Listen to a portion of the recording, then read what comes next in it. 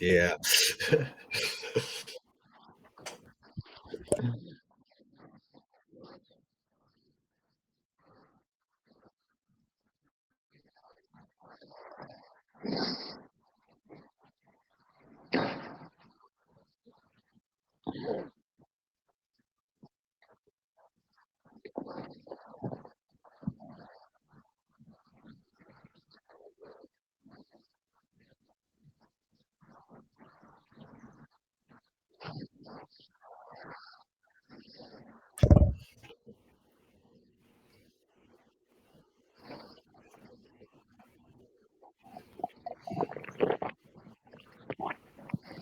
Oh, about myself. About Hmm, myself. I don't know what to say about good myself. for you. But yeah, I've been on mine since like 2015, and I help build like groups and communities for like gaming, photography, music, art. We have a meme wars group, and then we have a like smaller ecosystem with tokens and stuff like that for creators and all that kind of stuff. And that's pretty much all I do now.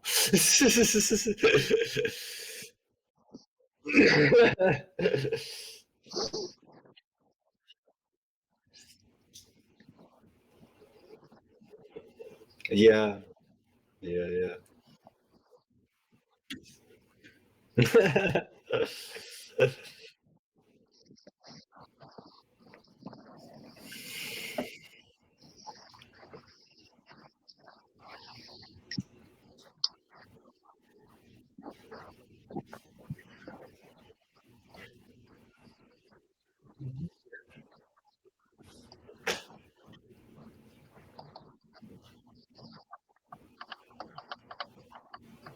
Whatever you want to talk about, yeah, I don't care. It doesn't bother me any. Whatever you want to chat about or ask questions about, I'm open to an answer.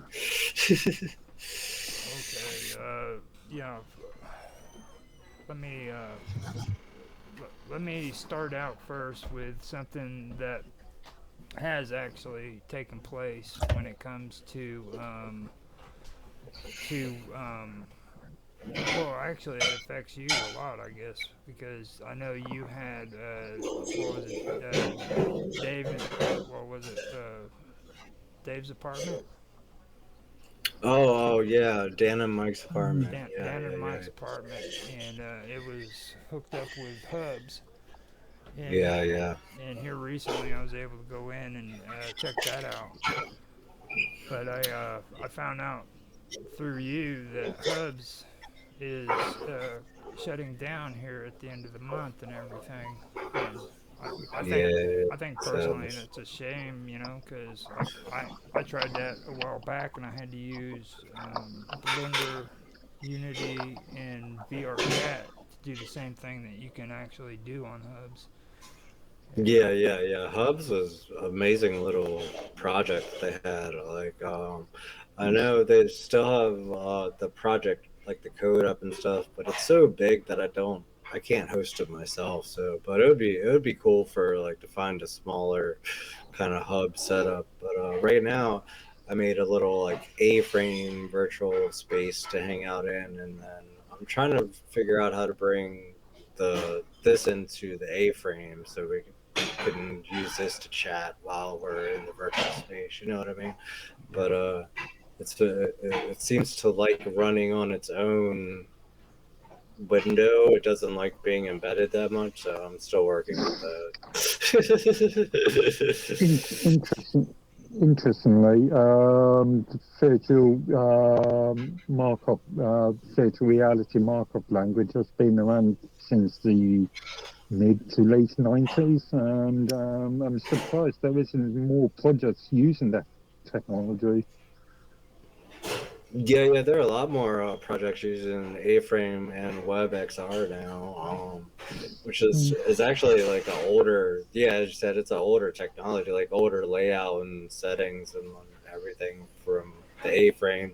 but like WebXR is becoming pretty popular in the video game space, anyways. Okay. Like virtual communities and that kind of stuff. Yeah. I'm So just wondering if Meta is releasing any of their source code.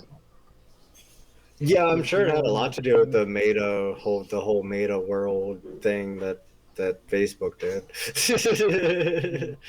Mm. Everybody started getting more into the virtual reality. But they're trying to. I don't. Is that even still going? Like I haven't heard about that in a while. Since the release. It was a idea. I've heard a lot of bad press about it recently. It looks like Okay. Yeah. they're not getting the investors, and they're not getting the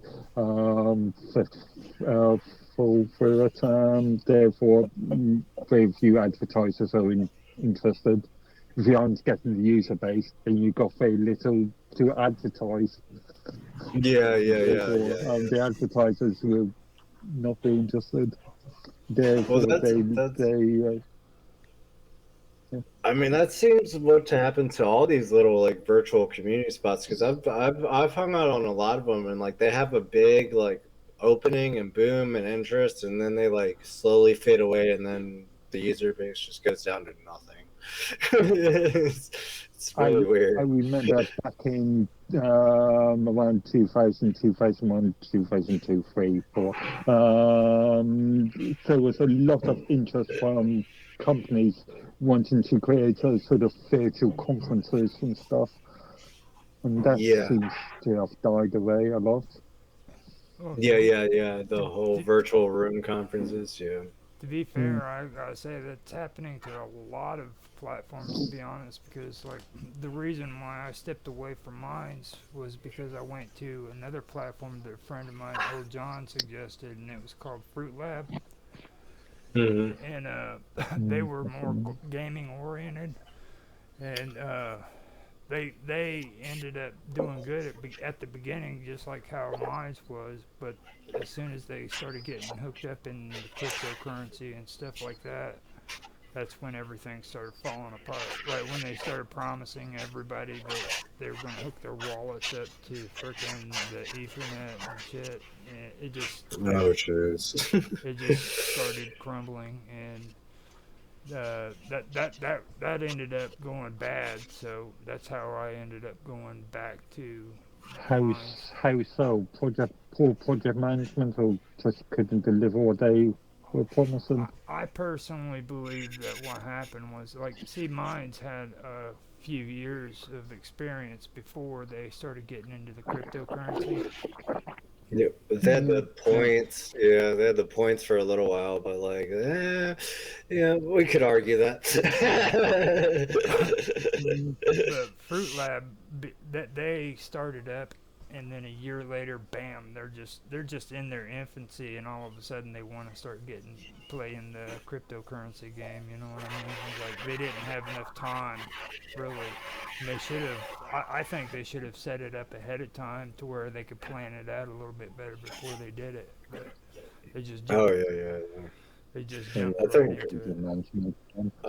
a lot of these little social media places that are using the blockchain are all making the same mistake, and that's they're starting up their server and then they're trying to add a token to their media site instead of starting their media site on the blockchain and building up from there. It's Yeah. really weird. hmm that that would actually freaking be something that would be good to talk about. I mean, with you, kind of go through that with how you would do something like that, because you would be the one person I would be interested in hearing say that stuff.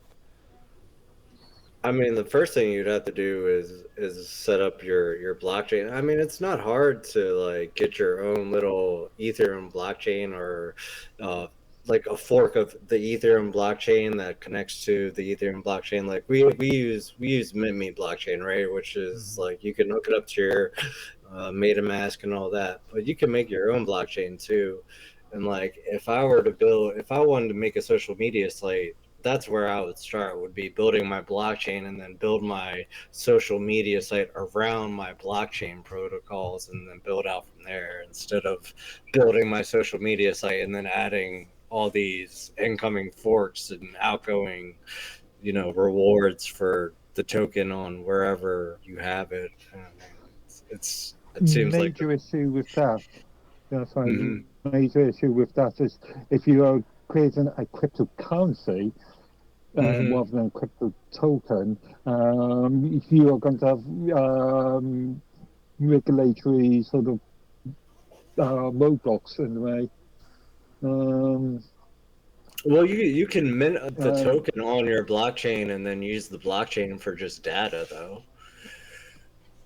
yeah, but there are Yeah. other means and ways of doing that. But yeah, um, it's the entire monetization issue Right. and Yeah. the legal Well, requirements around that.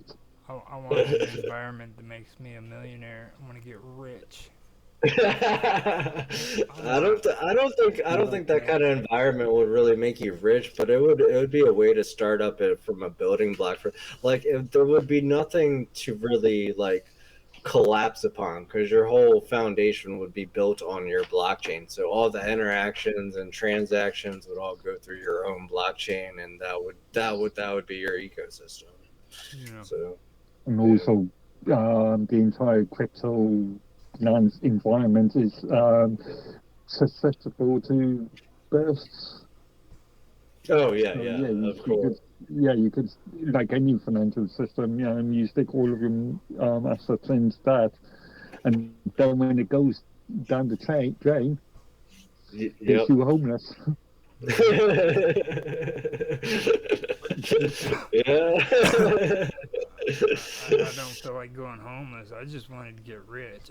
I mean, like clicking eggs, click eggs, man. Like that, Click eggs. you know. Yeah. Now I that, mean, Yeah. the reward system on the blockchain is probably one of the hardest things to like accomplish, really, because you have all these accounts that will manipulate it just for the token.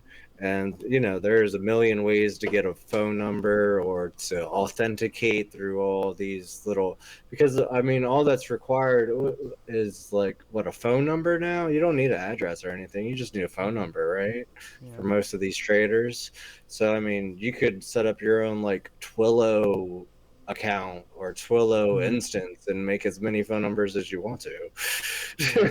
Mind you, using a platform like Trello, you would still have to give them your billing details anyway.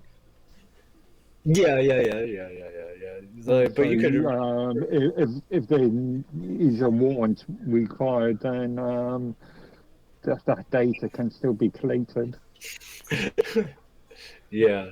Now the big question to me when it comes to all that stuff is like I've heard everybody give a lot of hype to Coinbase. Now, is Coinbase really good when it comes to security, or is it just as bad as what Uniswap is and MetaMask and I mean, if you want security, keep your stuff in a cold wallet. Don't. Yeah. As far as I am aware, the Coinbase is regulated by the FCA, the Financial Standard. It's the only their token is. So only the Okay. USDC. Yeah, yeah, yeah. Only that token is. So Yeah. everything else on there isn't right. yeah, Yeah. So. not really.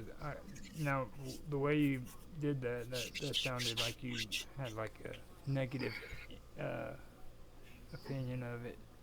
So I mean, I use Coinbase for mostly for just like, because it's an easy platform to trade on, and it has a lot of options. But like, I don't keep anything in Coinbase. You know what I mean? Like, yeah. I usually Mm. transfer it there when I need to use it on Coinbase.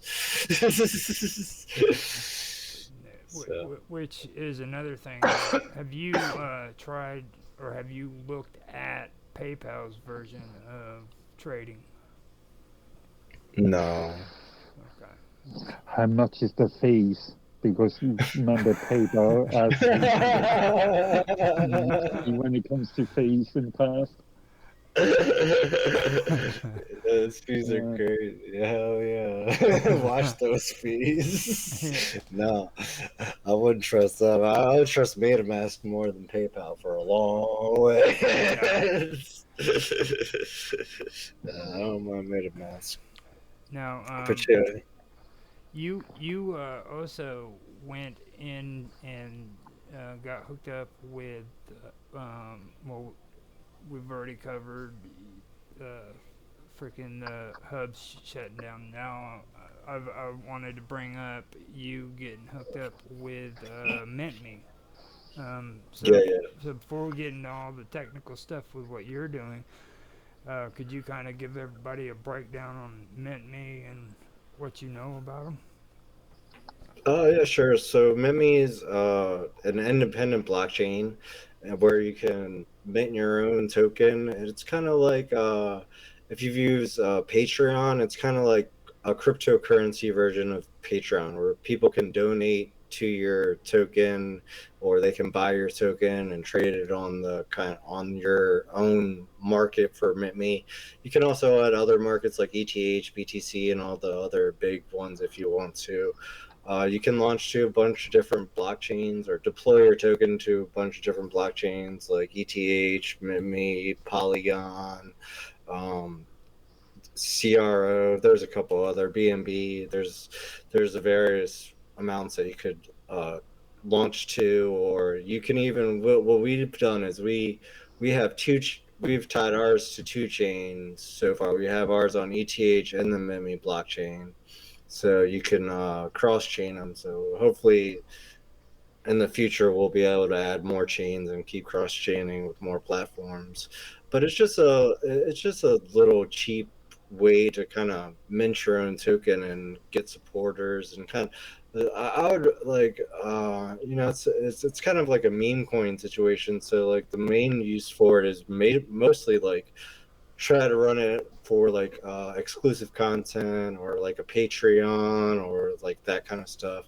Well, I'm trying to use it for like a more complex setup with a game and giving out rewards and stuff. But as I said, rewards are hard to do because everybody tries to game them, and once you find a way to game them, it becomes easy, and then people gather too many tokens, and then you have to go back to the start. So you have to find a good balance, and that's what I'm trying to work with is trying to find that balance. How's it working out for you? Being honest, are you having a rough time with it, or are you figuring things out and working through it and getting things done, or I mean, so far, what I've figured out from it is that without your own chain and like mining protocols, it's really hard to run a reward system. So like if you have your own chain that like is mining in the in the background or using something to mine in the background for income, then you're probably good to go and you'll probably make your income back. But with rewards, you're just giving away a bunch of free tokens. So eventually all these free tokens stack up and people are able to sell them and then you go for broke, right? yeah, this is where. First of all, tokens can they be mined as they're not uh, actually cryptocurrencies? Right.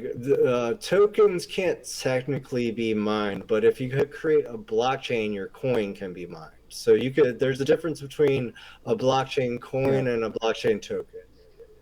This is what I've been explaining to people like Roger and various other people, the difference. Also, selling of tokens, surely that, as a US citizen, that would have to come under SEC regulations, and you would have to get various licenses or agreements with the Security and Exchange Commission. So Legally everything, speaking.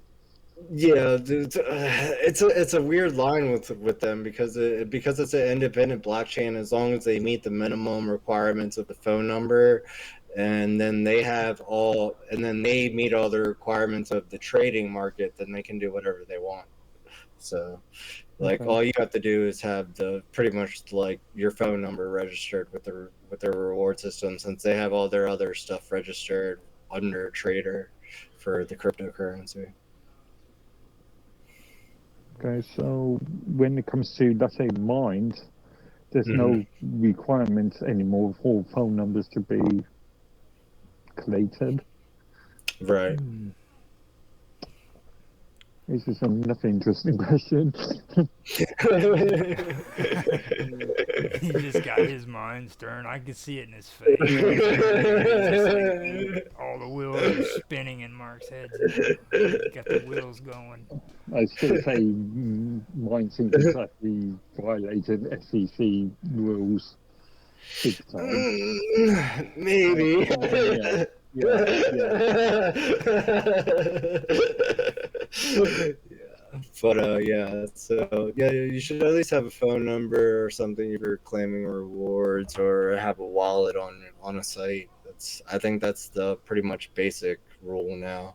Um, so, but yeah, that's all you need to mint a coin there. It's actually pretty cool. Like, especially if you're like used to sites like Patreon or like any like donation kind of site. It's easy to like set up your site for donations, and people can just come on and donate crypto to you, or send it to your wallet directly if you're on the blockchain and stuff like that. So it's a fun way to get intertangled. Now, Mm. with that too, freaking, I was talking to Mr. Robot the other day, and I remember you were in chat when I mentioned it, where there is actually a shop in there where you can sell merch as well. If you have products that you wanted to sell, you could even go into Mint Me and sell your own personal merchandise. I thought that was Yeah, pretty yeah. cool. So, Yeah. The shop items, like you can lock items or stuff. You have to have your own like merch system, of course, like your own kind of like delivery and setup, or however you're gonna transport the items. Like we just do NFTs on the app, but like you can have your own shop and your own bounties and stuff like that too. So that's pretty cool. Like if you want to get people involved, bounties are always fun to do. But again, you run into free tokens, so don't give millions of tokens away. now realize too, like you're the king of the token thing here. So when you're referring to bounties and everything, kind of go into that a little bit and explain it so that people understand that. So bounty is pretty much doing an activity for a token. So like we have bounties for like tagging us on mines or being a mines member, and all you have to do is fill out a form and say that you did it, and then like a way to verify it is usually there, or it tells you how to verify it, and then you get the tokens for doing the activity. So you get your rewards for doing certain activities that are set up. I know that Yeah, yeah. you have stuff that you post and everything on there, and you started getting me into doing the WoW coin, and Yeah, man. I would like to hook that up to your game because I want to make millions off of Bob Dub. She's clicking those eggs, man, and like I'd be a millionaire in a year after she was done. No, she just have a bunch of your tokens.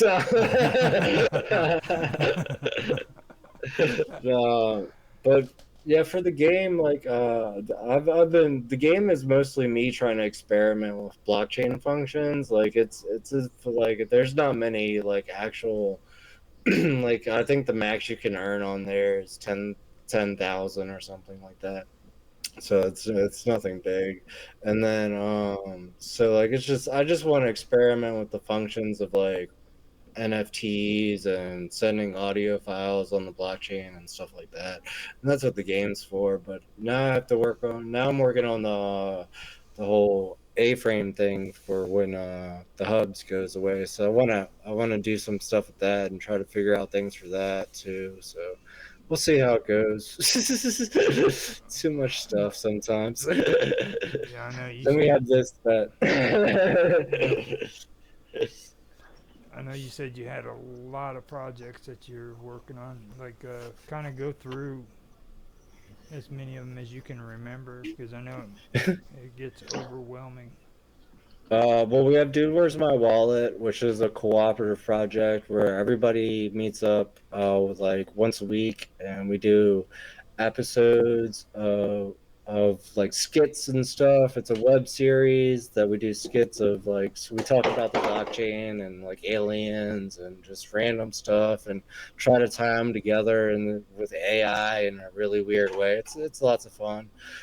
We have we've got the MTCG site, which has the game on it, which has everybody's on the blockchain's token on it that you can earn for clicking stuff and doing things on there. I just built this chat fly today, which is uh, a substitute for the Minds chat that's going away soon. I don't know when that's going to be, but you're not going to. Um, we were Yeah. just talking about it in the last stream.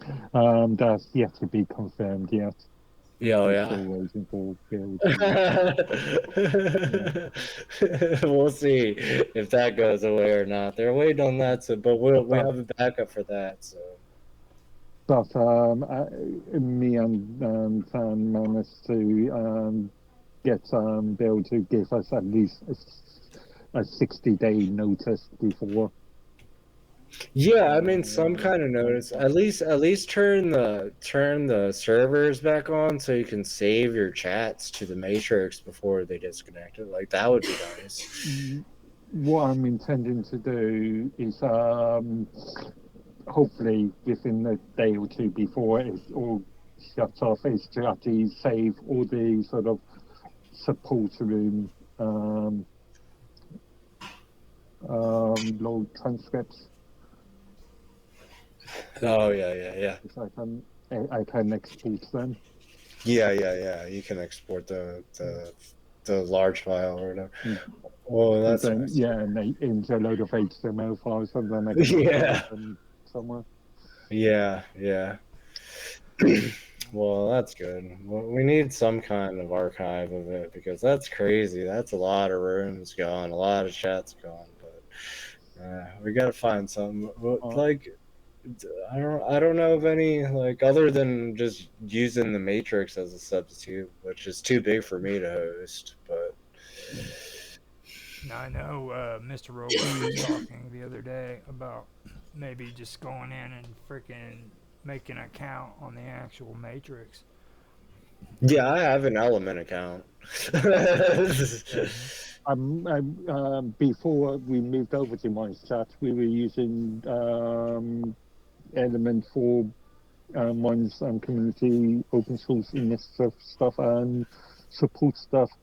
And weirdly enough, it was only a couple months ago I actually closed off public access so that being able to publicly write to those rooms, just because we weren't using it, and it was just Yeah. they were just getting filled up with spam.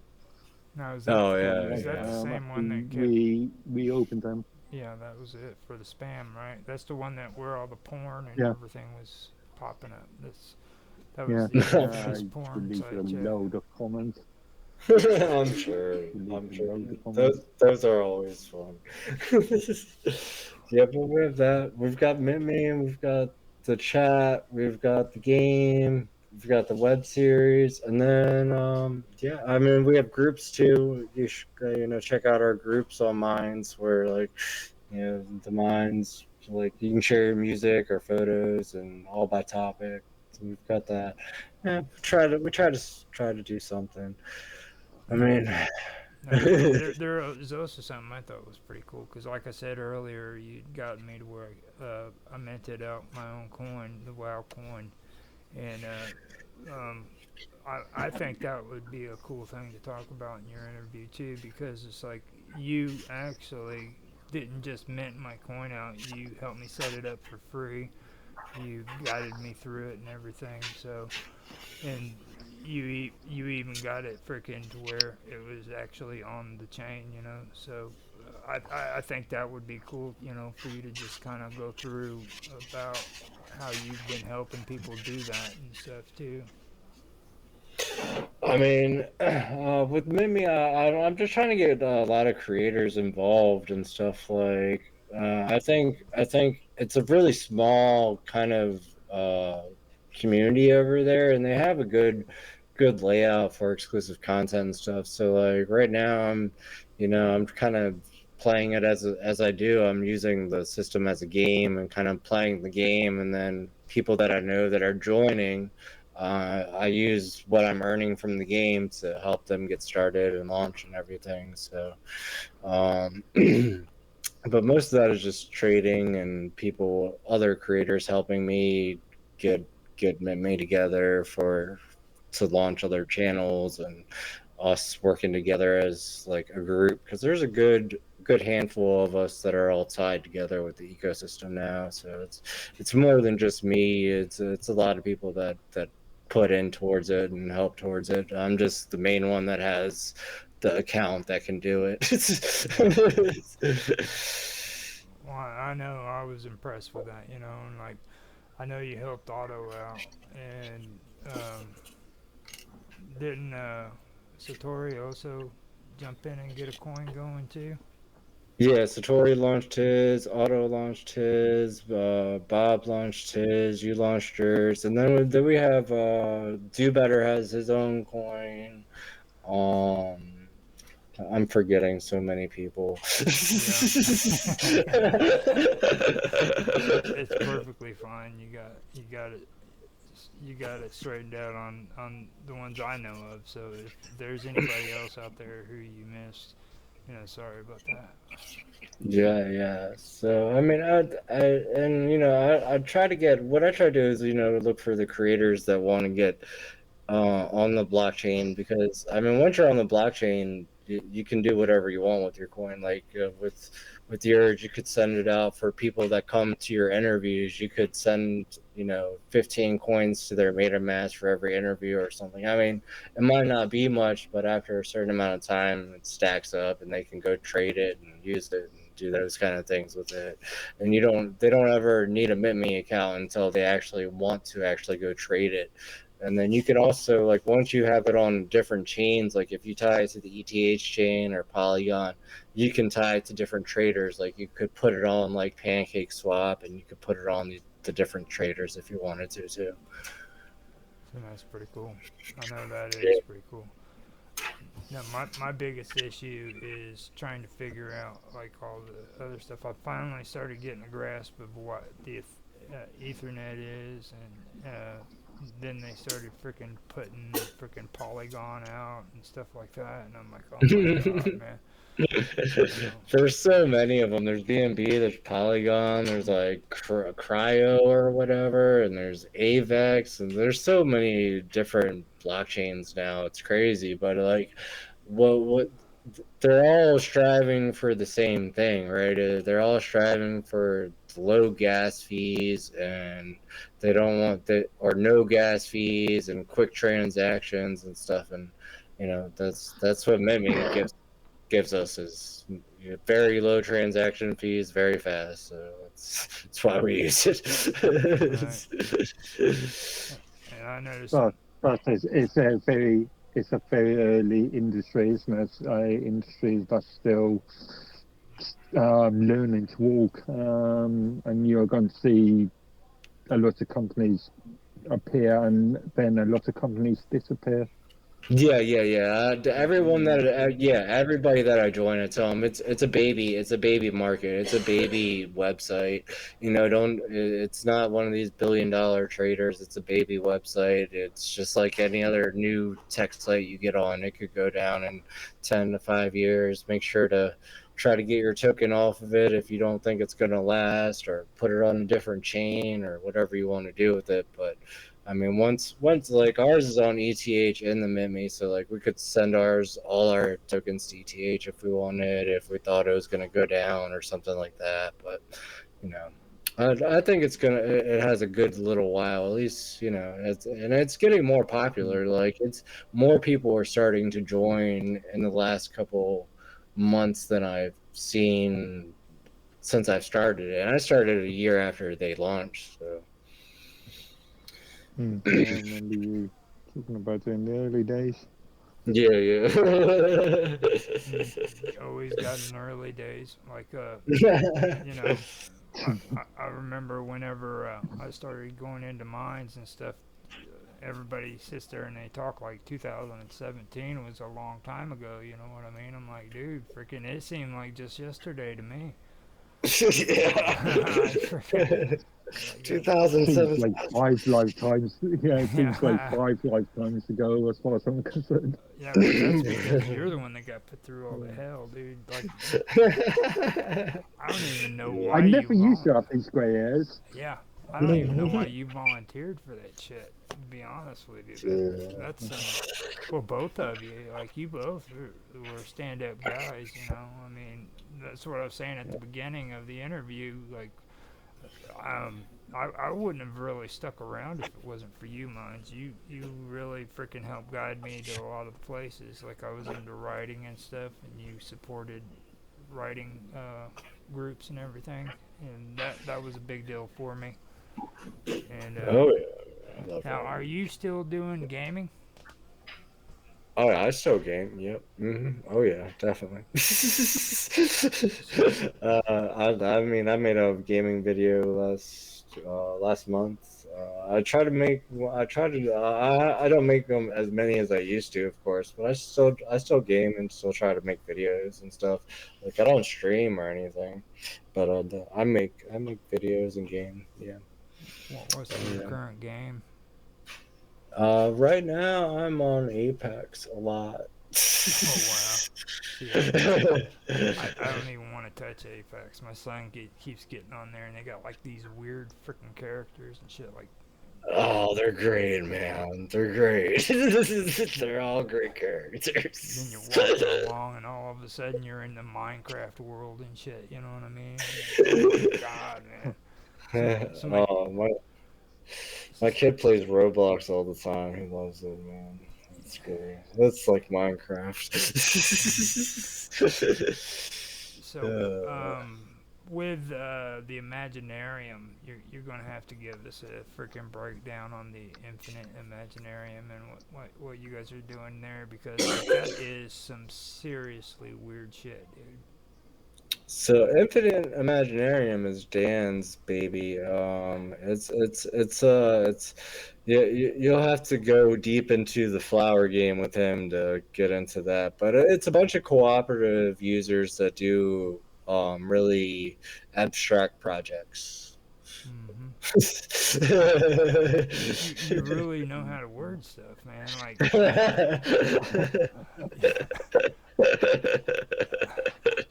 and Bob Dub's into that stuff, and she has conversations with freaking Satori and them all the time.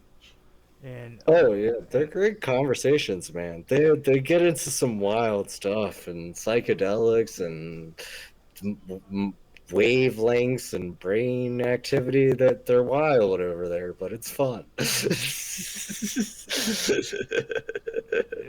It was like the other day whenever we went on your in your in your well the freaking what was it again, the house, your apartment. Oh yeah, down in Mike's apartment. Yeah, the hubs.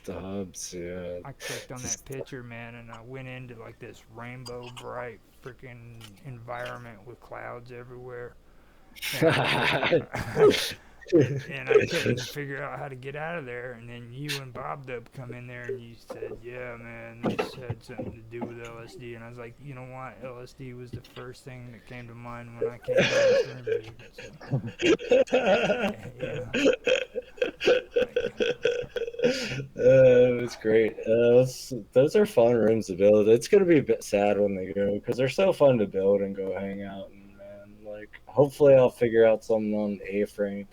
Are you any good with A-frame, Mark? Do you use it? Have you used it? Not for me, no. No, No. no. I haven't done any sort of three-dimensional room sort of creation since 2000, 2002, 2000, actually later than that. At least, not for at least the last 10 years, anyway. Yeah, yeah. Okay. I need somebody else that knows how to A-frame so they can teach me stuff. No, I've played around with back when I was messing around with stuff like that. I played around with Blender, a combination of Blender, Unity, and freaking VR Chat. And what I had to do is go in and build my assets on Blender, put it on Yeah. Unity, Mm. and then take Unity and transfer it over to VR Chat. So Yeah. Well, now you just That need must be Blender. Still need Blender, but yeah, I love Blender. That's my home base when it comes to all the stuff. Cause I mean, I've been meaning to touch it for the last God knows how many years, and every time I just look at it, the learning curve is so steep. your mind goes in circles when you open it up. You're just like, Yeah, the secret to learning Blender is learn how to make a donut.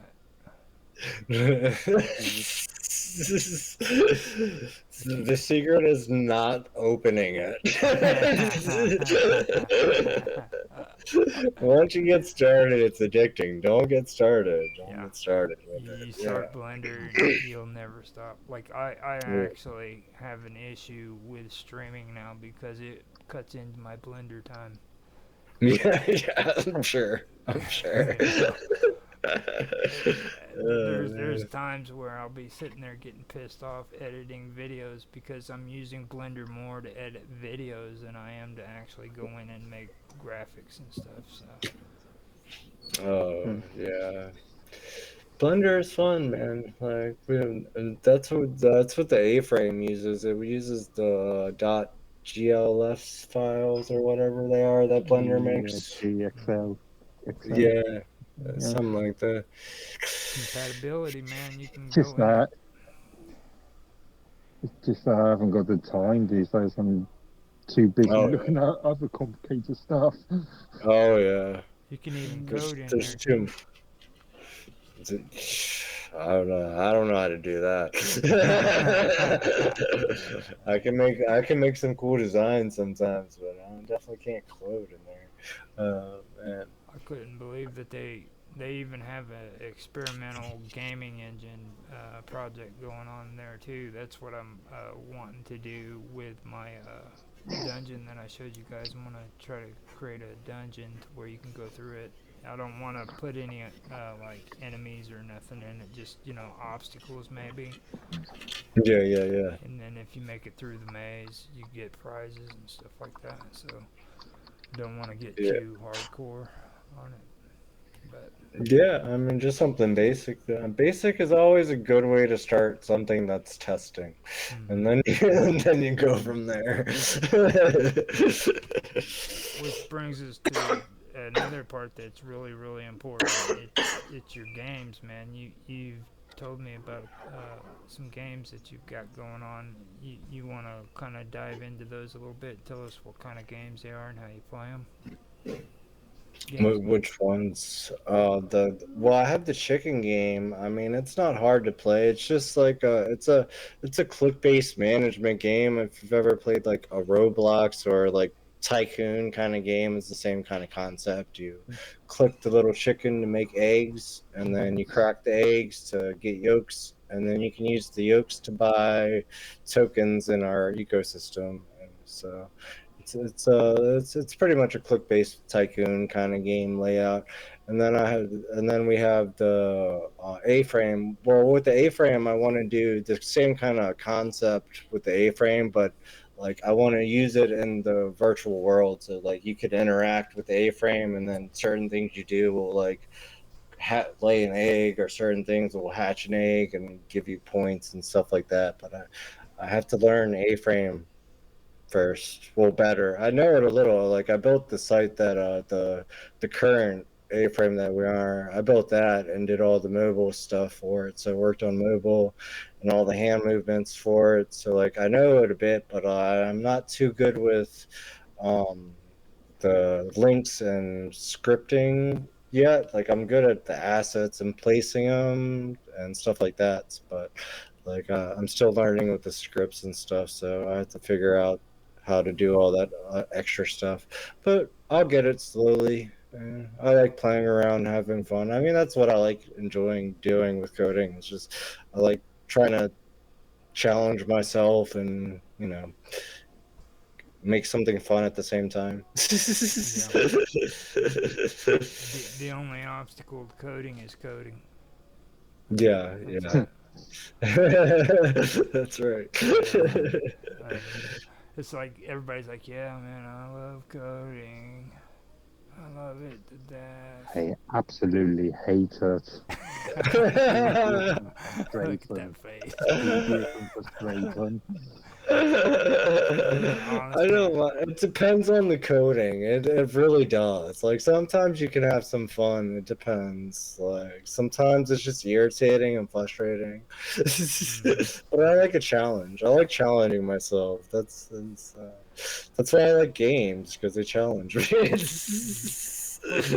Well, I keep getting static from people when I keep mentioning this, but like, when people get into coding, they need to realize that you just don't code and leave it. You know what I mean? Like, that's the one thing about like a lot of these old programs that are going on where they went in and did C++, played around with Java, and they don't understand that freaking a lot of that code expires, it gets outdated or updated, so you have to go in and you have to update it, and that's when the fun begins. Everybody's You dream is remember, a self-improving code, right? Hmm. yeah, you remember, I am from the background that I learned assembly and basic when I was something like 8. And we're talking Mm. about back in the 1980s, back in the 8-bit era. And I don't know, by the time I was 12, I managed to pick up Lisp fourth and a couple other now very old languages. Hmm. Yeah, Uh, he's the Paul Bunyan of coding.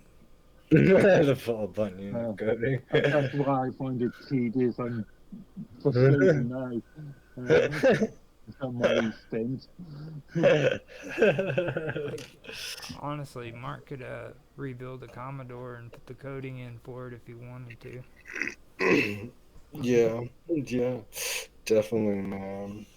All in Python too. Yeah,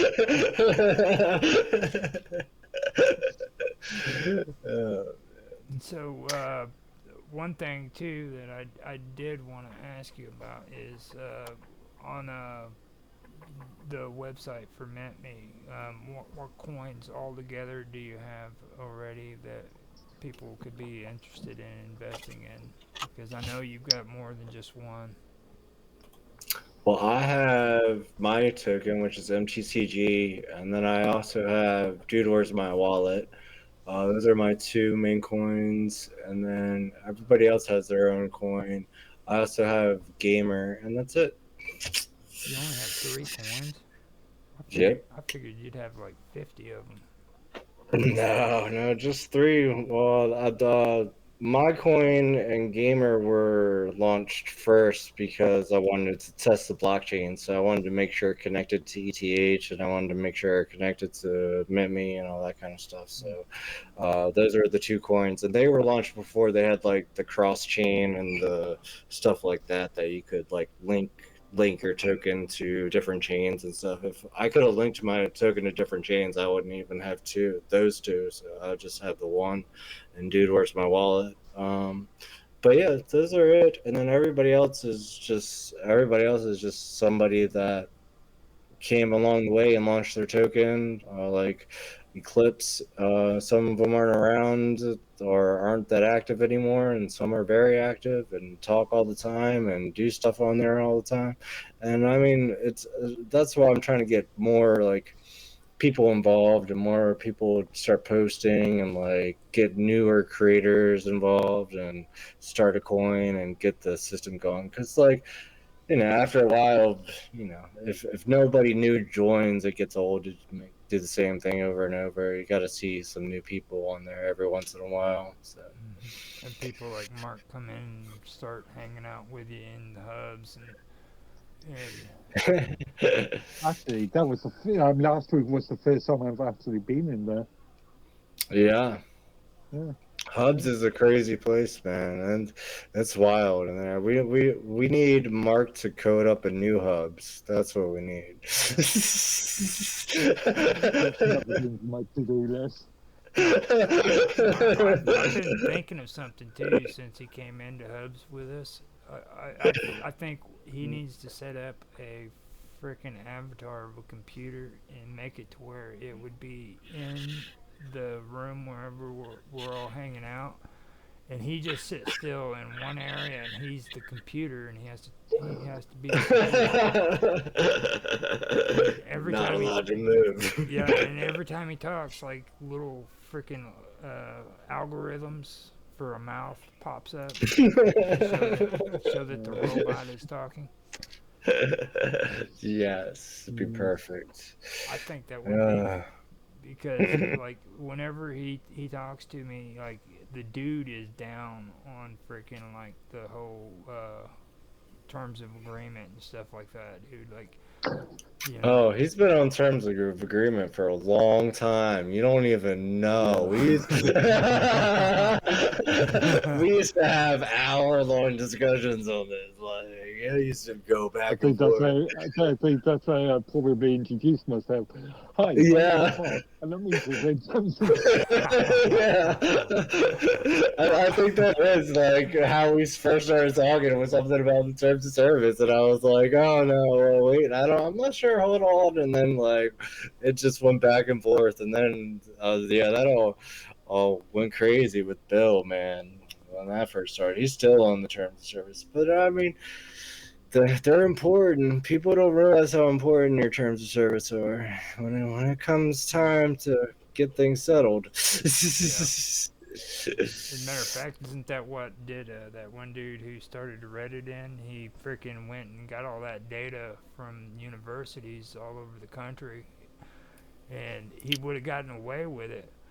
The only thing that got him was when he freaking signed in and registered with these universities. He agreed to the terms of service, and Yep. they were going to put him away for freaking life, pretty much. Oh yeah, it was long. There's two that I know of. There's the guy that he got 25 for it, and then there's a girl that was in.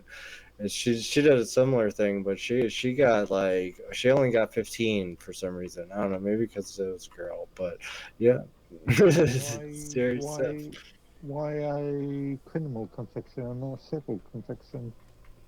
Well, at the time it was well, you know about the whole story behind Anonymous, right? How Oh, Anonymous was inspired.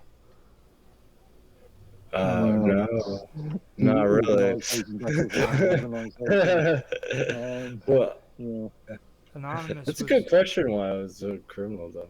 Go ahead. Sorry. Anonymous was inspired because what happened was is I don't have his name on top of my head, but it was the guy who found or created and founded Reddit.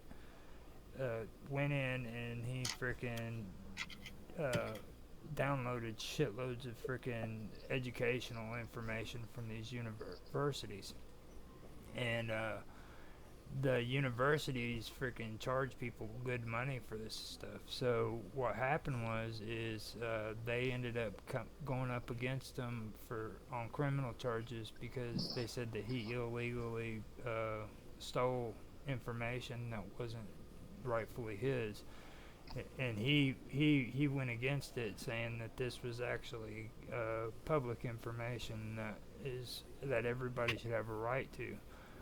Well, they Technically, it's stealing.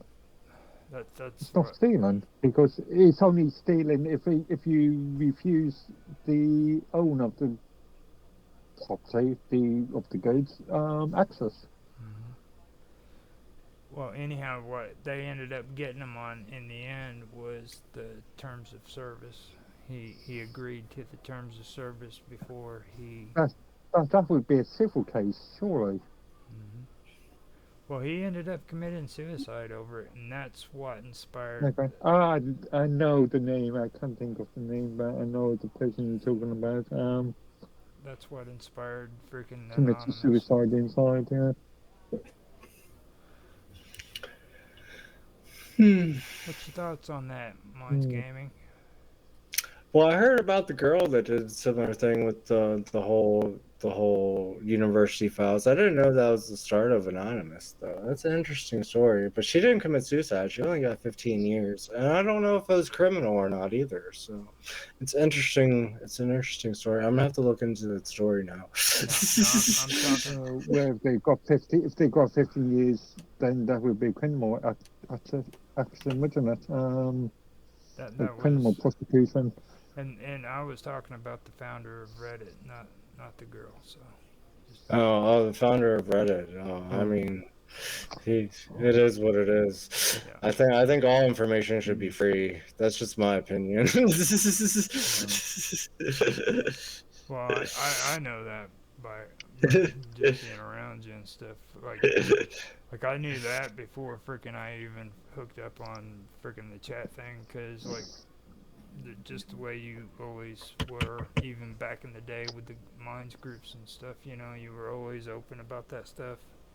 So Oh yeah, yeah. we're And, we're talking about SWATs. Swords, yeah, I believe so.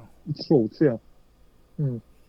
Yeah, that was a pretty interesting story, and I'm not a big proponent, or I keep saying proponent, but I'm not a big supporter of Anonymous. You know what I mean? Because don't get me wrong, I'm not like some you know emo dude running around with a face mask.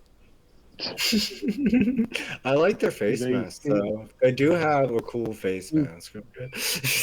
do they even exist anymore? Huh? Do they even exist as a I can't call them an organisation because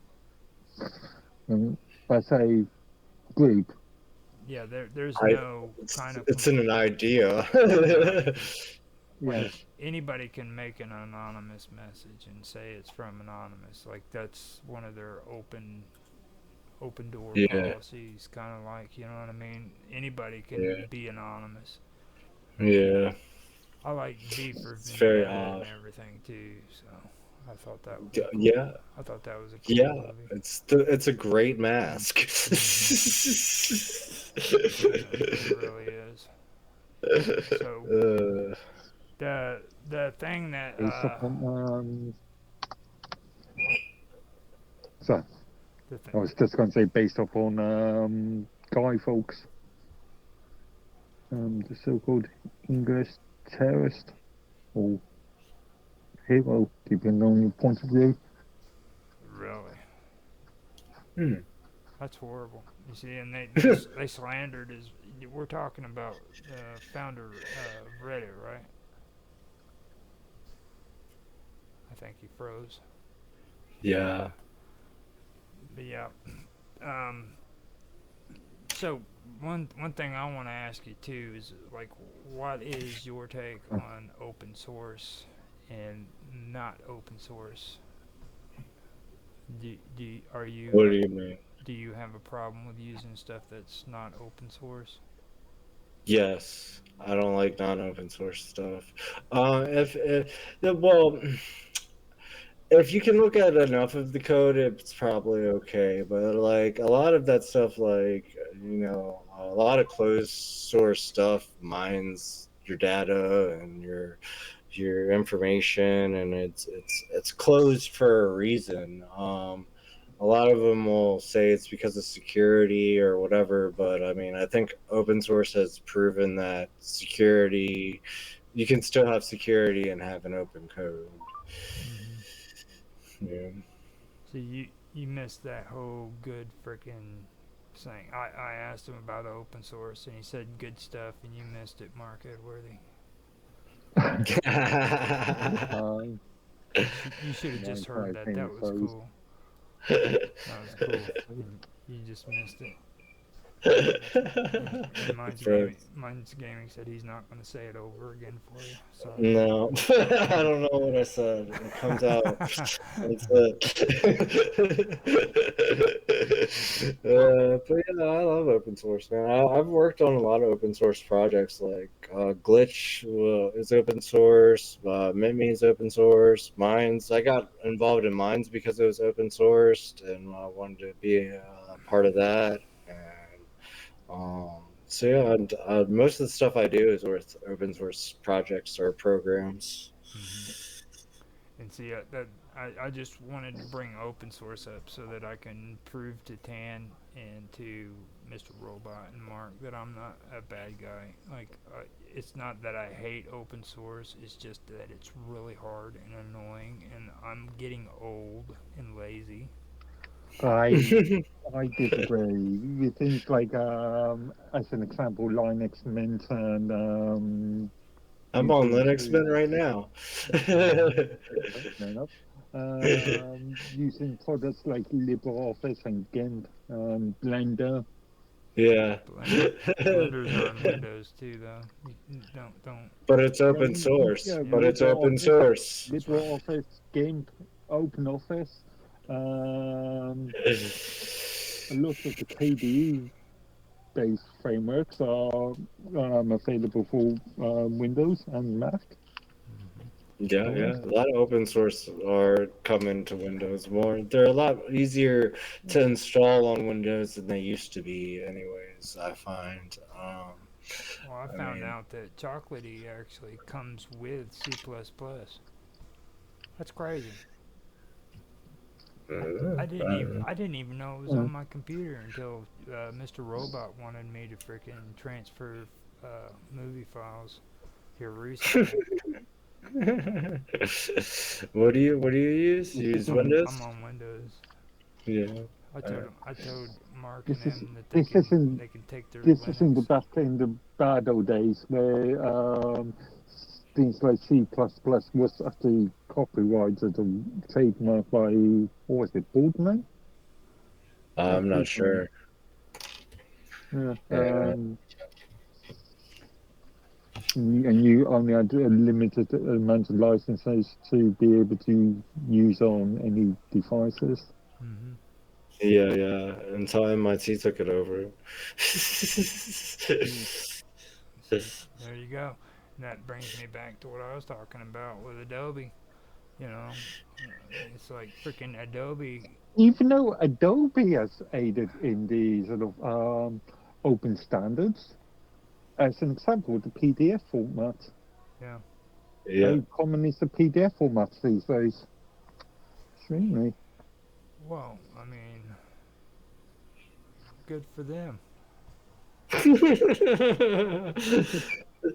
I mean, there's good and bad about it. I don't think there's anything wrong with using Windows if you're more comfortable with Windows. I just think that for people, especially younger generations that are like good with tech, I think open source is getting a lot easier to use and it's a lot cheaper to use and Yeah. something that it's very viable to use. So But definitely get. the free aspect is the one that draws you in because I wouldn't have even tried Linux if it was they had a price tag on it. You know what I mean? But Right, yeah, yeah.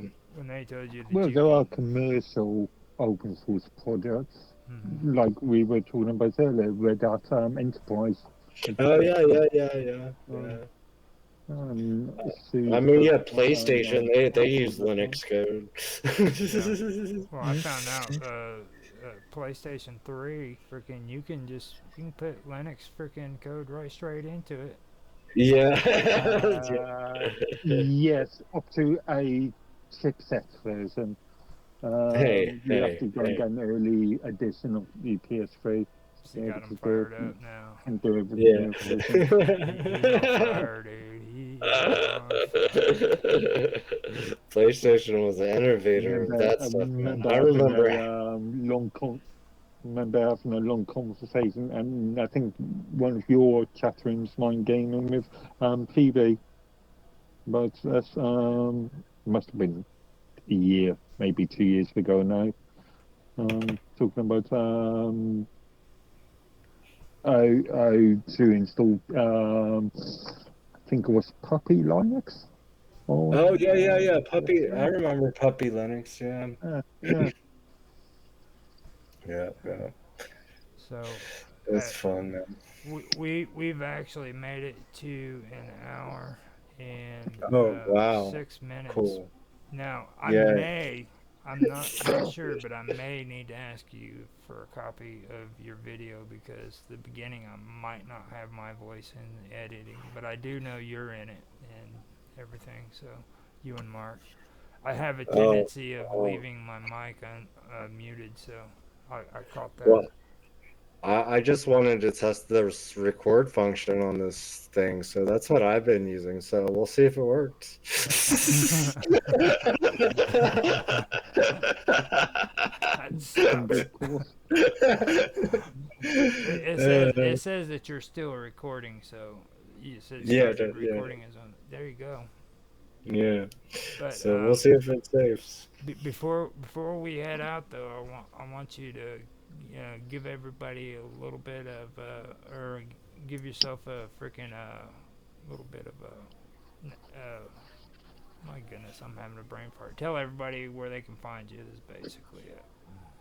Oh, yeah, sure. You can find me on minds.com slash mindsgaming, or you can go to mindsgaming.glitchme, which is mindsgaming.glitch.me, and that's it. I'm also on MitMe and everywhere else. Just tag me. You'll find me somewhere. Mm-hmm. I'm online in the interweb. And if you're on Minds, remember too that he does have a hashtag. So, like, if you have content you want to share with him, freaking hashtag Minds Gaming. Yeah, man. Use my hashtag, please. I love when people use my hashtag. It's great stuff.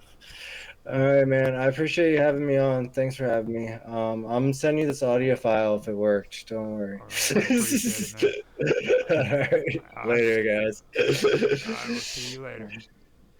You have a good day too, Mark. Yeah. Well, I'm going to go and get some. Well, hello everybody. Welcome back to Duality. I am Bob Dub, your host, and I am joined again, as always, with Roger. By Roger from Roger Hanson Live. Hey Roger, how are you? I'm all right. How are you doing today? Doing pretty well. It's quite a cold day here. We're sliding down into winter. You're in spring now, aren't you? Yeah, it's still a little nippy, but it's not cold or anything. We've had a lot of rain. Right. Yeah, we've had quite a lot of rain the last couple of days. It's getting pretty cold. Anyway, yes, it's actually a lovely day, and welcome to all of you viewers who have joined us. It's wonderful to have you with us. It's so great. Sorry for the delay in starting today. We've had a few little audio issues, but we're going to have a brilliant show today. We are going to be talking about paradoxes. So I'm sure you know what a paradox is. A paradox is two irreconcilable statements or propositions that make up one whole statement. So they're often very absurd or contradictory statements. Like, for instance, in quantum physics, you've heard about people talking about how particles can be in two places at the same time. Or I'm sure you know Schrodinger's cat, the experiment where you put a cat in a box with some radioactive material, and then you have to think about whether that cat is dead or alive. And in fact, the consequence of the thought experiment is that the cat is dead and alive at the same time until you open the box and find out for sure whether the cat is dead or alive. So we have these very strange ways of thinking, and they're very, very helpful, especially when you're thinking about things like dualities. I'll give you another example. The saying, "This is the beginning of the end," is absurd and contradictory, and yet we can see that if an ending is not instantaneous but happens over time, then that ending will have a beginning. So once we start delving into the paradoxes and unpacking them a little bit, we see the huge message in these opposing dualities. Often this message is a religious truth. So one of the silly things, a silly example of it is, I always tell lies. From a moral point of view, that's quite a good sort of religious, spiritual way of thinking, to be aware of our tendency to tell lies. But if you delve into it and you see that the person has used the word always, I always tell lies, that means that the statement that I always tell lies is a lie, and therefore I don't always tell lies. In Buddhism, they've got a really great little talk that they talk about when I think the Buddha was explaining the idea of the difference between a person who believes that they are something and have an identity and are a self, compared to the Buddha's idea of that, like, we have no actual self. We're just this sort of free-floating conglomeration of parts. And the idea, the image that the Buddha used to explain that, was a king who was asking him about this complex issue, and the king came in on his chariot, and the Buddha said, well, for me to explain it to you, you need to take your chariot apart. So the king took his chariot apart into wheels and reins and all the rest. And the Buddha said, okay, so now where's your chariot? And he said, well, there it is. He said, but no, it isn't. That's not a chariot. Those are bits of a chariot. So we have these very strange, very mind-blowing ways of looking at these strange truths and understanding how to understand the great secrets of life. So we're going to be talking a little bit about that today. So Roger, welcome to the show. What is your opinion of paradoxes? What is your favorite paradox? The one that I really enjoy is where when one door closes, another one opens. Mm-hmm. And that is what really stuck out to me when you were talking there, because I've heard that quite a bit. Like, especially when I sobered up, like they would say, where one door closes, another one opens up. The beginning of the end was pretty much what I had to go through when I hit rock bottom. So that's how it related to me whenever I heard those kind of phrases. It's strange, isn't it? It's when you're in the situation, you don't think that there are any resolutions. It seems as if everything's so hard and so contradictory. But once you've solved the problem, it all makes sense looking back. Don't you think? It does in the end, but like nothing really makes sense when you stop and you look back at everything. It just like it didn't make sense back then, and when you look at it and you see things like from looking back, there's situations that happen where you stop and you think, man, what the hell happened? You know what I mean? It's like Chris Farley in that one, what was it, where his brother was a politician, and they sent him out to the country to keep him out of the public because he was really stupid. And he was standing on the top of this cliff, and he slips and he falls down, and he's like grabbing all these branches and everything, trying to stop himself from falling. And he kept falling, and by the time he got to the bottom, his feet popped up and he was able to stand up. and he took his hand and he smacked himself on the head and he said, "What the hell was that about?" You know? Yep. Does that make sense? It makes exact sense. It sounds like my life. Yeah. It's pretty amazing when you stop and think. That's kind of how I interpret a lot of that stuff, because like, Yeah. it would be great if everything makes sense, but sometimes, you know, life, what you want in life isn't exactly what you're gonna get. You know what I mean? Like, it's sometimes the things you wanted in life wasn't what you needed. So Right. Yes, exactly. That is so weird. Hey, that is so weird. Okay, so when you were telling that story, I was thinking about the paradox of suspense. When you're hearing a story, you wonder what's going to happen next. And the good thing about a story, one of the good things about the story, is that the punchline, you know, you watch the movie because something's going to happen. However, it's really interesting in the paradox of suspense, because if you watch that movie again, you will still have that same feeling of suspense, despite the fact that you already know what the end is going to be. yeah, Isn't that weird? yeah.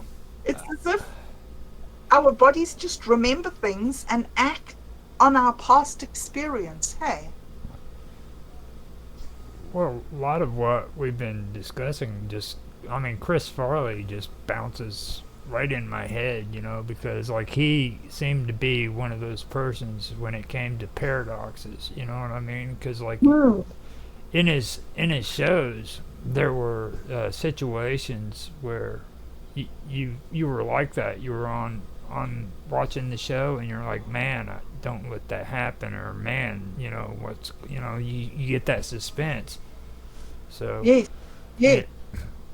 like there's a part in Black Sheep where his partner, the little blonde-headed dude, freaking owns a car, and he was supposed to pump gas. So when he gets out of the car and he goes in to get a map, Chris Farley freaking goes to pump the gas and he couldn't reach the gas thing with the gas line. So he's gonna put it in reverse and back it up, but he forgot to close the door. And when he backs up, the door bends forward. You know, and every time I see that part, there's a part in my head saying, "Close the door, close the door." You know, and I know that it's not going to happen because I've seen the movie like 50 times, you know, but I still freaking just want them to close the door once, you know. When my kids were really little, I used to do after school care for working moms. So I used to pick up their kids with my kids and take them home and look after them for the afternoon. And once there was this little boy, I don't remember his name, but he was the cutest little 5-year-old. You know, one of those little boys who just looks like a teddy bear, and you just want to he was too cute. And he listened, he came to my home and he listened to the story of I had the cassette tape of the little gingerbread boy. And you know, the little gingerbread boy runs away from everything, and then he tries to get across the river, and he can't get across the river, but the fox comes along and says, like, if you jump on my back, then I'll swim across the river and take you over. And the little gingerbread man says, don't be silly, I know you just want to eat me. And the fox says, no, I don't. So the gingerbread man jumps on his back, he swims into the river, then he pretends he's sinking, and then he eats the gingerbread man.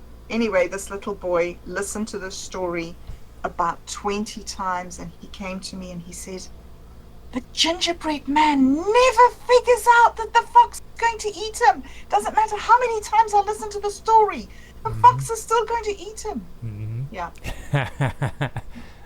That's kind of like, Yep. That's kind of like the snake and the kangaroo. Yeah. It's in the middle of winter and the kangaroo's hopping along and he looks down or she looks down and she sees a snake freezing on the ground, and the snake looks up at her and says, please, please put me in your pouch so that I can warm myself up. And she says, no, I know if you put me in, or if I put you in my pouch, you're going to bite me. And he goes, no, I promise I won't bite you. And she finally agrees to do it, so she puts him in her pouch, and the snake ends up biting her. Well, after he bites her, she goes, why did you do that for me? You were freezing and ready to die, and I was warming you up. And he says, yes, but I also have to remind you I'm still a snake. You know, a snake. So, yeah, it's amazing. That reminds me of the Stockdale paradox. The Stockdale paradox says that you must never confuse the faith that you will win out in the end, which you can never afford to lose, with the discipline to confront the most brutal facts of your current reality, whatever those might be. That's another thing, you know, we have to be able to look at this brutal reality that the snake is still a snake. And all the compassion in the world won't change the snake from being a snake.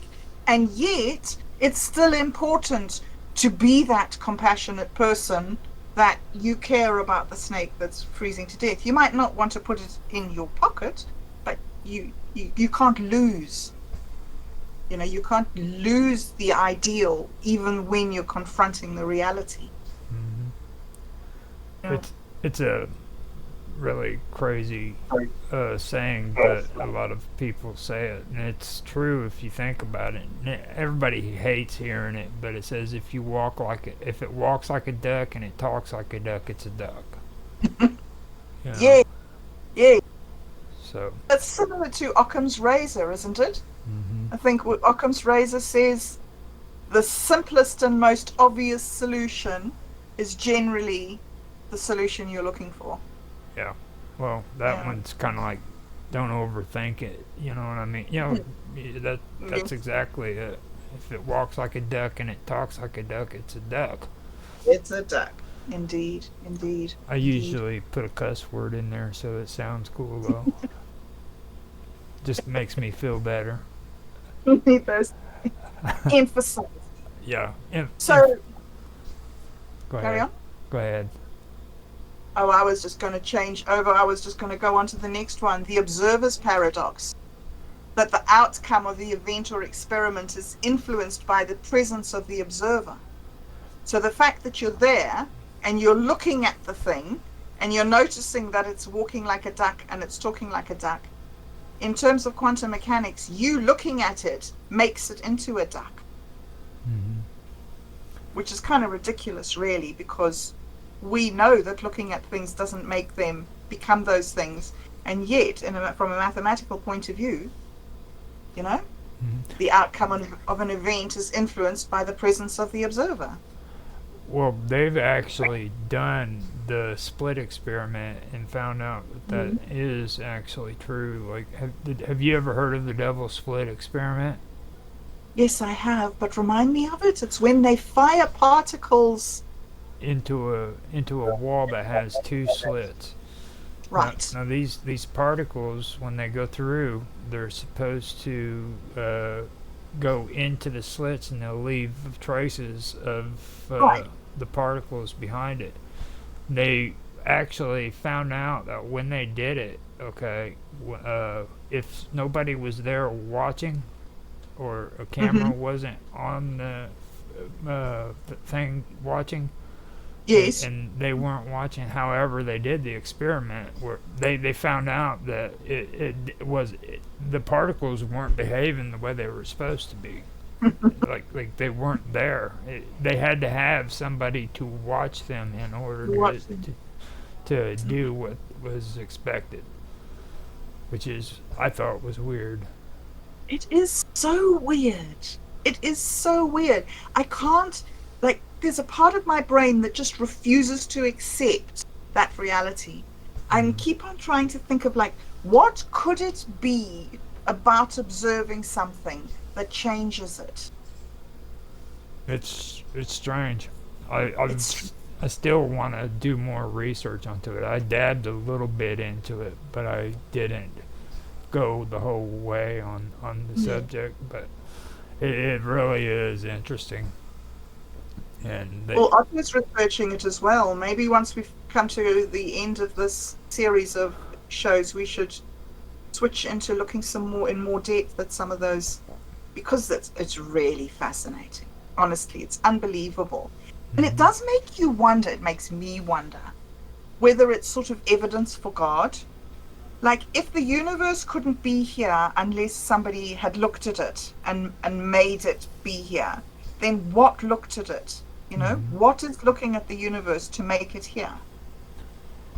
well, yeah, for me, it kind of goes back to that old saying. Everybody's always bringing up, if a tree falls in the wilderness and you're not there to hear it, did it make a sound? You know. Make a sound. Yeah. So, I mean, it's that I think a lot of people have been curious about that stuff, and they have come up with a lot of different things too. Like now they're talking about the same frequencies that make up the web, the internet, is all around us. So we could be just a part of a virtual matrix. Yeah. Yes, exactly. And it looks really, really more and more and more as if we are just part of a virtual matrix. But the weird thing is, Roger, it seems that each person has got their own virtual matrix. And all these millions of matrices all seem to just join together somehow. A connection. You're connected in a network with the wonderful world of weirdness. So like, there is no sound at all, ever. Because isn't sound only something that happens inside our heads? Well, sound is vibration. You gotta understand that. Like sound. Well, the vibrations exist, yes. You see, vibration creates everything when it comes to like everything. I mean, even like the particles that are moving through the table that you have your computer on. If those particles stop moving, you could literally put your hand through that table. Yes. You know, Yes, exactly. the movement of particles in the earth is what prevents you from falling through it and going all the way through the earth and eventually into space. So these vibrations are what makes things solid, and they're what makes things not solid. But vibrations, okay, so there are sound vibrations, right? And they do travel through the air. But they don't make any sound when they're vibrations. They No. only make a sound if they hit something. Not if we. I mean, we can't hear it, but I mean, what if they are making a sound? I mean, and it's just too low for us to hear. You know, there's a lot of different factors that you can take into consideration. Like there could be noises around us right now going on that we're just not capable of hearing because they're too low. Roger, if you cut off our ears, right, we wouldn't be able to hear any vibrations at all. So hearing something, you have to have ears to hear something. Oh no. There's no sound until you put an ear in the path of that vibration, for the vibration to hit the ear and make the ear send the sound to your brain. So basically the sound doesn't happen until it hits your ear, and then nobody else can hear it except your brain because it went into your ear. Well, it depends on what you consider sound. I mean, for me and you, yeah, we can say that, but what about a deaf person who uses his hand to touch a speaker in order to feel the music? You know, I mean, is that, you know, I mean, you got to think of stuff like that too. So, But that's not sound, is it?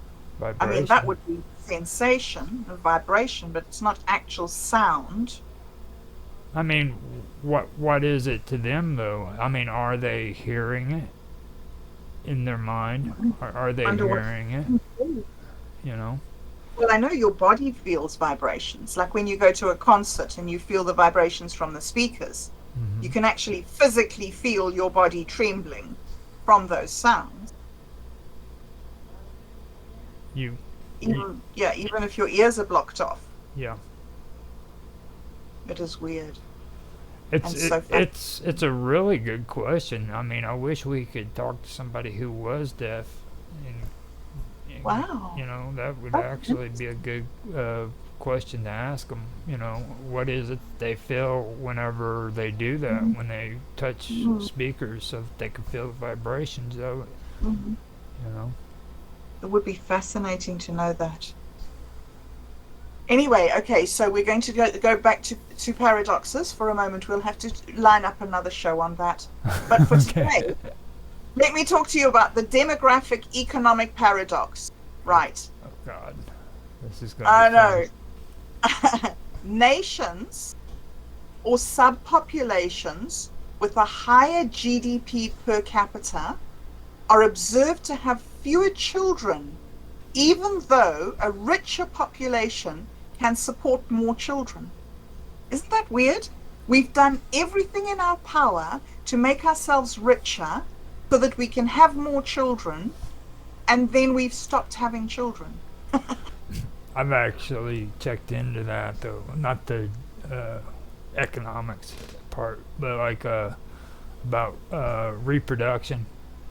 No, Yes. no. There's two things that are really important, and one is self-preservation, and the other one is, or actually, it's survival and self-preservation. But the other one is also immortality. Now, when you use the term immortality in this topic, you're not talking about one person living forever. You're talking about the continuation of the species. Okay, Mhm. so with immortality, people have a tendency of not producing as much whenever they are in a safe environment. Whenever the environment is uh, like tropical or freaking good, safe environment where they don't have to worry about it. Now, Mhm. when a person is in an environment where they have to worry about survival and taking care of themselves and you know the elements taking and killing them, they have more of a tendency to freaking procreate and have sex. So you'd Right. think that it would be the opposite, but it Yes. really isn't. It's people It who isn't. have to really survive, like especially people in cold weathers who are afraid of freezing to Yes. death, you know. Hmm. They Hmm. have more of a tendency of procreating than what a person in the tropical islands eating coconuts and living high on the Yes. hog does. Yes. Absolutely. And your kids are likely to live until they're old. Hmm. Whereas in those poorer countries, the coconut countries, you've got to have like 10 children to make sure that three get to old age. Hmm.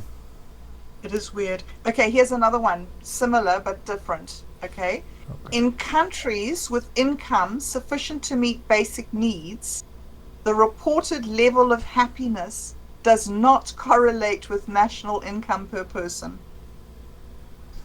So the more you would expect that the richer a country, the more happy the people are.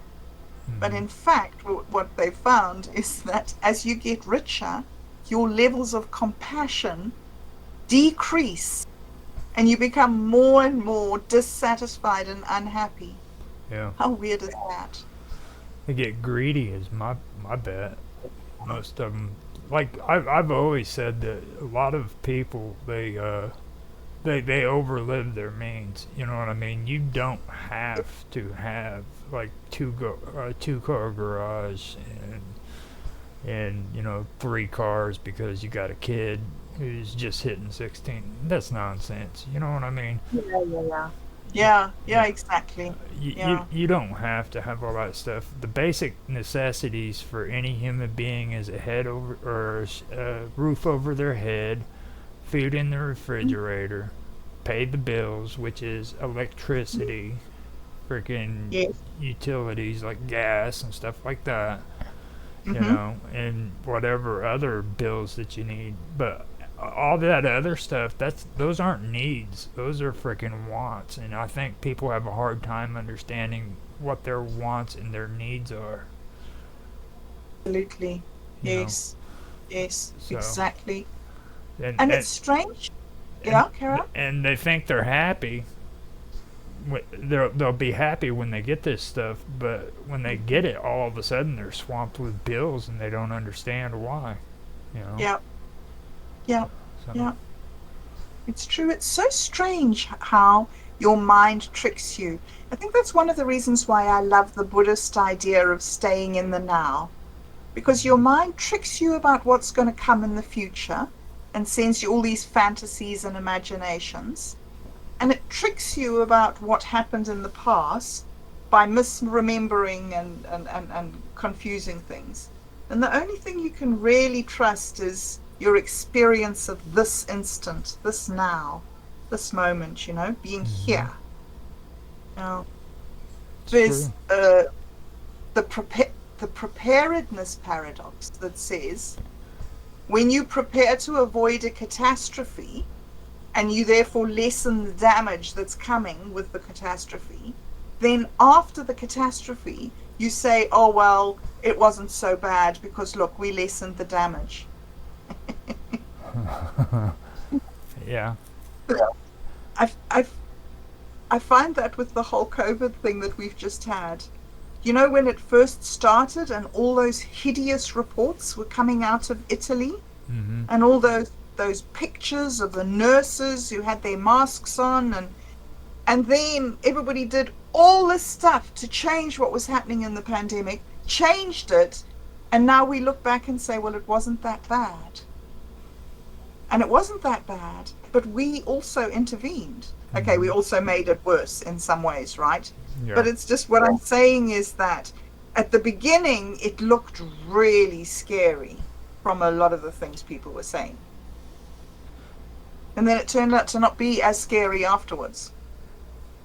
I think a lot of things are fear based. Like Mm-hmm. you was talking about faith. Where there's fear, there isn't faith, and when there's faith, there isn't fear, is what a lot of people say. But I also know that like fear is also a healthy thing too. It's not good to run around without a little bit of fear. You know what I mean? It keeps you from frickin' the gorillas attacking you because you don't frickin' have the sense in your head to frickin' be afraid of them. You know what I mean? Yes, So yes, you want to run out absolutely. there and club them. And, a gorilla's like 10 times stronger than you. He's gonna beat the crap out of you. So And if you don't fear him, you'll be dead. yeah, So it's actually like saving your life. yeah. So it's a healthy fear, and y- yeah, Yes. there's just some things you don't do. You don't jump up and get all courageous because freaking, that's what you're supposed to do. If you know that something's dangerous and there's something in you that makes you afraid, you need to at least recognize it and then determine if it's a healthy fear or not. Like, should I be Yes, afraid? yes, yes, You know? absolutely. Yes. Or how should I act Yeah. because I'm afraid? Right. Because, there are unhealthy ways to respond to your fear. Like you Right. say, be all like, I'm so cool, I can deal with this, I don't need to be afraid. And then, yeah, actually did Yeah. need to be afraid.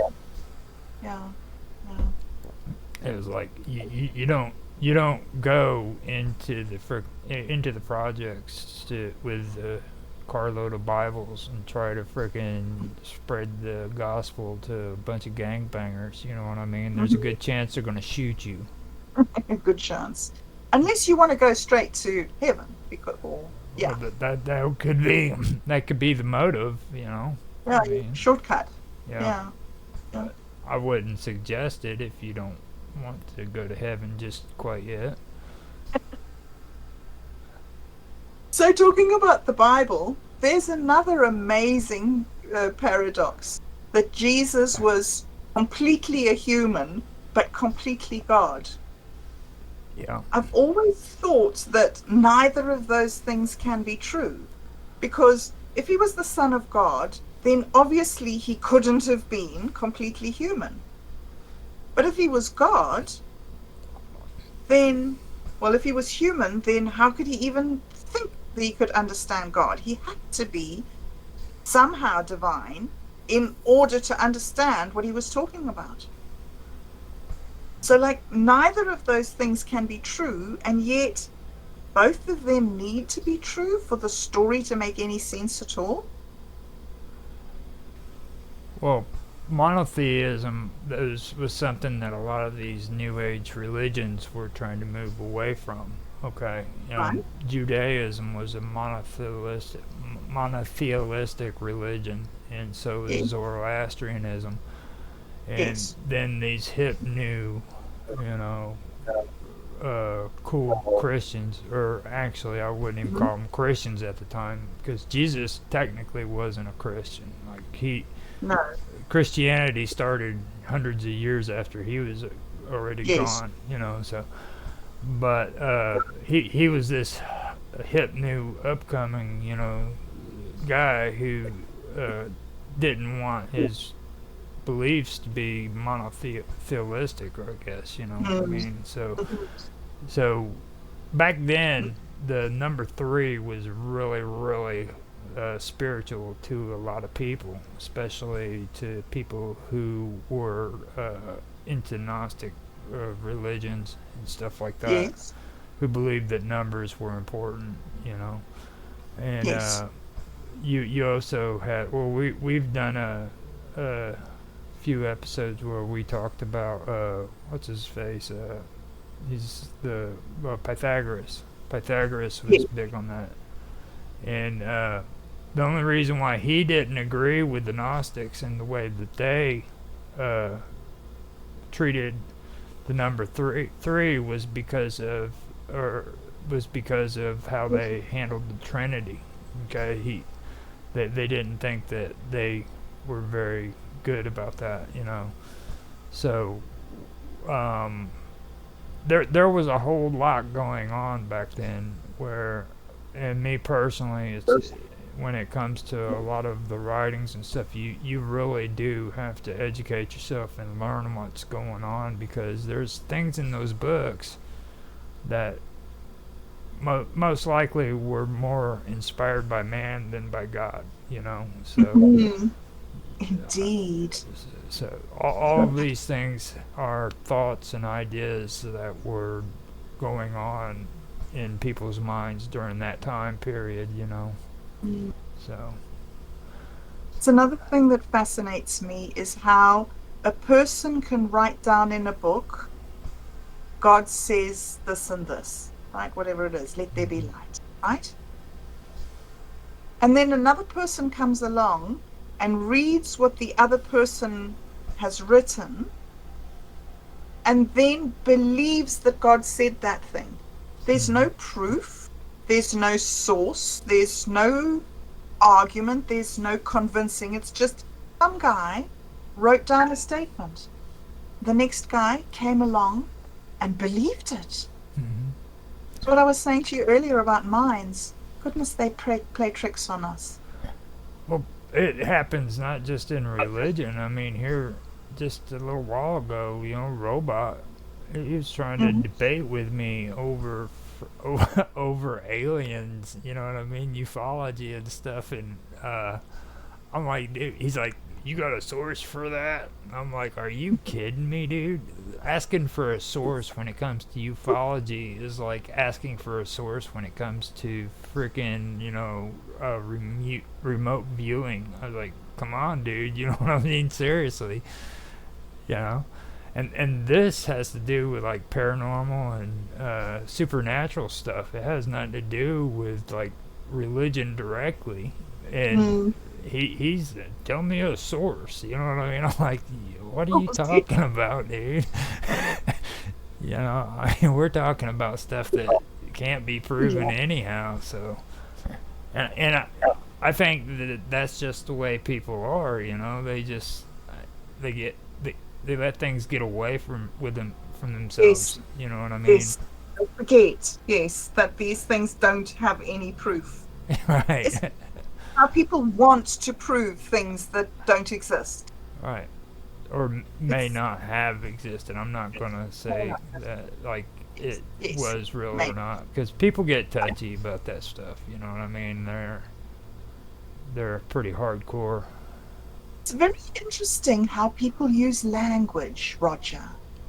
Because for me, I love psychology. I love psychology because it's about thoughts. But as soon as you put those thoughts into language, something seems to happen in people, as if there's some belief in something that's said. Because you talk about what they were talking about in the Bible and Jesus and this understanding of these numbers and spiritual stuff and all that stuff that happened then. It's fascinating, and I think that there's a huge message there. I'm not dissing it. But it's not the only group of people. Those Middle Eastern people and European people who tried to deal with Judaism and Christianity are not the only groups of people. Like the Egyptians themselves spent ages talking about these, the sacrifices of the sun and the trinity of mother, father, child, and all these very interesting concepts that you find in the Bible. You can find them in Egyptian mythology, you can find them in Sumerian mythology, the Buddhists, the Zens, all these deep dilemmas of human life have been dealt with by different people and different religions. But you dig deep enough and you see that it's the same human angst and anxiety that's underneath those different words. Yep. It gets pretty ridiculous when you know what you're looking for, you know what I mean, and you go through and you because see, when I say that, what I'm doing is I'm trying to discern information, and it always comes back to discernment, no matter what. So when you're reading through this stuff and you're looking for stuff that just isn't like, well, it's not original. It's something that was developed by somebody before them, or it's an idea that spurred from a different source than just them. When you see that, it just over and over again, it just kind of makes it to where it confirms to you, maybe everything you thought that was real isn't really real. Completely real. Yes, exactly. Because that. Carry on. You were talking about paradoxes, and this is about duality. Ignorance is bliss. I mean, that's another one. When you stop and think about it, is like learning really a good thing, or is being ignorant a state of bliss to where you don't have to think? Yeah. Or is it a false bliss? You think that it's bliss, and then you're like, oh, wow, if only I'd known. Well, sometimes people don't want to learn. Don't, no. There's stuff out there that people don't want to know, and the reason why they don't want to know it is because it goes against their beliefs and it hurts them. Exactly. So do you think, with your research that you've been doing in ufology, do you think that the collapse of religion is one of the reasons in the rise of people's interest in alien species? Do you think that we're longing to be connected to something different from us. And now that God is politically incorrect, aliens have sort of taken the place of God. What's your reading of it? Well, for me, and I mentioned this, it was a while back, but Mm. I honestly believe that like humans were programmed to worship something. There's something in us that tells us we have to worship something. Mm. It could be our possessions, it could be food, it could be alcohol and drugs, it could be the U.S. government, it could be, or any government for, reference. It doesn't matter which one. It could Yeah. be God, but they have to worship something. You know what I Mm-hmm. mean? And it just seems to be something that's just programmed into our mind. Because not too many people are able to freaking say that they don't worship something. You know what I mean? Yeah. And one thing that I did learn whenever I was doing a lot of my research was how many people who proclaimed to be atheists, how they went through a lot of problems with mental issues and Oh. issues like that. Like what's his face? He's the one that came up with what is it? Natural selection and all that. What was his name again? Yeah. Darwin. Okay. People don't realize the story with him. Like after his Mhm. daughter died is when he started getting real resentful about God. Okay, and Oh. that's when he started making like off color remarks about religion and stuff like that. Whereas before that, he actually wanted to get the admiration from people who were religious scientists, but Right. then after his daughter died, he actually got pretty upset about it, and he went through a lot of mental issues because he had to go through a transition where he believed in something and then he stopped believing in something, and Mm. it happens to a lot of these people who try to say that they are atheists. Like there's a part in your brain that tells you, man, because you've been raised up on these beliefs, your family's been raised up on these beliefs, it's a part of you, and you're giving it Yes. up, you know, and Yes. it causes a lot of mental and physical problems. There's tons of people who claim to be atheists that Yeah. if you just research, you'll see that they've experienced these problems. Yeah. And just are using different words hmm It's to try and express this belief that you say is this need for worship. Well, yeah. yeah. I really believe that there is something inside the human mind that is programmed into each of us that tells us we have to worship something. I Mm. really do believe that. You know, it's different for me. Okay, I mean, maybe it's not different for me, but my thought process at the moment where I've got to with myself is that I don't want to worship anything. I hmm don't feel that I want to believe in a God that wants me to worship it. hmm Because I'm like, what's wrong with you? Yeah, I don't want to be involved with that sort of narcissistic, weird thing. However, even though I have those feelings that I'm trying to work through, and I'm not trying to say I'm right or wrong to have that, that just is a place that I'm at in contemplating God.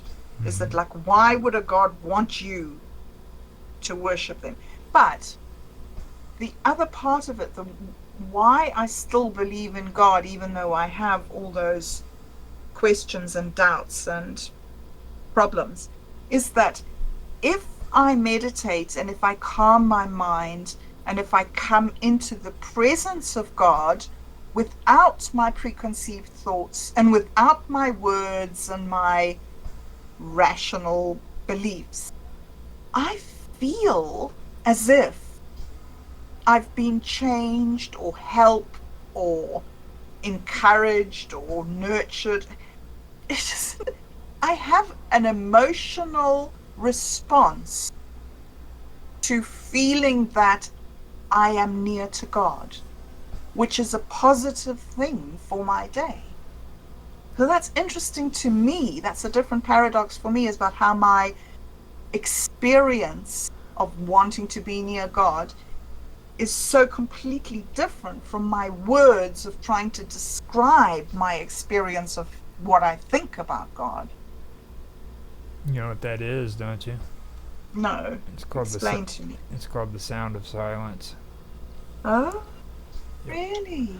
If you want to do little exercises in that type of topic, next time when you remember to do it, like turn your TV on and turn the volume down and watch Oh, TV with the volume all the way down, and wow. you'll see something.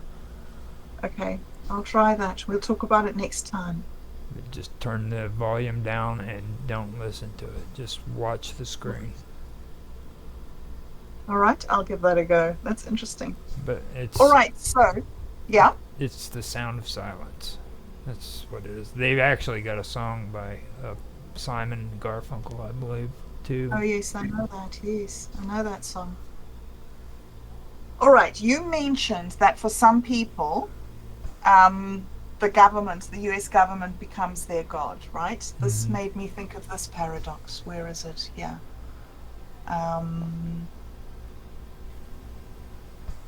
Oh, goodness, I can't find it. Here we go. This is known as the Downs paradox. For a rational, self-interested voter, the cost of voting normally exceeds the expected benefit of voting. And yet, people carry on voting.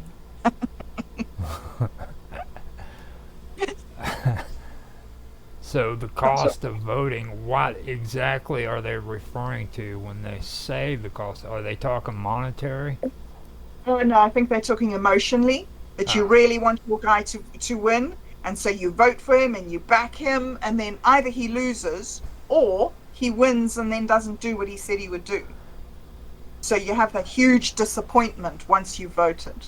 Well, for me, I have kind of that issue, but not because they lose, but like I have this part in my brain that says it's a fixed system. It's because I'm against political parties, okay, and I've actually done research on it, and I don't like the way my government has handed all of the voting over to political parties when they aren't a part of the government. You know what I mean? Yes.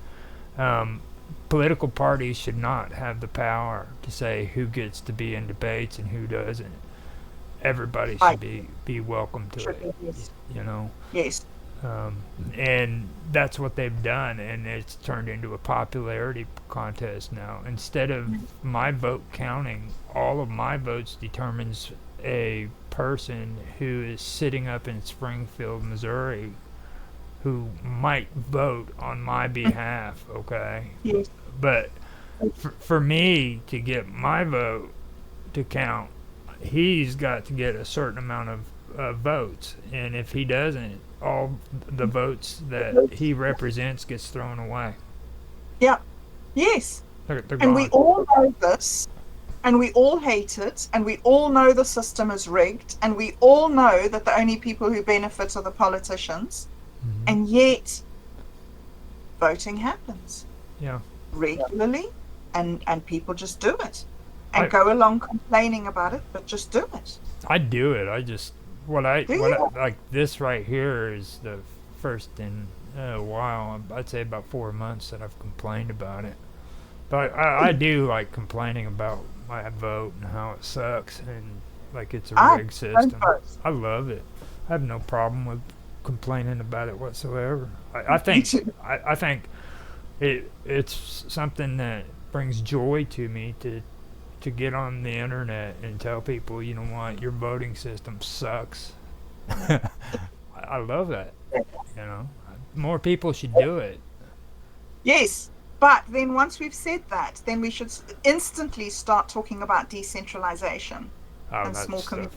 I mean, come on now. You know. Come on, Roger. Don't stop me. Don't.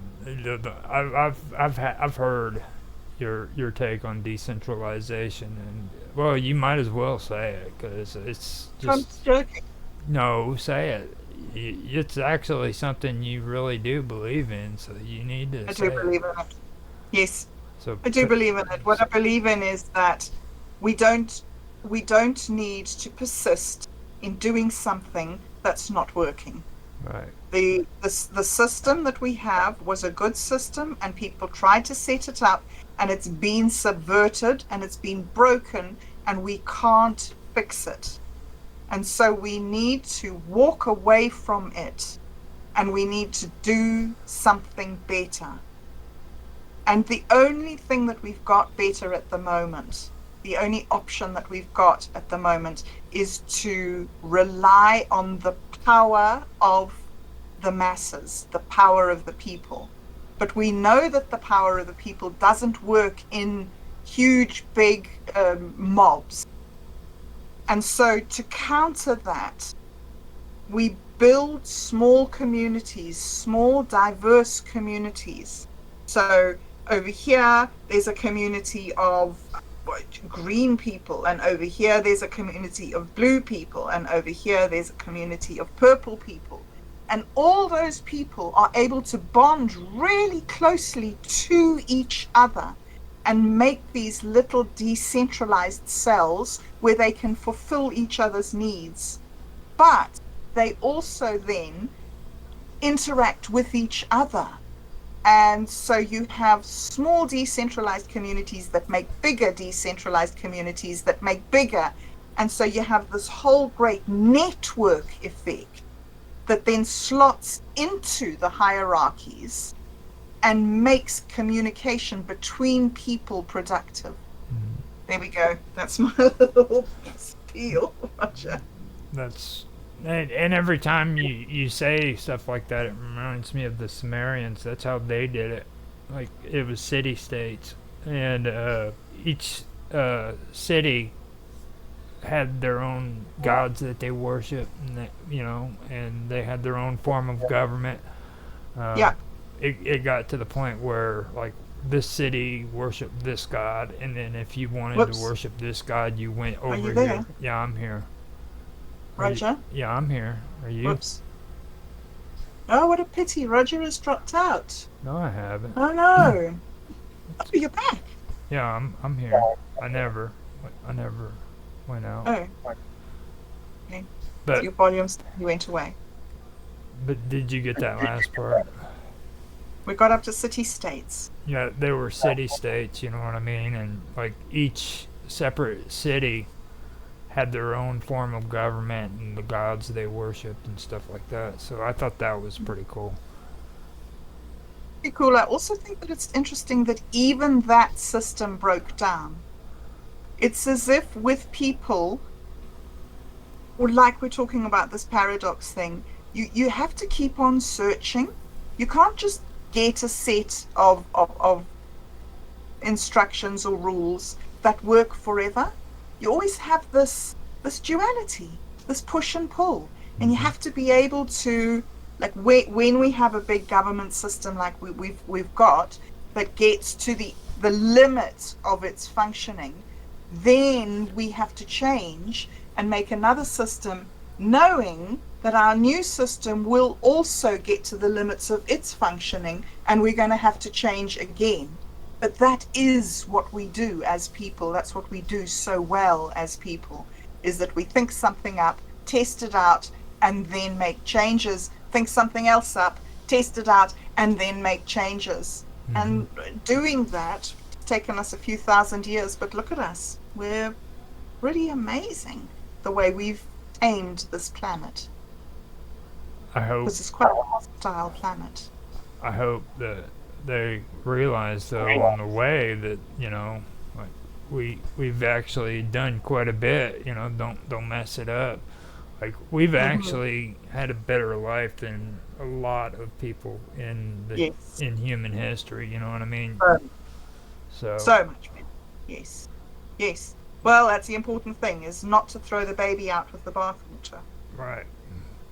And that's another thing. Like I mean, throwing the baby out with the bathwater. I mean, how many people really sit and just wonder in the back of their head if they could get away with just smacking a baby one time? Well, I would say a lot You know, myself. being Yeah. honest. That's the one thing that really makes you stop and think. You know, I mean, like, because it just seems like that's what they're doing when they do stuff like what they're doing today. It's like in the back of Indeed. their heads they're saying, you know, I want to smack that baby right in the face. You know. Exactly.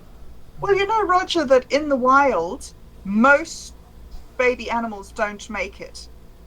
Like, for instance, with lions, all the little the cubs, are looked after in nurseries, and the lionesses take turns in being the head of the nursery. Mm-hmm. And a lot of the disciplining of the babies kills the babies. About a quarter of the babies become adults. It's rough. Just out of mistakes, because the mom hits it too hard with her paw, and that's it. Bye, gone. Yeah. So it is part of a restrained bestial, an unrestrained bestial nature that we have from, from. Okay, so I have one final paradox that we can quickly discuss before we finish, Roger. Okay. And this starts with the joke about hedgehogs, or porcupines, maybe it is. Roger, how do porcupines have sex? I don't know. How do porcupines have sex? Very carefully. That was funny. Yes, it's very funny. And it comes to it's the basis of the hedgehog paradox. In real life, hedgehogs huddle together to create warmth during cold weather, but they have to remain a certain distance apart because otherwise they will harm each other with their spikes. So they have this need to huddle for warmth, but this need to be apart to avoid harm. And this is the dilemma of human relationships. We need each other. We must be with each other. And yet, the closer we are in relationships, the more we can hurt each other. And I think that goes back to that saying of that the ones that you love the most are the ones that hurt you the worst. Right. So I think that's why lots of people withdraw from society. Well, it's entanglement too. Like a friend of mine, we used to call him Pappy. He used to explain to us like entanglement. Okay, when you take and you put your hands together like you're praying. Okay, Yes. you got your hands together right there, and you're bound up right there. That's you're entangled with one another, right? And he says a relationship isn't really about being bound up like that. What you do is you take your hands and put them side by side, and that's two people walking together. Okay. Right. Now, Yes. and another thing too is like mercy. Okay, have you ever? Everybody likes using the term mercy, but they really don't understand what that means. Okay, like have you ever played mercy? No. Mercy. No, I don't. When you play mercy, you take and you put your hands together, and the only person that wins at mercy is the one who freaking causes the other one to say mercy. Oh, right. So mercy is giving in. Right. Mercy. Okay. Okay. So with mercy, you have to just give in because the pain was too great. Yes. Okay, so that's mercy, Yes. and Interesting. the whole thing of it is you don't even have to play mercy. You know what I mean? You can. That's the whole thing. I mean, you don't have to go through pain. You don't have to No. do any of that. So Yes. that's kind of what sticks out to me. Like you're walking together. You're not entangled in a screwed up relationship, and it's okay to have distance. You know what I mean? Like you don't have to be stuck up each other's butt 24/7.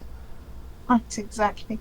And also the other thing is that even though you experience pain in a relationship, it's actually not that big of a deal.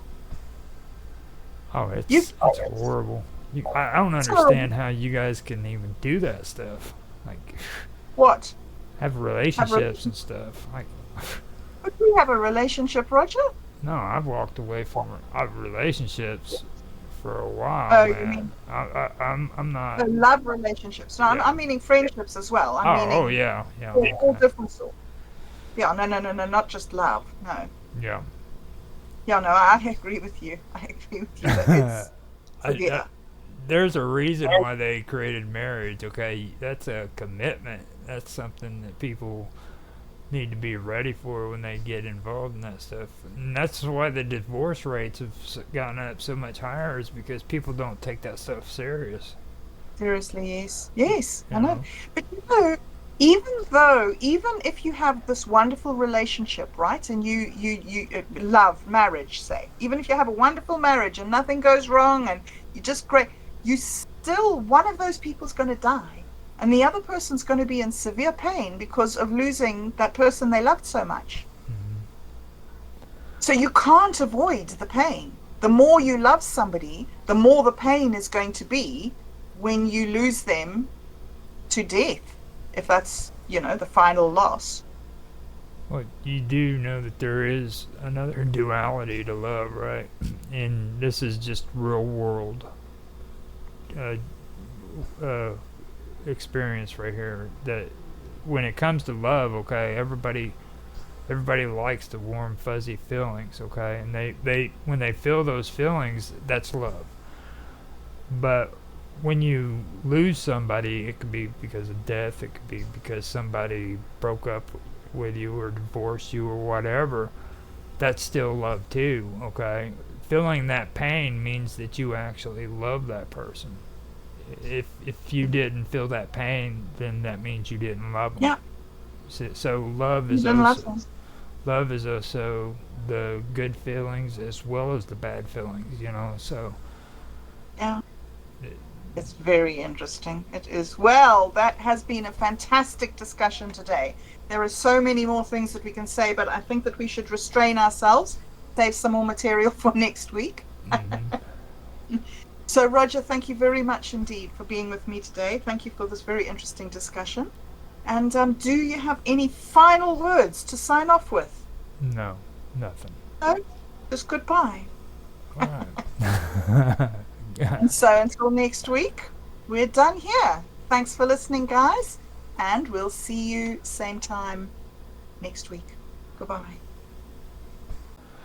Hello, everybody, and welcome back to another episode of Roger's Real Time Talk Show. Today, we are continuing where we left off with our topic on socialism. We started out with the second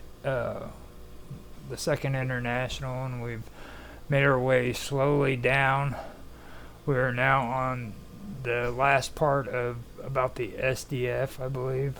And if you guys have any talking points, bring them up. We're going to do the same format as we've been doing, where I'll start off with my talking points. If you guys want to comment, we'll go around the table, and each person can ask or mention something, and I'll answer it or retaliate, whichever one it is, with our wild card over there, Bob Dub. She's the one that's been winning the whole freaking show. If this was a contest, she'd be like right on top.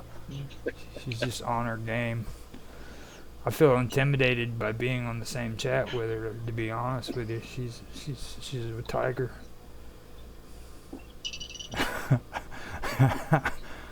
Okay, so Oh, Roger.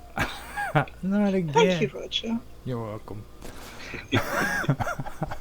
Okay, so we've gotten to the SDF, and I'll read and see how long I can get. If it takes up to 2 minutes, I'm just going to end it right there, and you guys can comment on it if you want. But if I feel like I'm going too far, I'm just going to stop like I did last week. So here we go. Despite the weakness of its adult organization, the SDF was instrumental in the development of the movement of socialist Sunday schools for children, institutions which taught socialist ideas and ethical principles to youngsters in competition with various denomination Sunday schools. Now that right there is something I wanted to mention too. I do want to bring it up as one of my talking points. So what they're saying is all the way back then they were actually going into Sunday schools and teaching children about socialism before they were even old enough. Most of them are probably not even old enough to even start school. Like this is Sunday school when kids go in and learn about God. So there's no real age limit there. That's something that I noticed. So during this interval, the SDF experienced the atrophy of its ultra-parliamental right wing to the Independent Labor Party, the ILP. Or they experienced the atrophy of its ultra-parliamental right wing to the Independent Labor Party, ILP. This party, led by Kerr Hardy, was a big tent party of the left, more heavily influenced by Christian socialism than by the atheistic Marxism of the SDF.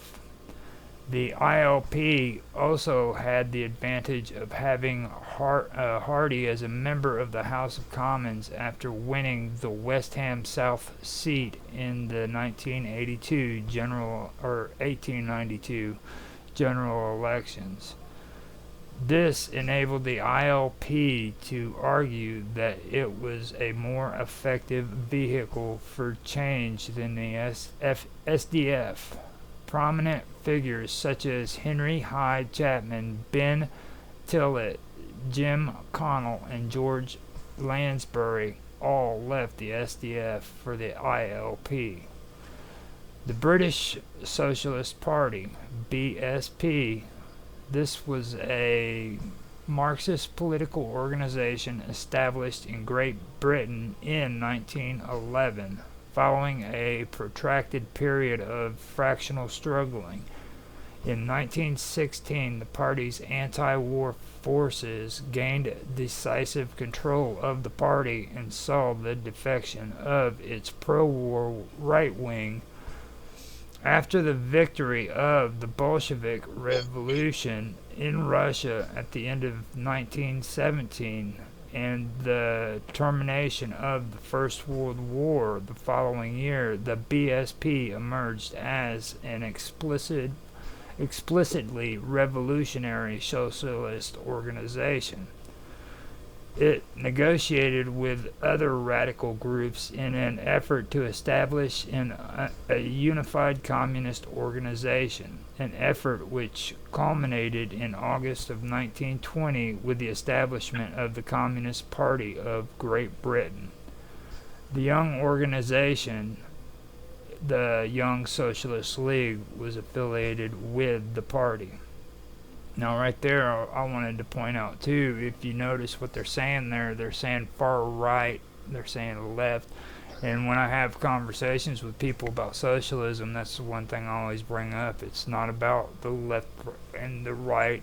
Socialism is in both of them, you know what I mean? And a lot of people today have an issue with that. They don't want to accept the fact that socialism is in not only the left wing but the right wing. There's actually conservative socialism as well, and there's also religious socialism as well as Marxist, atheistic socialism. So that's why it's so hard, I think, for people to really understand what that's all about, because they don't believe that. So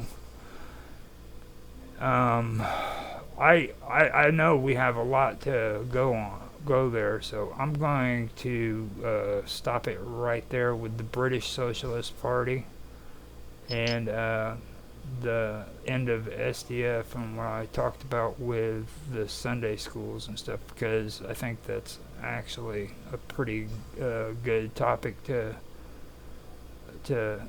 start out with, and plus after that it's the Independent Labor Party, and I know that's what Mark wants to hear about. He's been waiting all this time, so I'm just gonna end my talking point to bring that up next week, so he'll show up. So I'll open it up.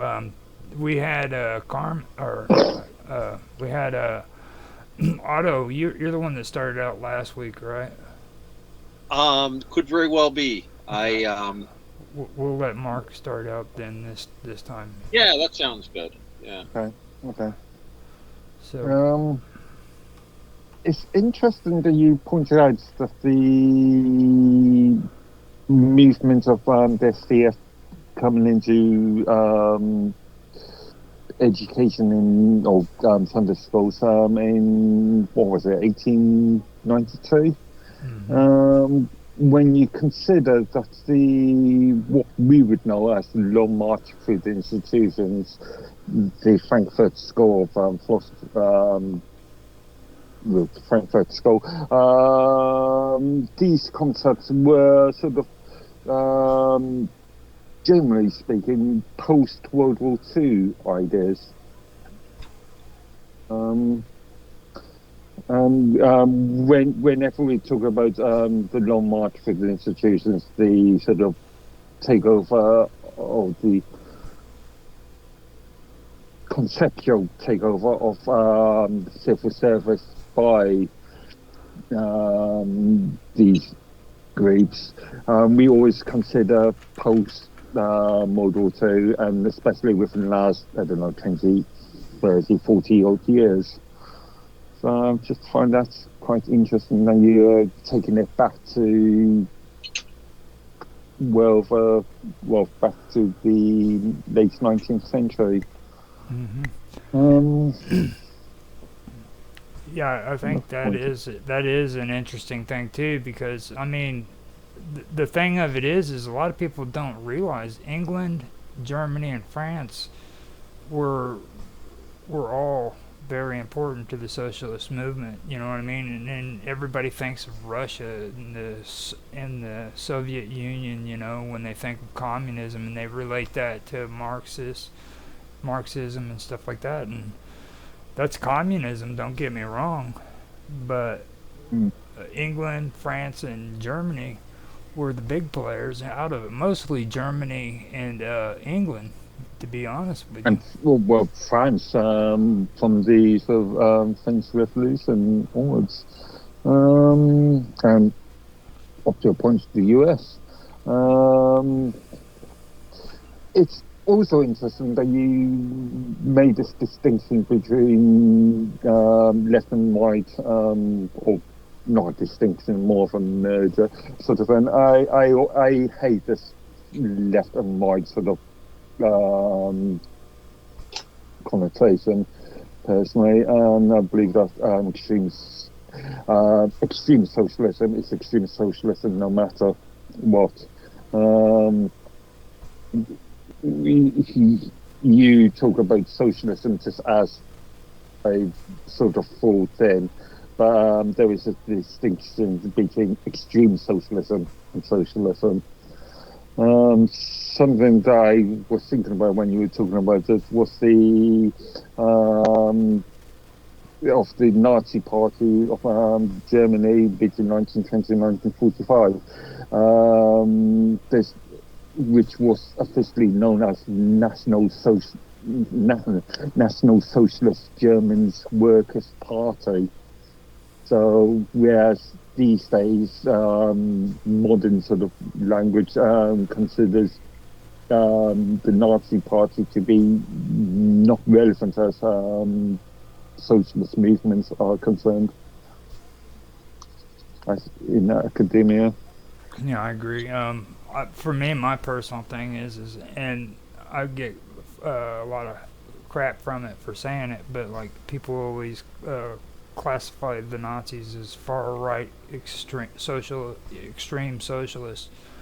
and And for me, I mean, from what I've learned, especially when it comes to the Volk movement, and groups like that, where they were conservative, but there were also other groups that were socialists within Germany that were brought into the Nazi Party as well, which were also very left wing. And I was talking to Bob Dove about this a while back, that it alarms me that in Germany they've got now, from what I heard from Vincent, they have a far left wing national socialist group in Germany, and that's exactly where I would place Hitler and the Third Reich. They would have been a far left National Socialist group rather than a far right extreme. You know what I mean? Actually, I'm going to disagree with you on that. I always considered the term far left and far right to be related to the demographics. Far right, as far as I'm concerned, is National Socialism, whereas far left or right-wing socialism is all about National Socialism, and left-wing socialism is about a wider jurisdiction, worldwide sort of more of a globalist idea. Well, I've heard that, but the thing of it is I've never found any documentation that backs that up at all. None whatsoever. There is nothing that says National Socialist is a far right movement. I mean, in the socialist freaking documents, it just. I mean, these days it's confusing because these terms are really overly used. I've been abused quite a lot, especially in academia. They lack nuance too. They lack a lot of nuance as well, which is something else I think you're pointing out. Yeah, indeed. But yeah, it's interesting to think of the distinctions between the two sides of the same coin, in reality. Exactly. So since I was already talking back with you, we better let Otto talk, because he's you can tell that his blood's boiling and he's ready to go. He's on fire. Well, National Socialism. Okay, well, I can talk about that quite a bit. The thing about National Socialism, and still holds a lot of interest and attention for people.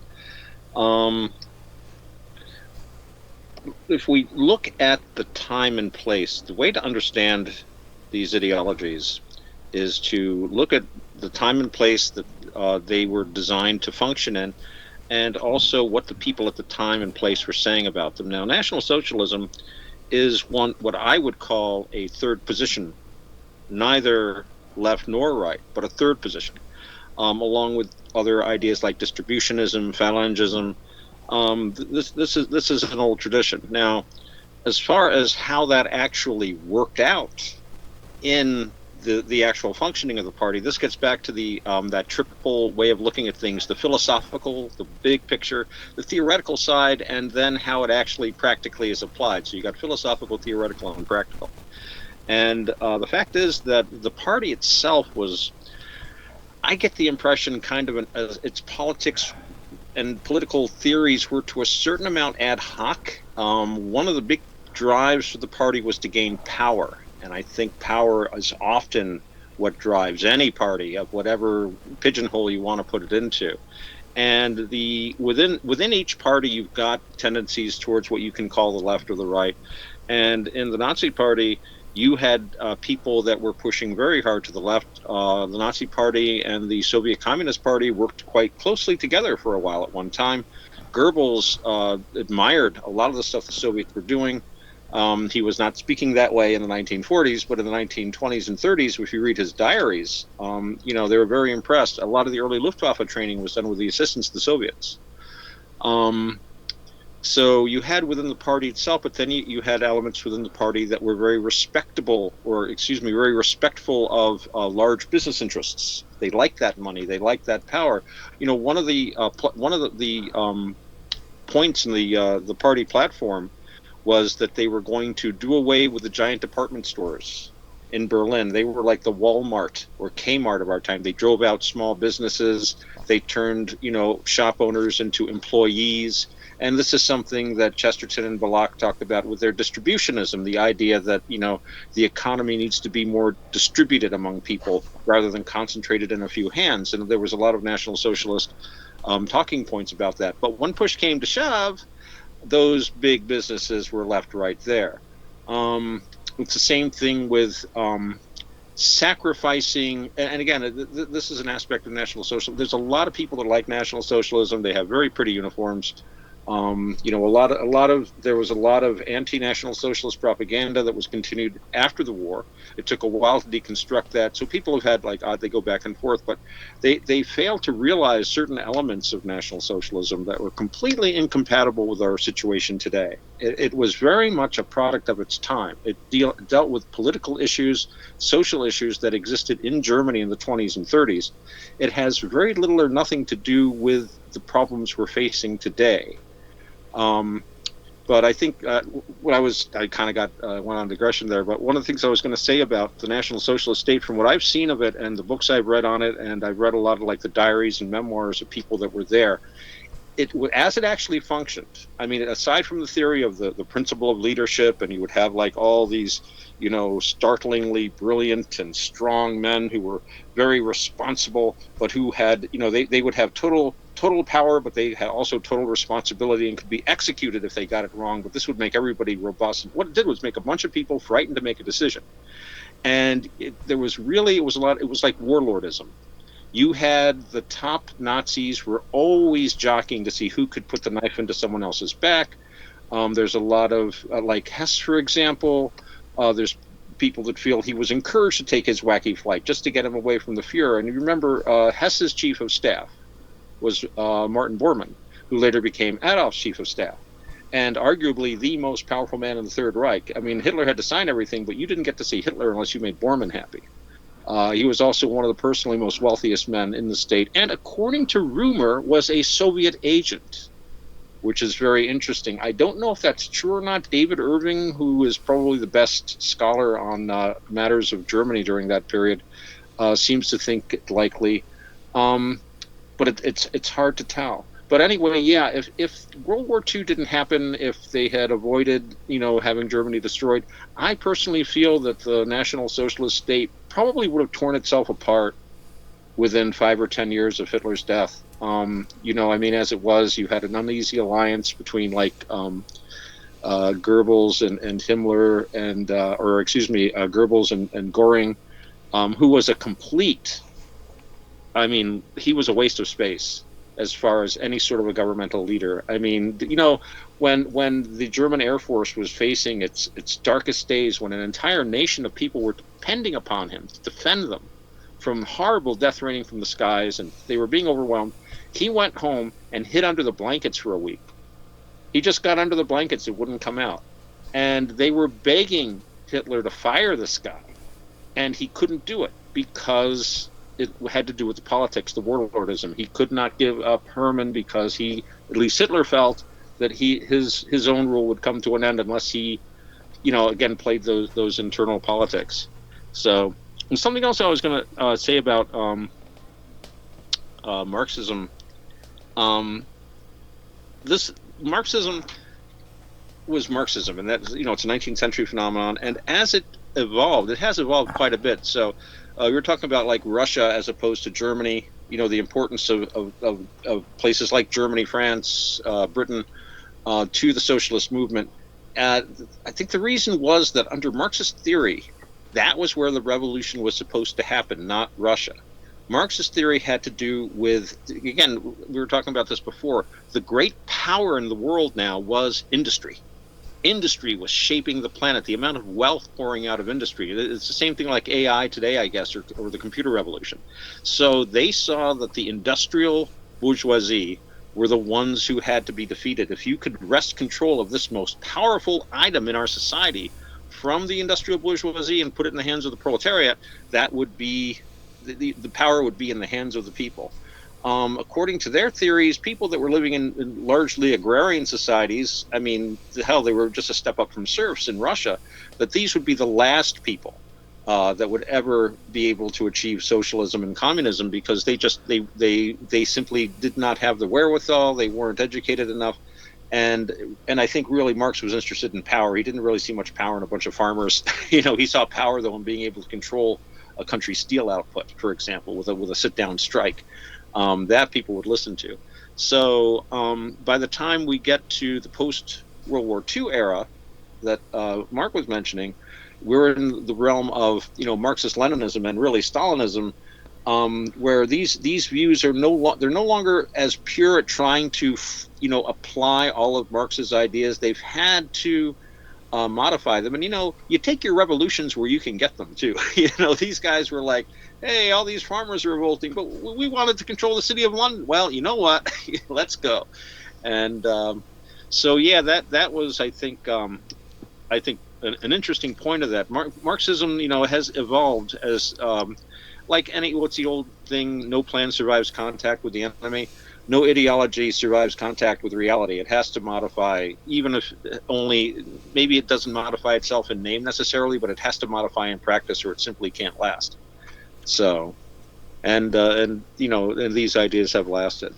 So, but the only other thing I'd talk about is, again, but I was saying this before, about we can talk about socialism as an ideology and as a technique. That's the big letter socialism. But then there is simply what is a human behavior which you can call socialistic, of just sharing, basically, which I think is intrinsic to us to a greater or lesser extent. And I don't think we here have any problem about that. But I have occasionally come across people that confuse the issue. When we're talking about socialism, we're talking about a political ideology, or a politico-economic ideology. There we go. I love hyphenated words like that. So that's what I'm going to say. I think that's all my notes. That's pretty good.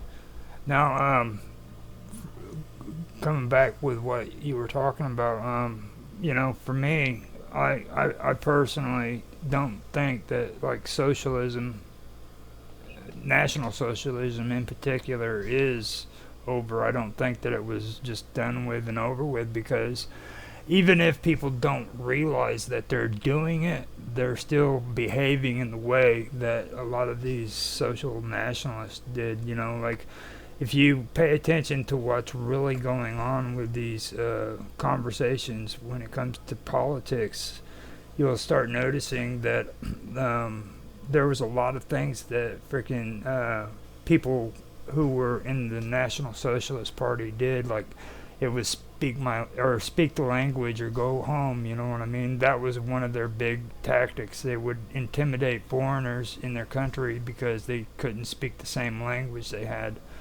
Another thing they did is they set up blocks against Germany, so that they couldn't like trade with other countries and things like that. Czechoslovakia, I think, was the one that was behind all that, and that was a socialist party too. Then there's this border thing that you hear everybody talk about today, and I brought it up last week, and I'll bring it up again. I don't agree with it. I don't feel that. I don't want open borders, don't get me wrong. I'm not one of those open border fanatics. But at the same time, I know that it's a load of shit, telling people that they don't belong in my country because they weren't born here. I don't like the idea that I have to freaking pay taxes in the United States just because I was born in this country. They put my name on a birth certificate, and all of a sudden I owe them money. You know what I mean? As soon as I'm born. That's right. And they tax everything you make simply because of where you were born. That is kind of amazing. And then before Ellis Island even came along, man, we had immigrants coming from all over the world, and they came to the United States, and this was the land made of gold. You know what I mean? The streets of gold, where everybody had a chance to become something, and now they can't do that. And that's what it was. And then they created Ellis Island, and they started doing their socialist programs here. my family's Norwegian, and they're from Scandinavia. And and when I think it was my great grandfather came over here, he came over here, and they gave him the name Hanson, Hanson, Hanson, because I was from Norway. Now, if I was from Sweden, they would have said Hansen, Sen, and that was so they could indicate which country I was from. And that's all a part of it. You know what I mean? They want to make lists and find out, categorize you, find out where you're coming from, and and do it by your last name. So for me, I don't feed into the whole speak our language or go home, huh? You know about what year they came over? Oh gosh, I know that it was right during the 1940s, I'd say. I know they were. Actually, it was during the Russian Revolution, because my family is also related to the Brozdas, and the Brozdas were Russians, and that's how my great. Oh yeah, a lot of people were getting out of there at that time. That was a good time to leave that area. Yeah, he had to flee Russia, and he actually met the boat that my great grandparents were on, and he married my great grandfather's sister. Interesting. Yeah. One point I want to bring up. One point I want to bring up. Whilst I recognise the culture in itself is as evolving thing, it's worth remembering that America is a mismatch of the US is a mismatch of different cultures, which has been developed over last 400 years or so. Whereas a country such as Britain has a long-standing cultural sort of heritage. Well, I would actually disagree with that too, though, because like everybody calls America American Kool-Aid, but like you got to also take into consideration how much of influence England has. Like you guys have the Welsh, you've got the Scottish, you've got the Irish, who were all mixed in with the Scandinavians. When the Vikings invaded your country, they migrated and made Yorktown. So yeah, but we've got a much more longer sort of viewpoint of culture rather than you guys are more. You may have. You guys are more Kool-Aid than we are, to be honest.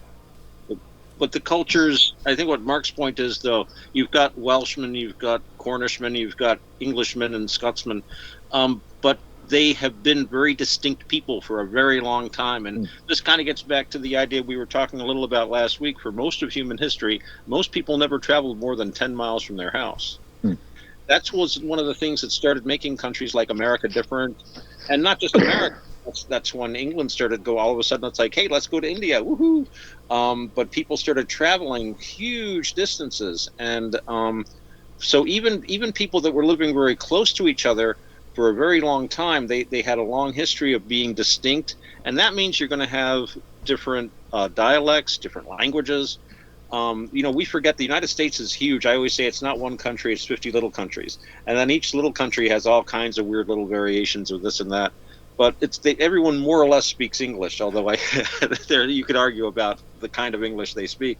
But in Europe, you can travel to what is to me a very short distance and cover a half a dozen languages, different languages. So I do think that in the old world, if you'll pardon the expression, people had more of a tendency to stay distinct for a very long time, and there's always some mixing and stuff. But somewhere in the U.S. where you get I'm thinking of some of my family, you dump people from New York City from half a dozen different countries. And in my case, it was because a lot of my family were Roman Catholic. So they would marry other Catholics, but the Catholics might be from Central America, or they might be from Europe, or they might be. I had a grandmother who was a Dutch Catholic. I have an aunt who's a Catholic from Central America, and it was, they still had that unifying cultural thing of the religion that helped them connect. But they were from all over the place. You'd never get people living like 1,000 miles from each other, getting together. And even my grandparents, the one his family had come from Europe and settled in Pennsylvania, then moved to New York.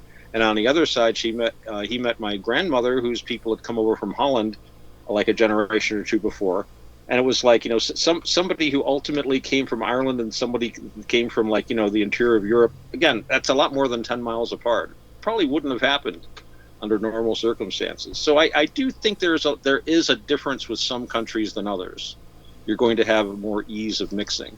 But at the same time, I also know that especially today, people don't have the same reservations about mixing and meeting other people and traveling a little bit. You're not going to the, oh my goodness, the wild Irish, as they used to refer to them, or if you're going to Cornwall, I hope you make it back. Kind of those Cornishmen can be really.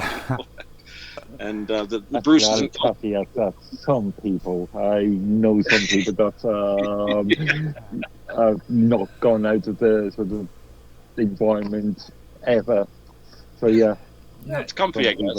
Now, one thing too, though, especially when it comes to England, like a lot of people, Mark probably knows this. We've had this conversation before, but there's a lot of things going on in England that people aren't really aware of. Like each town, okay, and this has to do with what I'm talking about. Like each town has their own special kind of games that they play. Like they'll have their pubs set up, and they play different freaking kind of games, and you can go to different towns and play different kinds of sporting games. Like here in the United States, how we play horseshoes, they got 500 different kinds of games like that they play in their pubs. And cool. and it's just different influences from different cultures, and all of this has been going on, like you said, over a long period of time. But it's coming from the Welsh, which span all the way over to Germany. You had them coming up out of France. You had them coming from Scandinavia. And some people even wonder if maybe they were coming from the Americas through the Icelandic areas too. So there was a lot of things going on there. I mean, England is a melting pot. That's the best way of saying it. There's a lot of mixing that happened there with different cultures and stuff. So Celts, I guess, and Germans, Saxons. Mm-hmm. Very interesting. I'm not so sure about every single town having their own games. I mean, I don't go to pubs that often these days, but when I have, it's usually things like darts or bows or ten bows, bow and all. Something that is very, or pool, something that is very similar from pub to pub. So, have you gone to outside of your town, to another pub outside of your town? Yeah. Also, I've been to various pubs in my time. No, I'm talking. No time. Hard to remember. You're probably there to drink, not play games. So. Well, I've actually seen, I don't. I've seen Mark drink. He's not really a drinker. I thought he was going to get... Not anymore. When I was young.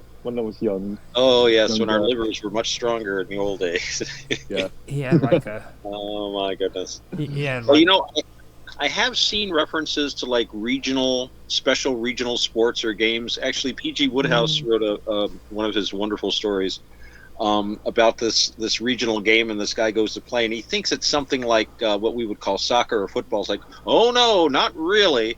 Goes back to the time of Henry VIII. It's between the two villages that hate each other. Haven't had a fatality since 1913, though, but there's usually a broken bone or two. And he's like, what? And they're throwing him. He's in his football gear, and he's all thinking, it's like, oh no, this is a little regional thing, and it's very historic. But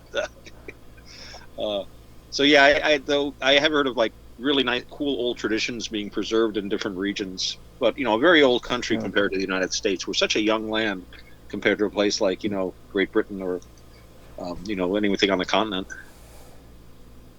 But we're older than New Zealand, though, I think. So Yeah, that brings us to the wild card. We're going to start calling her the tiger, or the tigress. It's your turn, Bob Dub. Gotta unmute. Oh, there you go. Okay, did I unmute? Okay, so what's my question, Roger? There is no question. Just anything you want to add in, or if you got any talking points you want to bring up. That's the interesting thing that I've been thinking from your discussion. The thing that I've found that's sort of a parallel coming out of New Zealand was this last election that we had. The socialist government was voted out in favor of the capitalist government, shall we say, party. And one of the big things that was talked about a lot at the time when that sort of change in public opinion happened was the push that they had towards banning cigarettes. And it is very interesting that they drew the parallel between cigarettes being banned in Nazi Germany before the Second World War and the New Zealand Socialist Party wanting to ban cigarettes. I thought that that was a really strange and interesting thing for the people to pick on as a sort of a talking point during the election. What have you heard of that? I thought that was my question. Do you know anything about that? Is that just a normal thing of socialism? Is that they just love to legislate? That kind of control of nuclei. We actually had this conversation last year. Me and Mark did, because what it is here in the United States, socialism snuck in on us, and a lot of the people in the United States aren't really aware of how it happened. Like when we get freaking a fine sitting on our door because of an ordinance saying that our grass is too long, that's a form of freaking socialism through regulation. Okay, when they turn around and they have the right to look at your yard and say your grass is too tall, you have to pay a fine. That's a form of socialism. Now, I agree with freaking some things that need to be taken care of, but like turning around saying you need insurance on your car, okay, that's completely crossing the line. That's socialism. No matter how much they think, how safe it is, or how much it is, blah, blah, blah, that's still crossing the line on that. That's constitutionally illegal for them to do that. They turn around, and after they did that, okay, you look back even, okay? They turn around and tell me that I have to have a license, and then I have to have a freaking license plate on my vehicle so that freaking I can drive on the streets. All right? That's my personal possessions. Now, they can do that on the streets. They can get away with that on the streets because that's public area, all right? But when it comes to my private property, I can drive that car anywhere I want to, and they can't say nothing about it. Okay? Right. So when it comes to that, that's not socialism in that aspect. Now, like seat belts, when they turn around and tell me that I need to wear seat belts, freaking that right there, that's kind of touchy too. You know what I mean? I don't know if they're crossing the line there or not, because you're driving down the road. It's just like with drunk driving. I believe that freaking people shouldn't be freaking drunk, period. There shouldn't be an ounce of alcohol in their system. You know what I mean? Zero tolerance. But they play this game where you can have certain amounts of alcohol in you. Who the hell is going to... I mean, if you think about it logically, why would you want anybody to get in a car if they even have freaking one drink? Oh, yeah. That's just a logical way of thinking, but they play that game because they know if they can catch you on the streets with over that limit, they can get you there too. It's all socialism. Well, that's the thing, though, and you point out, though, there's two aspects of this. One is trying to regulate you to force you to wear a seatbelt. If you don't want to wear a seatbelt, that's not going to hurt anyone but you. On the other hand, being drunk, that's a danger to society as a whole. And that's why we have, I mean, I think that's probably, if you're going to argue about why you would have a law like that, it's like, well, it's to protect other people. It's for the good of society. And this is where we get that whole struggle between the individual and society. And one of the problems with socialism, or, with a capital S, as an ideology, is that it aims to replace the family and the community in taking care of everyone. But to take care of everyone, you've got to know everything about everyone, and you've got to regulate everyone's behavior to an extent which a lot of kids today are used to. But I grew up in a much freer world, and I can see it because I remember what it was like to live 10, 20, 30, 40 years ago, 50 years ago. I remember how life was back then. And it was, it has not improved in many ways, at least as far as this regulation and bureaucracy and examining everything we do and tracking us constantly. The argument is always about, and the seatbelt, I think the argument probably goes something like, well, think of all the money that it costs society to treat you in the hospital if you injure yourself. And that's what they're doing with the anti-smoking stuff. And that gets back to Nazi Germany, because, yes, Nazi Germany, everything that you see today with anti-smoking, anti-tobacco groups, all stem from Nazi Germany. That was the first Western country to do massive anti-smoking campaigns. It was centered around the fact that Adolf Hitler hated tobacco. He didn't like smoking, so he told German scientists, tell us what's wrong with tobacco. So German scientists, they had the top biochemists in the world at the time. They still got pretty damn good ones. And they're like, oh, geez, look at this, heart disease. Look at this, lung cancer, this and that and this and that. So that's all they needed. They took that and they banned smoking in public places, all the stuff that we're used to today. And this gets back to when I was talking earlier about these different states, third position, right, left, however you want to put it. The thing about the Nazi state that people often overlook is its basic philosophy that the individual was less important than the state. This is the basic philosophy. If you read the same thing, and this stems from, Hitler leaned a lot on Mussolini. And if you read Mussolini, one of the things that there's actually, it's in the public domain, he wrote an article often quoted for the Encyclopedia Italiana. I guess they were trying to compete with Britannica. I've never heard of the Encyclopedia Italiana since.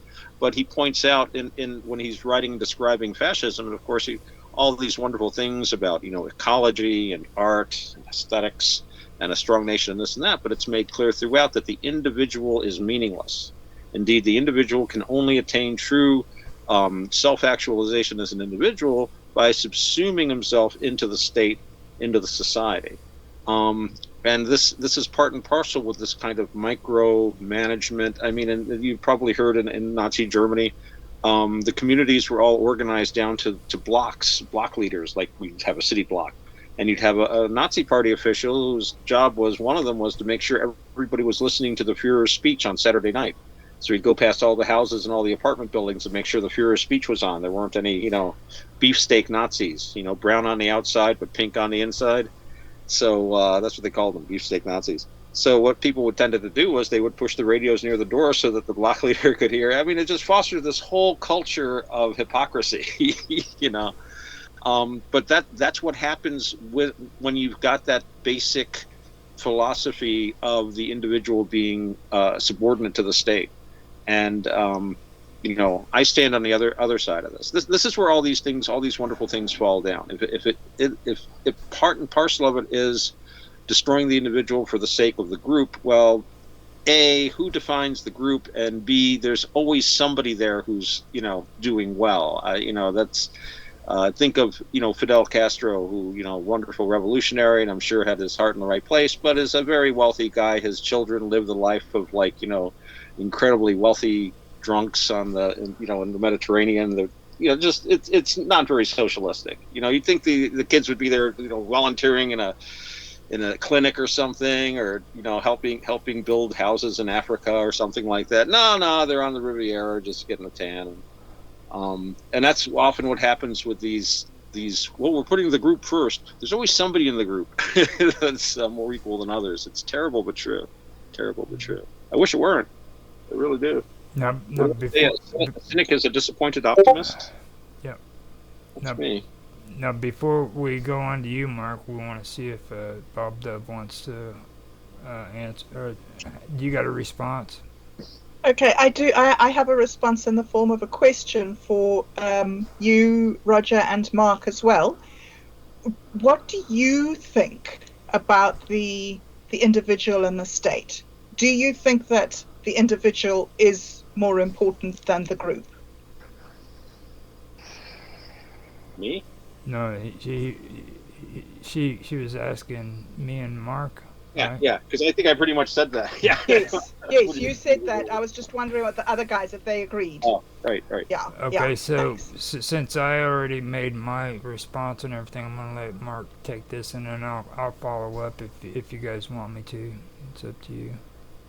Go ahead, Mark. Depends on it depends on the aspects, really. Roger was talking about driving licenses and that sort of thing. And the thing I was thinking about when he was talking about license numbers um, is how do you identify a car or driver if an accident happens? So the idea of having everybody being forced to have a license, I argue, is an important factor. When it came to things like Otto's smoking analogy, that's an interesting one because um, in the UK, cigarettes are taxed at something like 60% or something.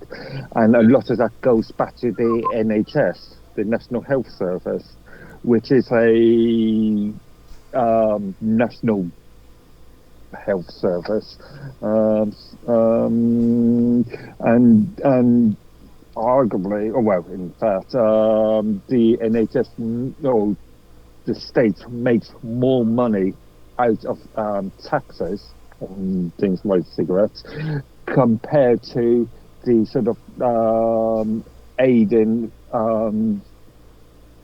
smokers in or curing smoking related diseases. So when it comes to the sort of concept of I'm in favour of free and open markets, so I'm in favour of people taking responsibility for themselves. But occasionally, it is necessary to create regulations to make sure that the state is protecting the individual. Again, it depends on the severity of the protection. Hmm. All right. So, which do you think, when it comes to the individual and the greater good? Pretty good. Yeah, which do you find more Again, important? again, this is the individual preferably, but if it's a if you need a mechanism to protect everybody, um, again, it's just down to severity. It's both can coincide, coexist at the same time. I think. All right. Well, for me, I've already said that plenty of times. I think the individual is more important, and there are situations where we do have to have people worrying about the group as a whole. And when I say a group as a whole, I'm talking about government and our government. But that shouldn't be more important than the individual and the individual's rights. You know what I mean? The greater good basically means that you're going to sacrifice for the greater good. Well, what's the greater good? You know what I mean? Everybody says the greater good, but well, what is it? What is the greater good? You know, how many people have to die for the frickin' greater good? And a lot of people do die because of that, because frickin' they think that you can just sacrifice any individuals you need as long as this amount of people frickin' survive. So they're counting who's going to die ahead of time. You know, the World Health Organization has estimates of how many people are going to die from today 50 years from now to 50 years from now. You know what I mean? They're actually making freaking estimates on how many people worldwide are going to be dead. And that's just completely amazing, you know? And you have to ask yourself, why are they doing that, you know? Because they're thinking of the greater good, you know?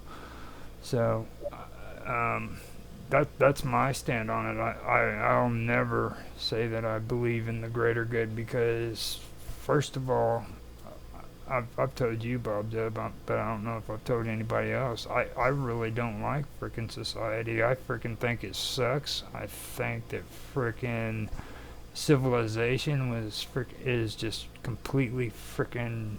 It causes more harm than anything else, and this goes all the way back to the beginning of history. You know what I mean? Everybody frickin' that were Sumerians frickin' gloated about how great their cities were. You know what I mean? And there was always that argument between which is more important. Was it nature or was it living a civilized civilization in a city with walls, you know? And that's what it came down to. And it's like me, you, and Otto had a conversation about Shakespeare, and I brought up the thing about freaking Venice, okay? Venice was one of those cities that did that, and all of Europe for the longest time did that, where they denied people the right to leave the town so that they could, quote unquote, protect their culture, you know what I mean? So people who had trades couldn't leave one town and go into another one, because then they would be giving trade secrets away to the other freaking town, you know. And that's the way they did it. They did it for a long time. So that's the kind of stuff that I don't agree with. So I hope that's a good enough answer. Those are brilliant answers. Thank you very much indeed. That's really interesting.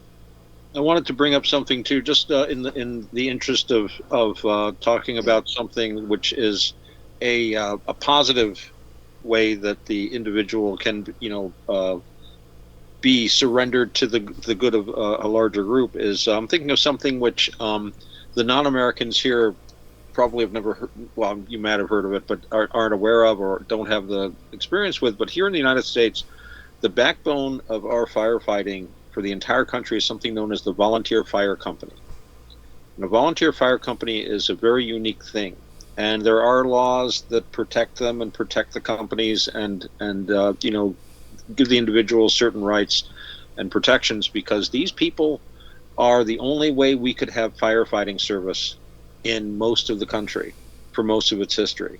It's just local people getting together, and they do their training together, and they provide all their own equipment and stuff like that. Nowadays, of course, there are grants and things, but it started off with just like the community chipping in. I think the community can act as a whole, but I think part of the way, and this is the way I look at it, there's that keyword volunteer fire company.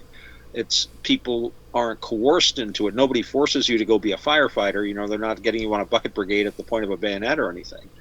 But that people can come together and take action collectively. It can be done without coercion, or more than the social pressure of, oh, come on, let's all help the community. Okay, we'll do this, sort of thing. And that is a time when the individual kind of says to him or herself, okay, well, I don't really want to get up at 6 a.m. to help build a new firehouse, but come on, let's go do it, kind of deal. There are times to sacrifice, and there are times when you can come together for a greater good. But I think a key is, I don't like the idea of people being, again, at the point of bayonets, being pushed towards the front line. Oh, it's for the greater good, comrade. Here's a rifle and 3 bullets. You won't need more than that. And next wave, you don't get guns. You'll pick up theirs. Okay, which is, I believe how the Chinese army did it in Korea. So I used to know a guy that made a machine gun there. That's another story. But yeah, so there's greater good and greater good. But there are times, I think, when the community can act together, and even you can even look at laws about things. if you say, in a sense, like, I want my property protected, but I don't want to have to stand out there 24/7 with a gun. I'm not even a very good shot. But if the people in the city get together, they contribute to the city funds, and they hire a police force. And now there's people that professionally go around, and I can go to sleep at night and not have to worry stuff. And if something happens, I can call. And as any homeowner will tell you, you will occasionally have to call the police, and they have uniformly gotten here in less than 5 minutes and been uniformly courteous and helpful. So I don't mind making that contribution to my city taxes, my property taxes and stuff, because I am getting services back. It's convenient for me and my neighbors not to have to organize our own police, because if you think about it, if we didn't have a police, we'd have to organize our own police, and basically we would create a police force. Well, we've got one, so it's just a way.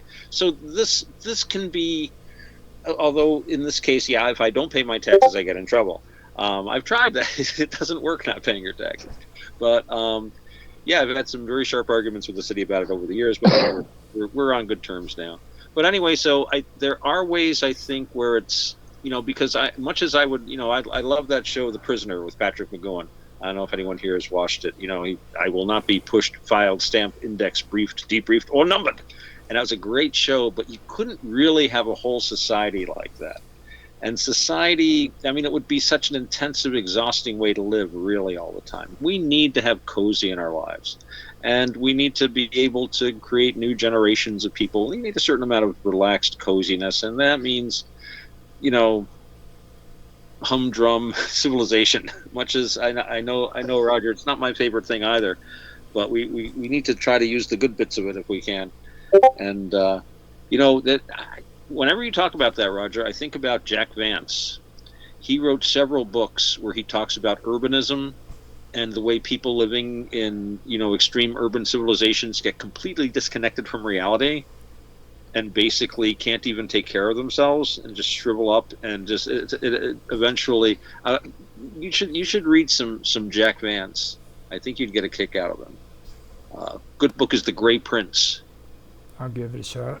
I also like the story of Buffalo Bill. I don't know if I told you guys about that one, but his story with his son, the reason why he actually came to admire the Indians, our Indians here in the United States, was because him and his wife had a agreement between where they should live. Buffalo Bill wanted to stay in the West, and she wanted to return east with their son. So eventually he said, okay, take them and go back east. So she moves back east, and later on he finds out that his son went back there and died because of an illness that you could contract because you live in the city.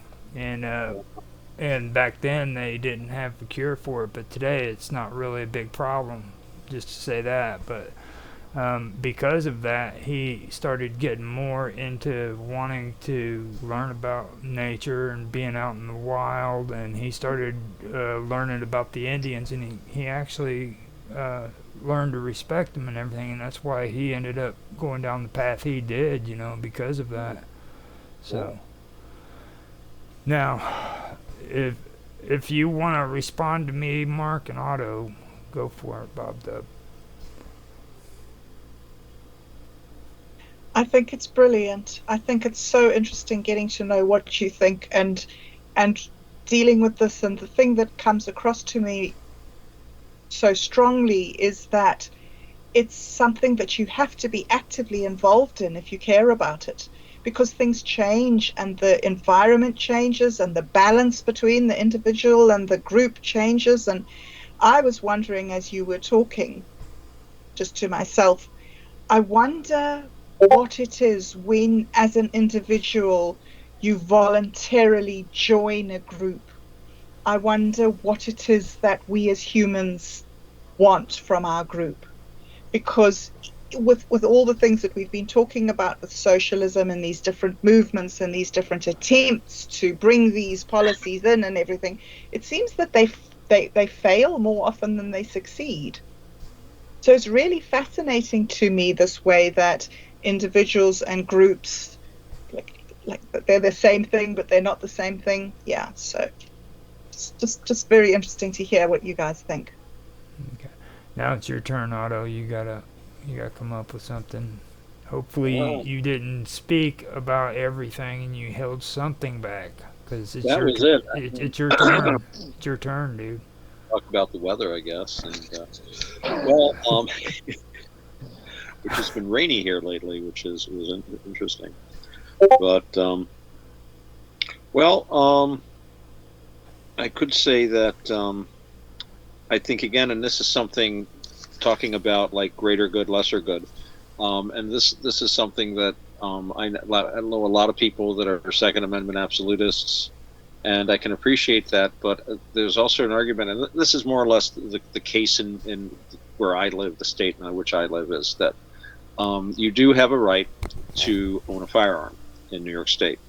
And last I checked, they may have changed this, but you can own any kind of what they call a long gun. You can get yourself a shotgun or a rifle or whatever that you want. But a handgun is considered to be something different because a handgun can be used in the commission of a crime very easily, and most shootings are done with handguns.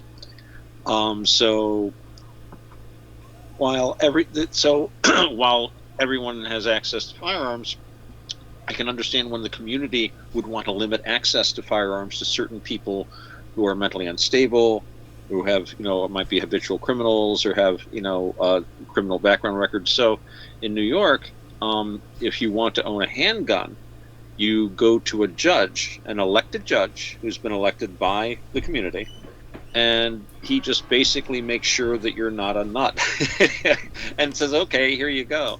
But it's a way to keep a check. And again, it's not a question on the way the way our laws are here. Owning a weapon is a right, and every time they restrict that, it's always in terms of, so it's not like you don't go to the judge and say, I need this because. You don't need a reason. You can present reasons. You can say, well, I'm delivering money to the bank every night from the restaurant I work at. I'm carrying thousands of dollars. I'd like, that certainly can be something you can bring up. But you can just say, well, I want to own a gun. And usually they want a couple of, it's almost like a job application. You get like, I think 2 or 3 people in the community to, give you a what do you call, reference. And you go to the judge, and it can be very routine actually. But it is a way for the community to also have a say, because I know people that I'm glad they don't have handguns, because they're, people that are too drunk or on the wrong kind of drugs or who are just violent people. And I can know, okay, if this guy's going to just decide to go crazy, well, if he's walking down the street with a rifle, he's going to be stopped pretty quickly. It's hard to hide somebody, but you can walk, with a handgun is very concealable. So that's a case where people do have the right to bear arms, but at the same time, the community feels like it wants to restrict access to firearms, certain kinds of firearms to certain kinds of people. And so I kind of look at that as a way of people, because again, the judges are elected. And I've talked about this with other people. New York State has a reputation of being a very blue, which is odd because here that means left-wing state. But really, it's very, very red. The blue areas are like New York City, Albany, which is the state capital, and Buffalo, and probably like Utica or something. So it's all concentrated in the cities. The rest of this place is solid red. And in fact, we've sent Elise Stefanik, who was seen as one of President Trump's long shot VP picks.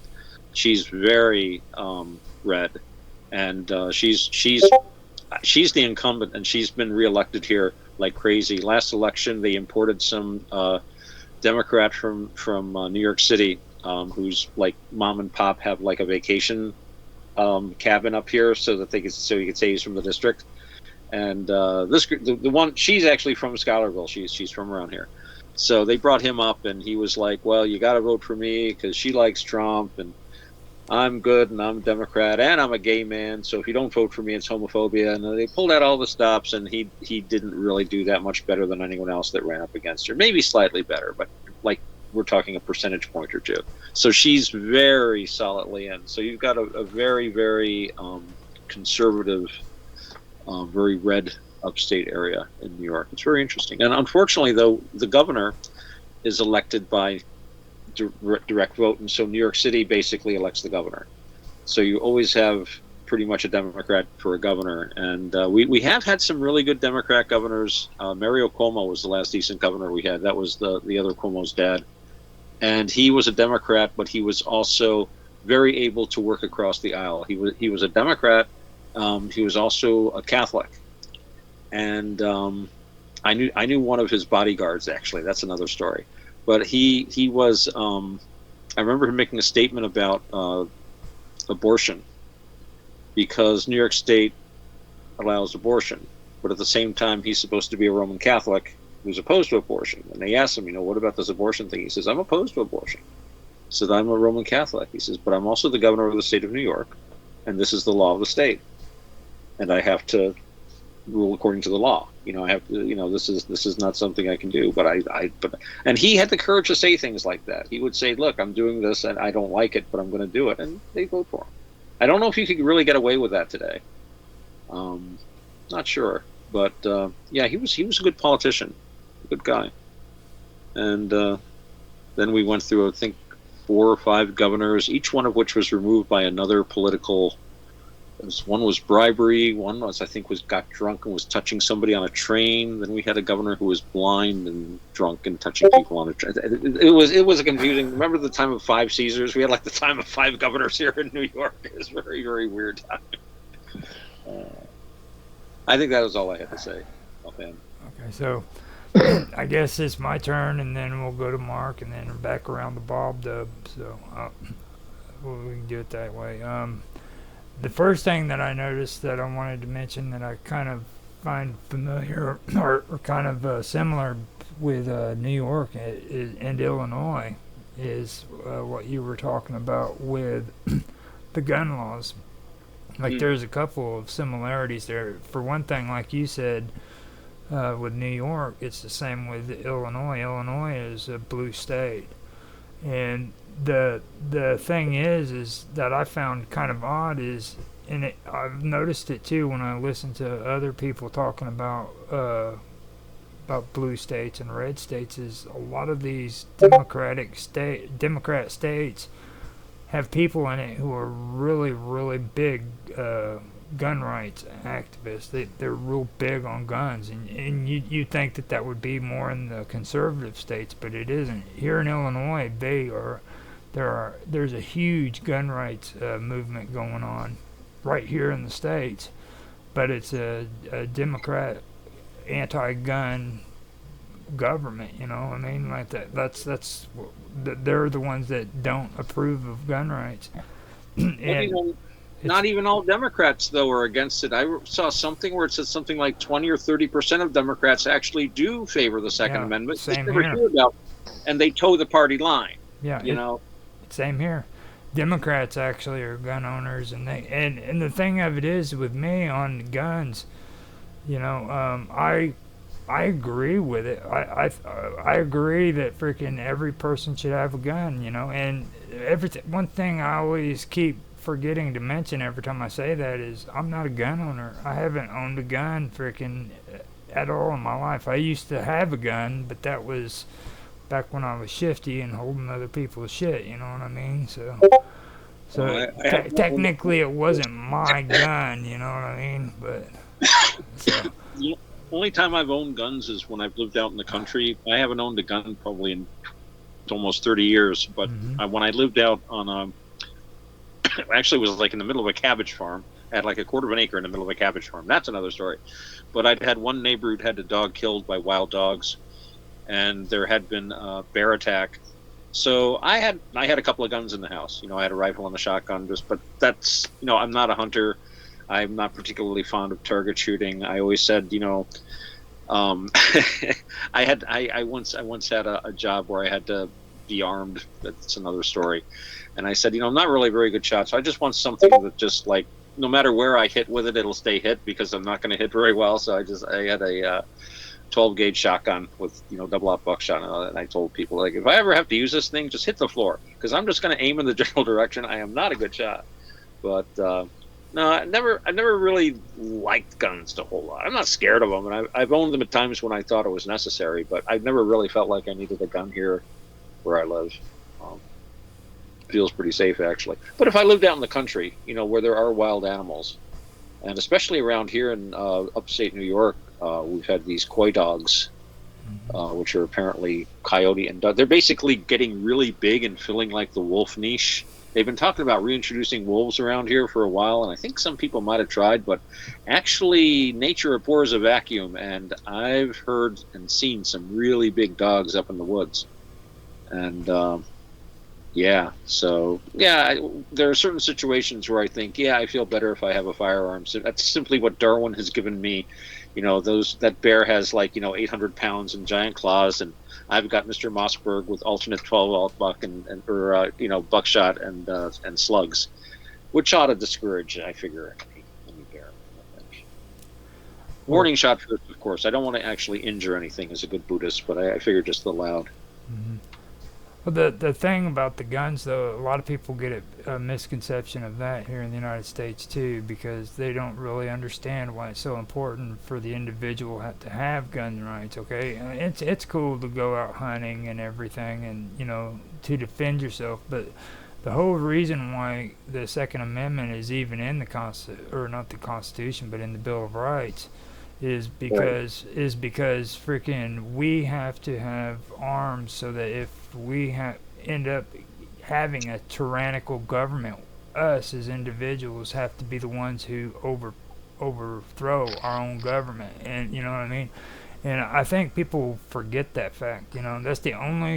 That's one of the only reasons why I support guns, because that was sort of kind of implied in some of the writings of the fathers, and more than implied. Yeah, I don't think it was ever spelled out too directly, but I think also there was a tradition coming from our British, actually more English than not, origins of the free man being armed. That's why everybody walked around with a rapier, in Elizabethan and Jacobean England, and that's when a lot of the New World started.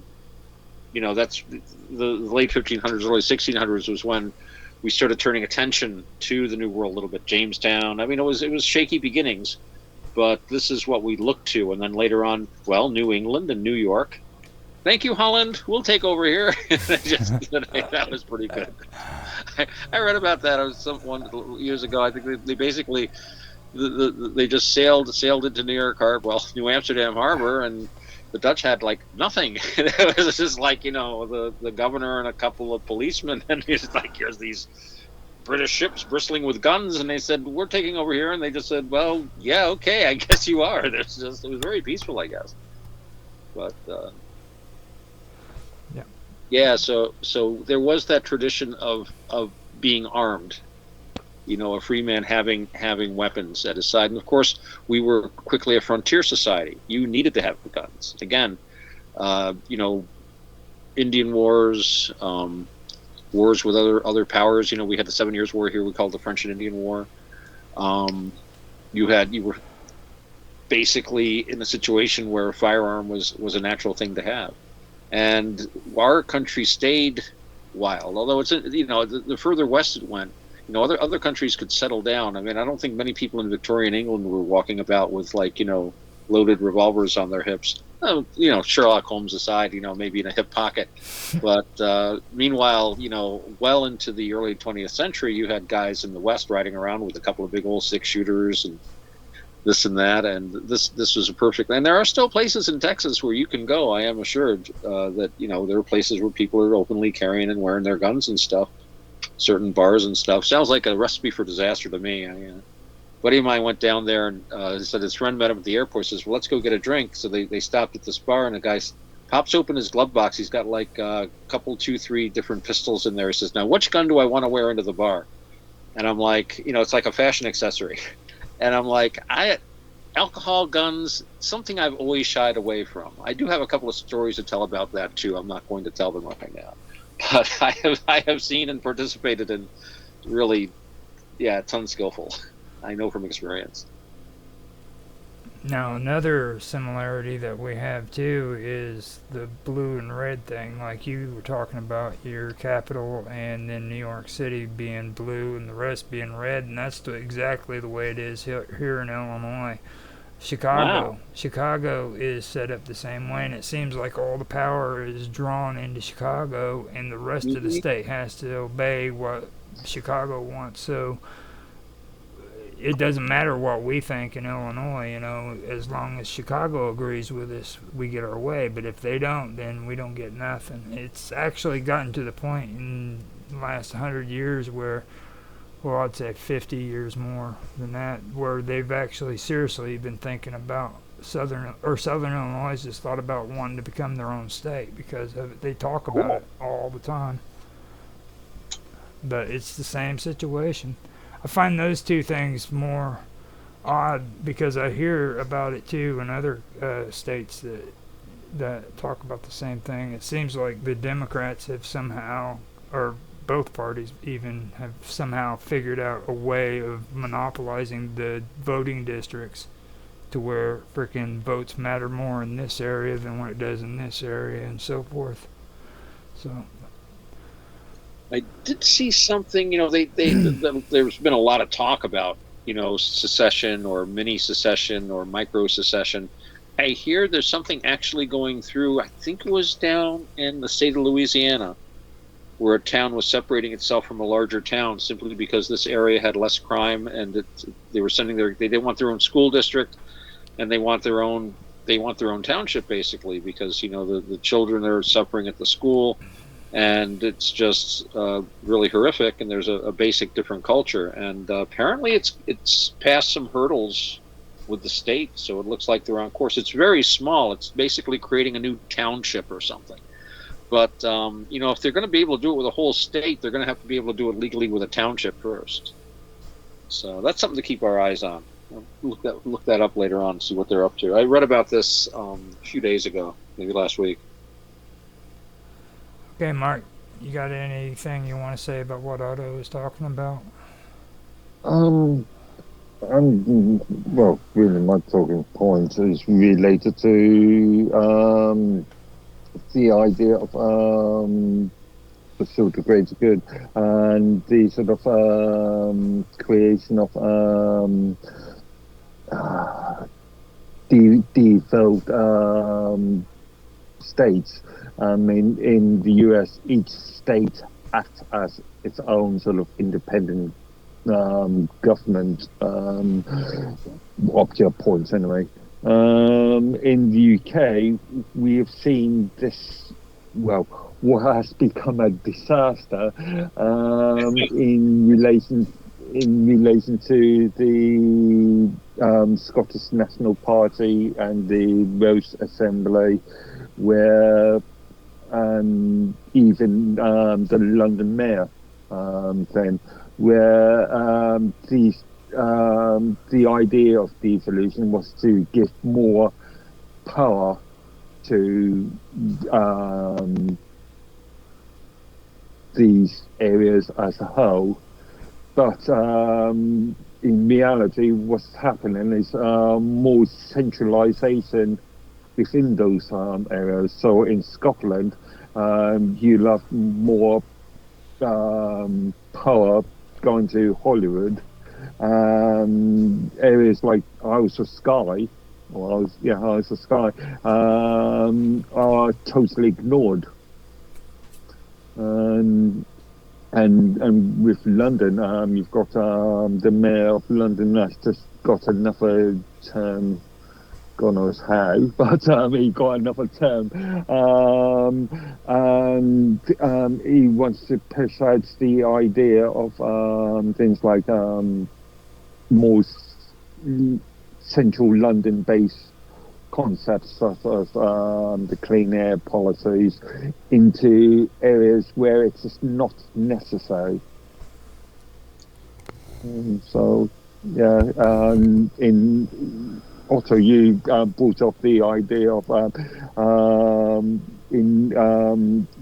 you've got a centralised viewpoint for New York City, but all the outer areas, outer boroughs, are being ignored up to a point. So, yeah, there is devolution is a good idea in some respects, but how it's, as far as I can see, in the UK, how it's being managed at the moment is more centralisation, but not from Westminster. from those other areas. Yeah, we're ignored and taxed. They do tax us, but otherwise they ignore us, and it's very frustrating because you feel like all of the wealth of upstate. I mean, yeah, some money does come back from the state, but it goes down to the state coffers, and so much of it is spent in New York City. Mostly, it's always been talked about, never going to get done. Just removing New York City, just making it its own state. It's practically a state. You know, the New York City Police Department is larger than the United States Coast Guard. They have like anti-terrorism units. They probably have jet fighter. It's an amazingly huge place. And yeah, it's just but yeah, when you've got that imbalance, I've always said we need an electoral college in New York State, so that people from upstate would have, you know, some say in selecting the governor. But it does feel, but you know, it's essentially, you're getting me thinking about the United States again, and it's like it is really like 50 different countries. And as far as I'm thinking about my own life, the federal government has almost the only real contact I have with the federal government is my taxes, federal income tax, and that's all done through the IRS. But other than that, everything that I interact with is usually either city or county government or state government. The feds have no real, I mean, technically the feds have jurisdiction. I remember this Australian guy I met once, I used to work with, and we worked at different places, but we were working together one day, and he was a pothead, and of course back then it was illegal, and he couldn't understand this, like, you know, before he came over, he researched the federal laws, and the federal laws on pot are very strict. You know, you can go to jail for just like a little joint and this and that, and it's like zero tolerance. But then he got here and he discovered that you could be in certain states and the laws were much more relaxed. And then on top of that, you have, like here in New York State, there was simply no political will to actively go after either pot or things like psychedelic mushrooms, you know, the soft psychedelics at all. You know, unless, I mean, you'd have to basically be walking down the street waving a lit joint over your head and going into the police. I remember somebody who actually went into a police station with a joint because he wanted to be a cool, rebellious, and get put in jail for it. They kicked him out. they wouldn't arrest him. It's like, get out of here. Just go. So, yeah, it can be a little confusing, but really for most people, what's happening with your state government is really, and what's really funny is I have no idea who the names are of the governors in all the states around me. But if I talk to any, and I live just a few miles from, like, you know, 3 different states, and I have friends from there, and they go on about their governor who, and I go on about my governor. They're like, who? Everybody's concentrated on their own governor. Everybody's governor sucks too. Whoever you talk to, they complain about, and I complain about ours too. So, but yeah, the federal government is really non-existent in most people's lives. Except for things like taxes mostly. Under last I checked, and again, I'm not an expert on this. This is not meant to constitute legal advice or anything like that. But the state constitution has like protection of certain rights the way the federal constitution has. But basically anything that the federal constitution or federal law doesn't cover is completely the state's jurisdiction. And also, if the state constitution and the federal constitution come into conflict about like something about a person's rights, the benefit of the state constitution is given. Basically, you have more privacy, for example, under New York state law, it's in the constitution, than you do under the federal constitution. So that trumps the federal constitution for a New York state citizen in New York state. So as long as I'm in New York, I am under the jurisdiction of the New York state constitution more than I am the federal constitution. It'll trump the federal constitution on things like that. You can't do things like introduce slavery in the state constitution. Although it'd be interesting to see them do that. I wonder what the reaction would be. But no, that would be, because it would go against federal law. It would be invalid. It wouldn't work. They would just laugh if you tried to. So yeah. So but it's interesting. The federal government isn't really a factor in your life for the most part, except for things like taxes or regulations that, you know, I mean, even like seatbelt laws. We were talking about seatbelt laws. 49 out of 50 states have seatbelt laws. One state does not. That's New Hampshire. And the federal government could not make a law covering all 50 states for seatbelts. So what they did was the federal government does provide a lot of money to states for highways. So they basically did something which tied highway funds to passing a seatbelt law. So each state legislature was told, if you want the money this year, you got to pass the law. Every state except New Hampshire lined right up, because some of them get a lot of money, hundreds of millions of dollars. So yeah, seatbelt law, and plus all the arguments, hey, it saves lives, the insurance industry loves it, blah, blah, blah, blah. So, but New Hampshire wouldn't do it. They keep your money. We're living free or dying.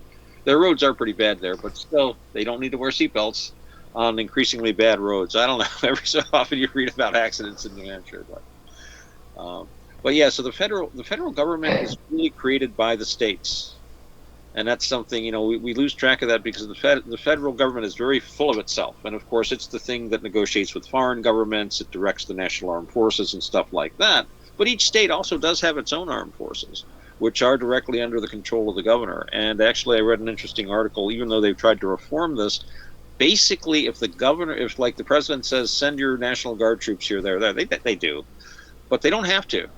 A governor could get up on his hind legs and say, no, you can't have them. So each state does have a reserve military force, and they're usually equipped about as well as cognate forces, especially nowadays where they rotate them throughout into foreign service all the time. That was never the case.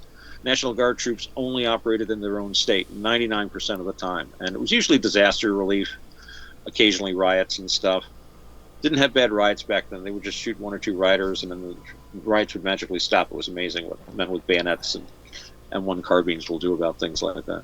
But what was the old saying? The velvet hand, but inside the iron fist.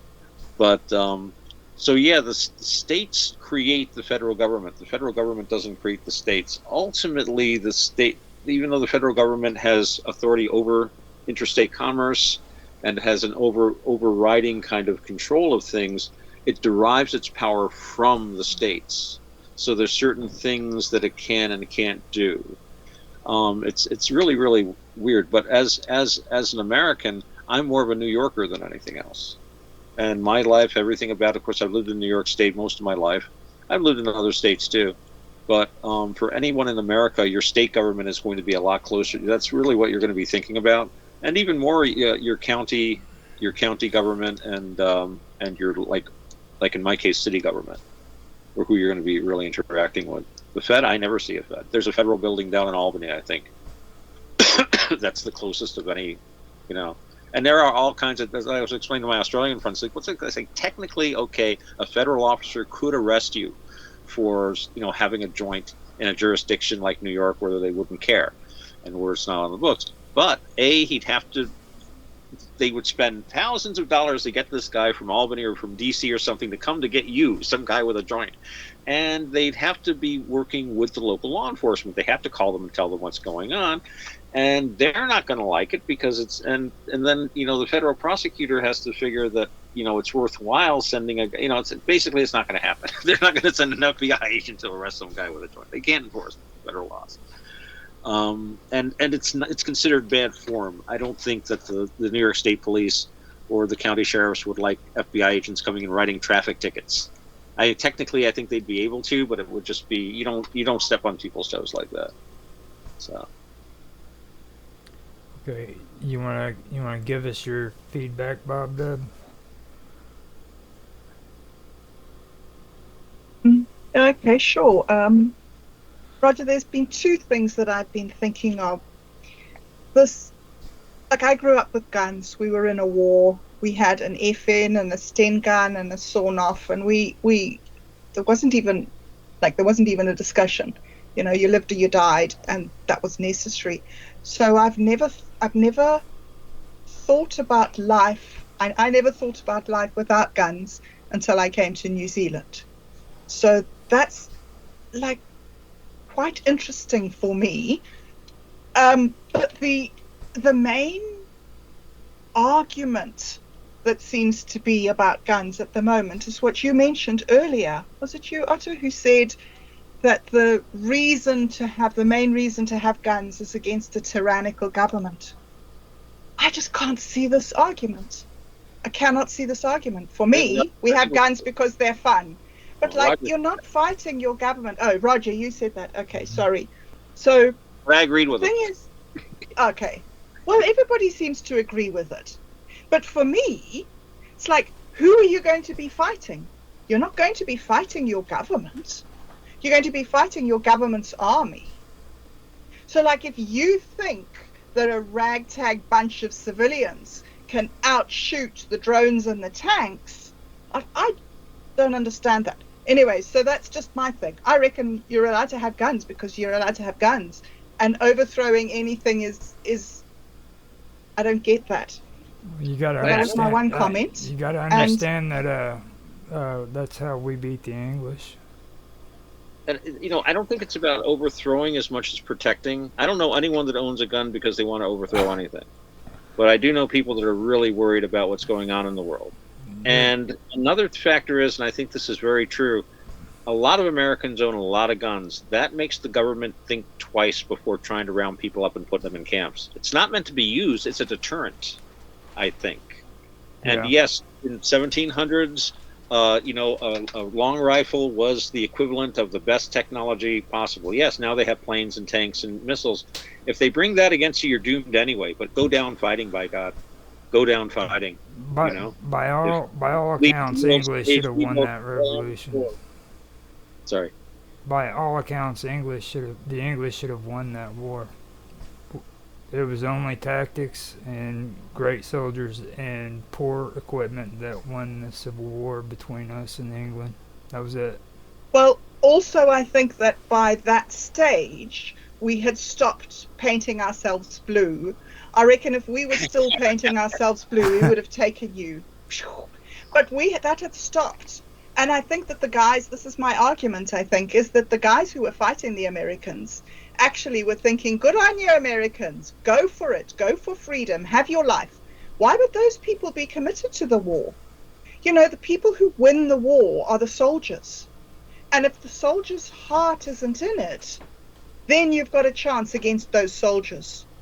So for me, if there was to come up a situation where people needed to go against the government, I would want to know where my soldiers stood with that. You know, are you guys wanting a coup? Do you generals want to overthrow this? Because, like, I don't know, it just doesn't make sense to me that the untrained people of the country have got more of a chance. And yes, I've heard the thing about the deterrent too, but like, if you are a tyrannical government, and if you are going to be tyrannical, you are going to send in your mosquito drones with poisons and nerve gases and your tanks. You're not going to send a little brigade to march through your town for a show of force, rah-de-rah-de-rah.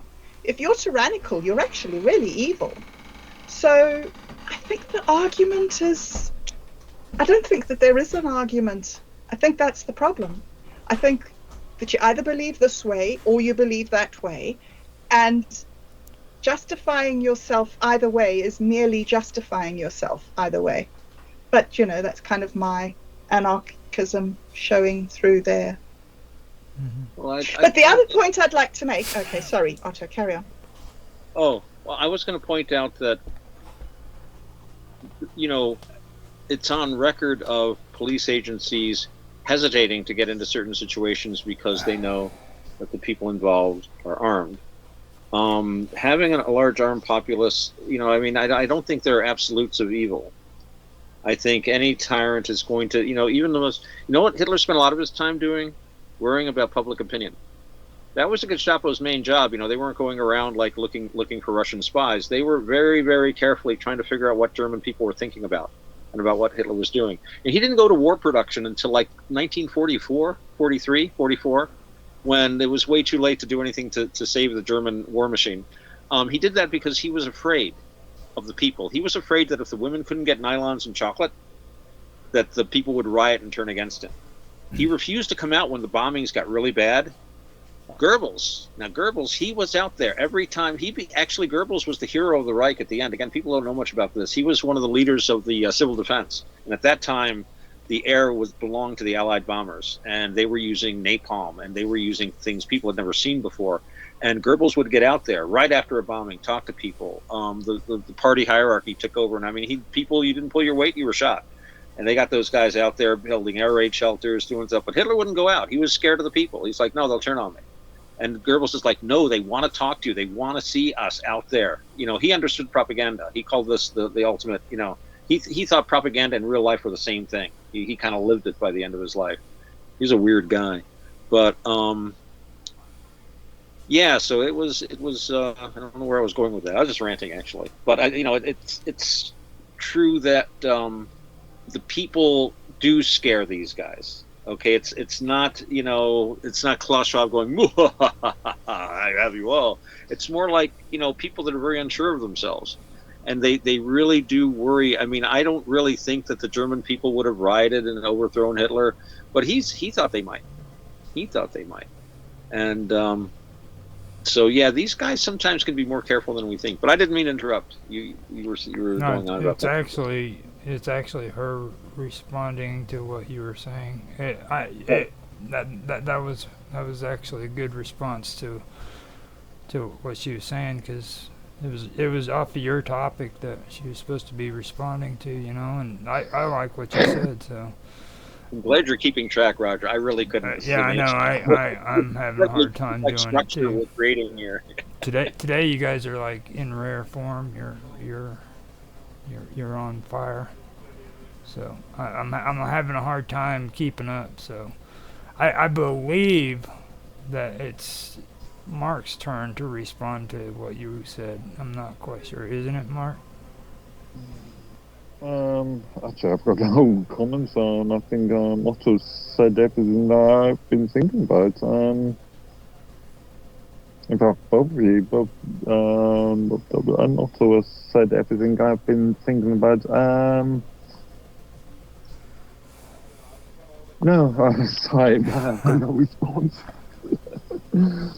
See, that last part was actually pretty good comments too, because I'm like, you see, the reason why I'm pro-gun no matter what about this situation is the fact that you look at like what Otto said about Adolf Hitler.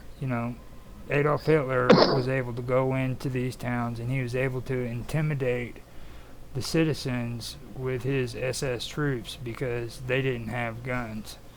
Okay, if you know anything about the stories, they would frickin' antagonize the Jews. They would antagonize the frickin' gypsies.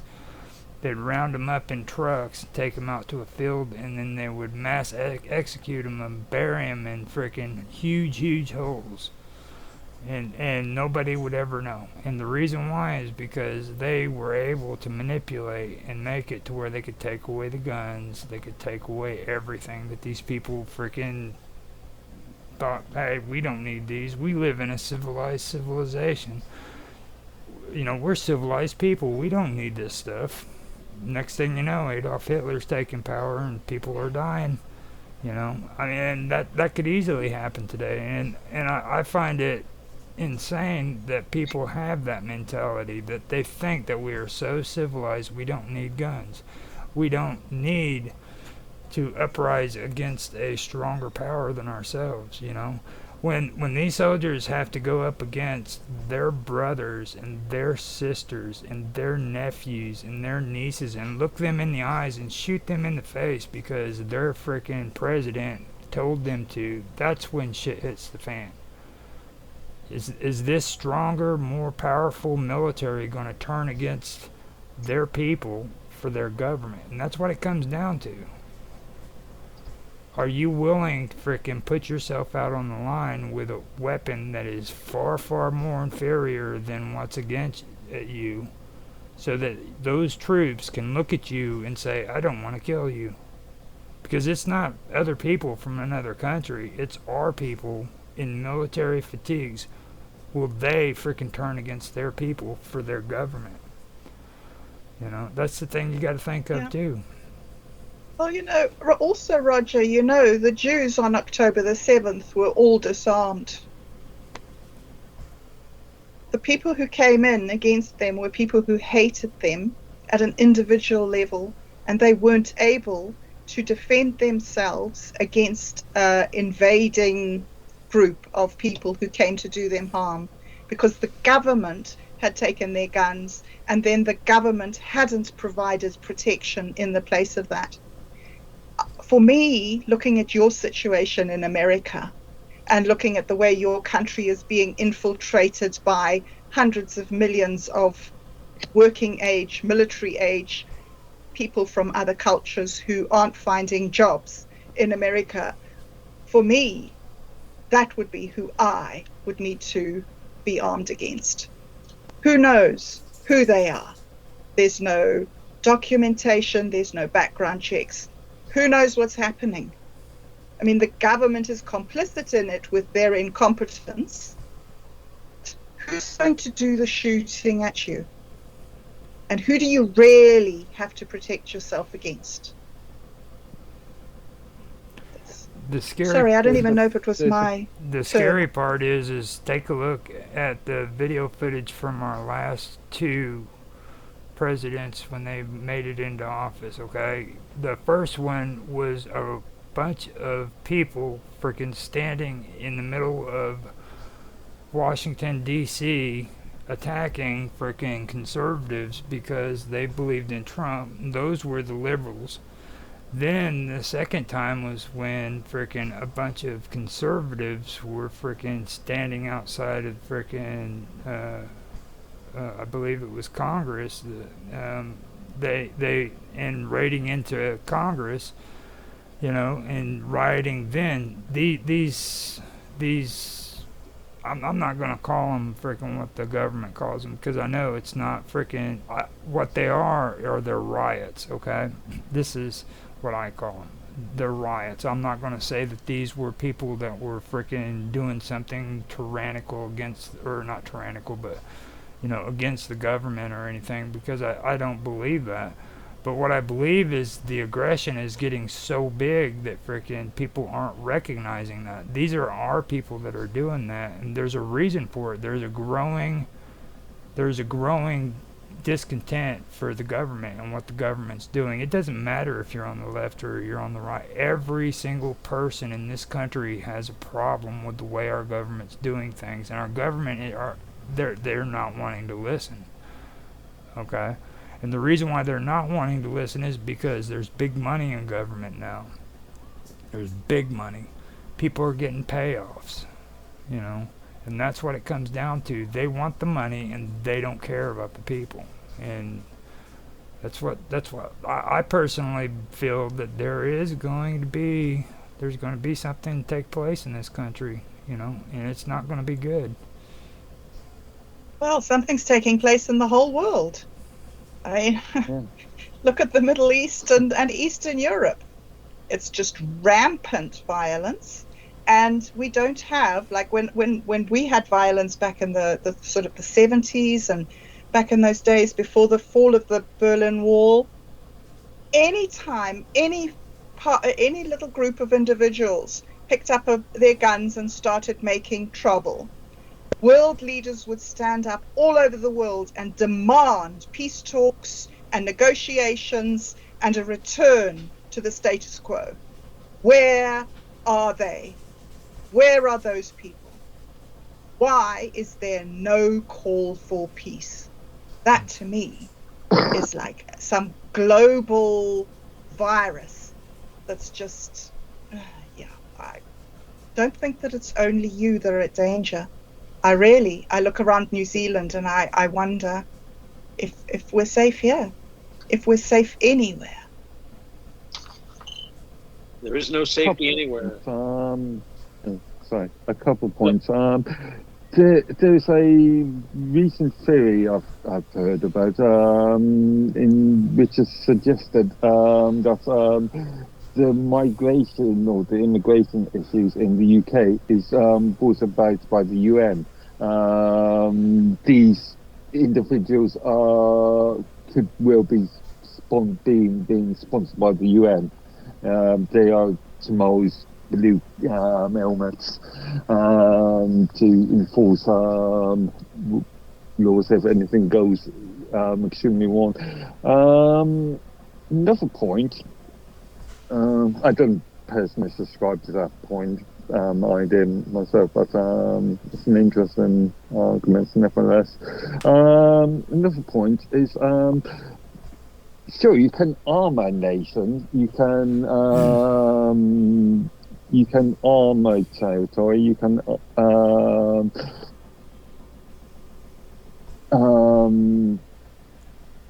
create authoritarian rules in a country that may not be of the populace interest. But if the populace are not going to be all that interested in actually defending themselves, then what's the point? I mean, we've seen this, we saw this with Australia during the COVID lockdowns, where Justin, oh, no, sorry, not Justin, what's her name? The Prime Minister of Australia at the time. Can't think. When she tried to Rudd, was it? restrict, Rudd? sorry? Yeah. Rudd? Can't think.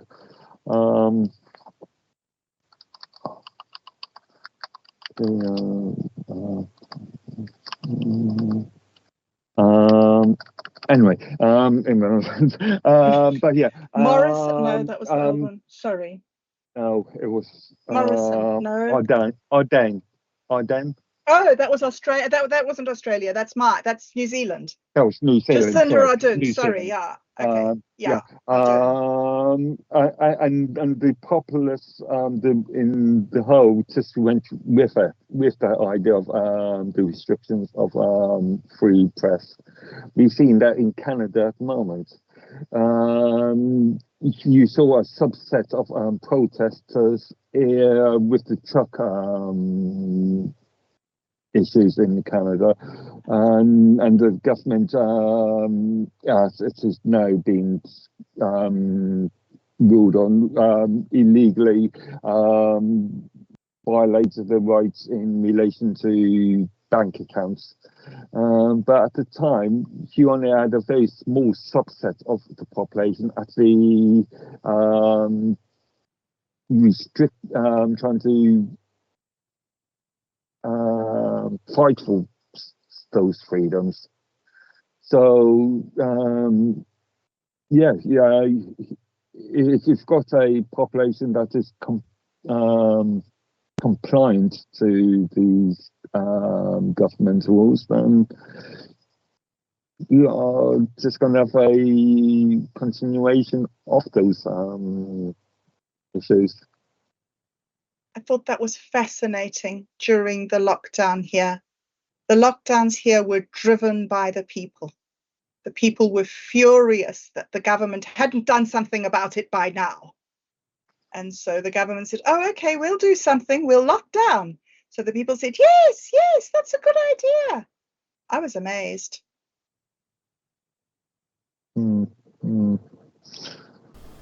Yeah, it's surprising what a little bit of fear tactics does to a population. Well, there's no army here, Mark. I don't know, there's some sort of army, but there isn't like an army. There's a small amount of sort of military people who do search and rescue and a bit of training over Ukraine and stuff like that.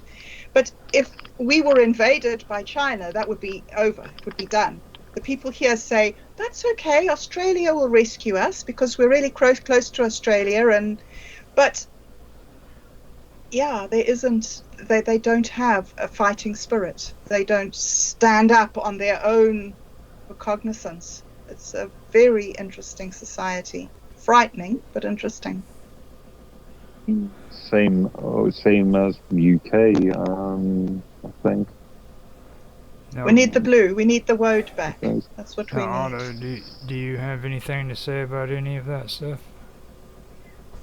Well, it's just it occurs to me what I've often thought of when I hear Bob going on about the life in New Zealand and these New Zealanders, and we've talked before about that there is the pleasant side of being in a very civil, pleasant, very soft and marshmallowy kind of a society. It's nice and cozy, but then for somebody that's seen the wider world, and as we've said, something like a 20-year civil war would make them sit up and take notice. That might, just you'd be able to talk to them a little more sanely or something, just to give them a little. When, especially when I heard that they don't like you to even have candles, much less campfires. And I burn a fire It's in the backyard. intense. Everything around here, you can look out, and there's probably a dozen fires inside of people have campfires. They cook out here. All it's very. I've got a little metal fireplace thingy myself that I use. I use it to clean my clay pipes, which is interesting. I learned a lot about clay pipes. They used to tell us that they would break off the tips so you could have like a fresh smoke each time. It's like nonsense. They never did that. What they do is they put them in a special rack in the fireplace every night, and it just cooks all the tobacco resins and stuff out of it, and you've got a nice clean smoke the next day. So yeah, I bet that'd be probably illegal to clean your clay tobacco pipes on an open fire in your backyard in New Zealand. Well, they were trying to make it illegal to have cigarettes at all. So yeah. Anyway, it's fascinating, the balance between the coziness and you're right. The marshmallowiness. I like marshmallows too, but not all the time. Not for breakfast. Yeah. No. Yeah.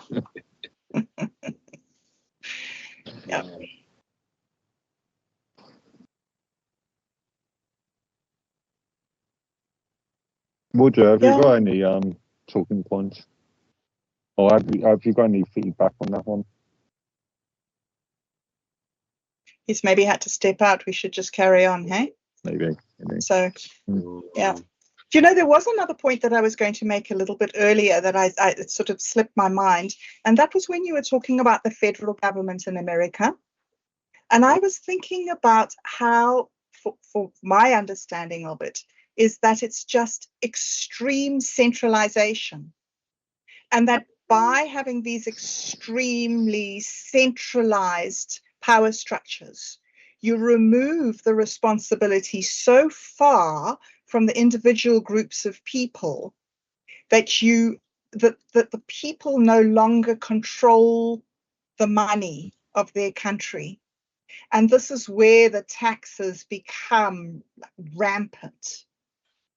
And I was thinking that's another one of my arguments towards decentralization, is make communities more responsible for what's going on and have government do your admin for you.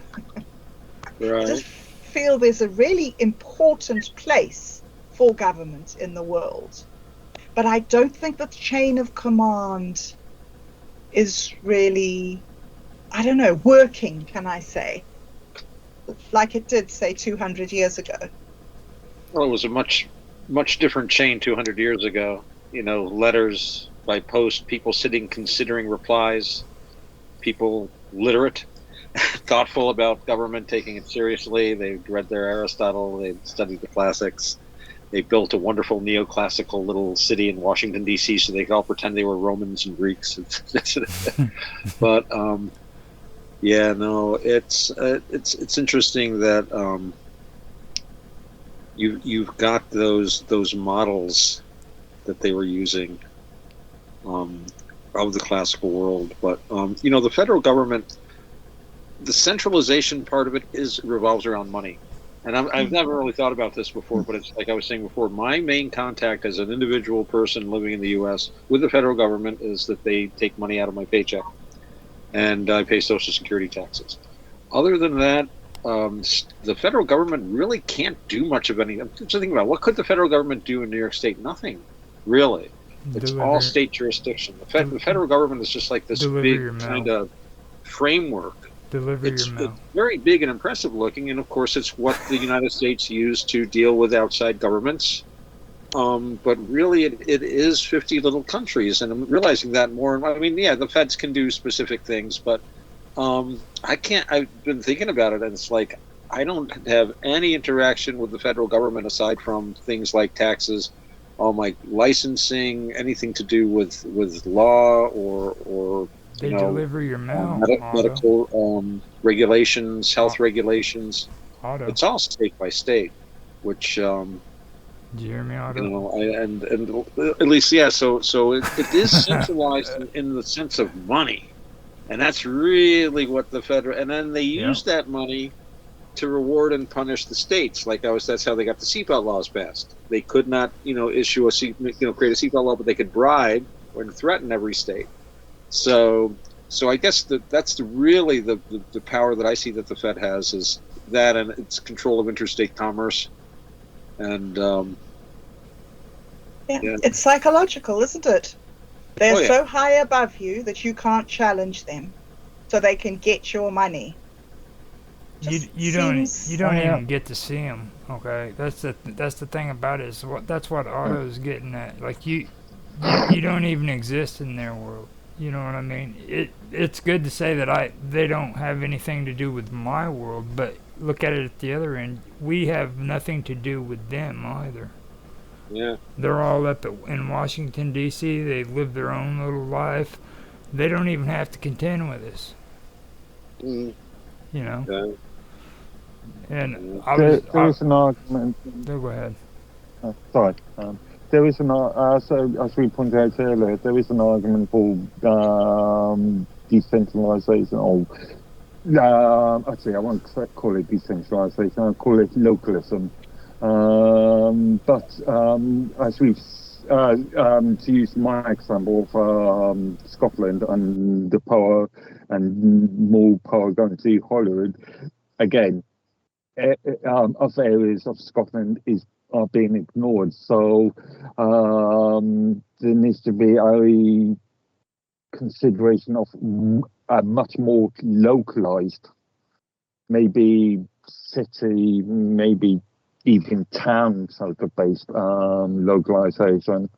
I mean, what is good for, let's say, Hollywood is not good for, may not be good for the eyes of Sky, and vice versa.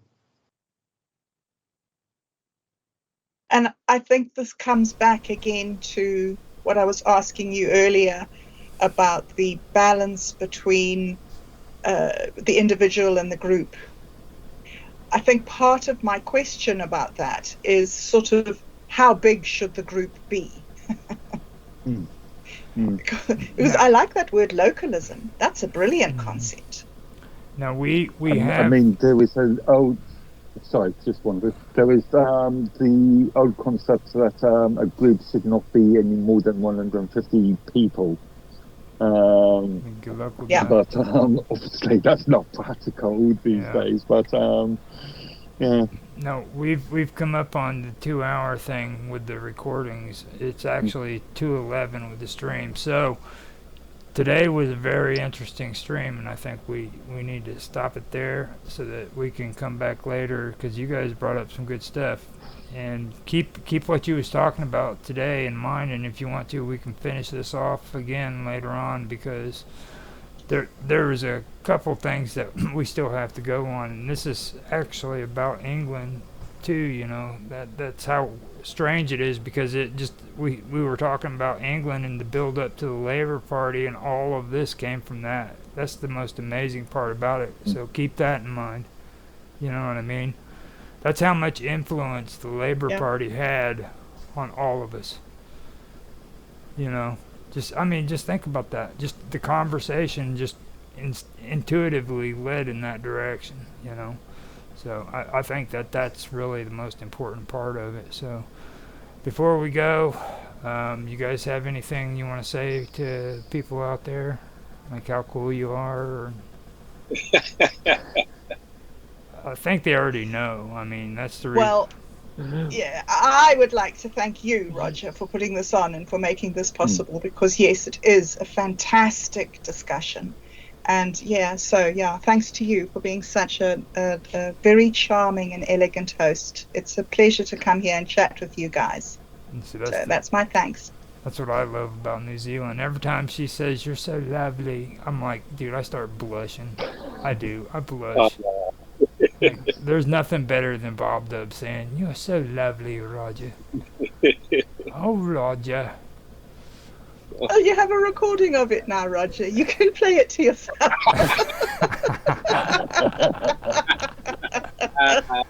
What about Oh, you? What about you two? You okay? You want to say you two want to say something? I mean, Oh, well, thanks everyone for being here, and especially let's thank young Sir Reginald de Wessex, who has been sleeping nicely behind Yes. Bob. It's been a he's very loving important mascot for us the whole time. it. Yeah, he has. I think that's. I'm amazed. I think he was there the whole time with us. So, Yeah, he was. oh, Sir Reg, what a good boy. But thanks everyone for being here. Glad I was able to make it. It kind of slipped my mind, and I was out. I had to go and visit my mom, and then I went to the store and I saw some people, and I had wacky traffic. This, that. Got here. I looked at my phone, and Bob was like, "Were you going to do that?" I'm like, what time? Oh, okay, quick, send me a link. And it came in running around, so just in time. Yeah. Well, just to let you know too, it wasn't that I got anxious either, Bob. What it was is I was an idiot, and like Mark's trying to tell me I need a calendar, because I do need a calendar because I freaking got the time mixed up. I started setting everything up for 5 o'clock when it was actually 6 o'clock. Oh. And I know that now because, like, Otto especially started going through the same routine he did last week. It was the same thing down to the T, and then the clincher was when freaking Bob Dub said she's going to go get some chai. And I remembered I brought it up to her last week, so that's like, oh, that was me. I messed up. So you weren't late. I was early. Well, it was lovely being early with you, Roger. Oh, thank you. Now, what about you, Mark? Again, I just want to reiterate, it's been an interesting conversation, and yeah, it's been fun. That's motivating. I feel really good about that. Have you?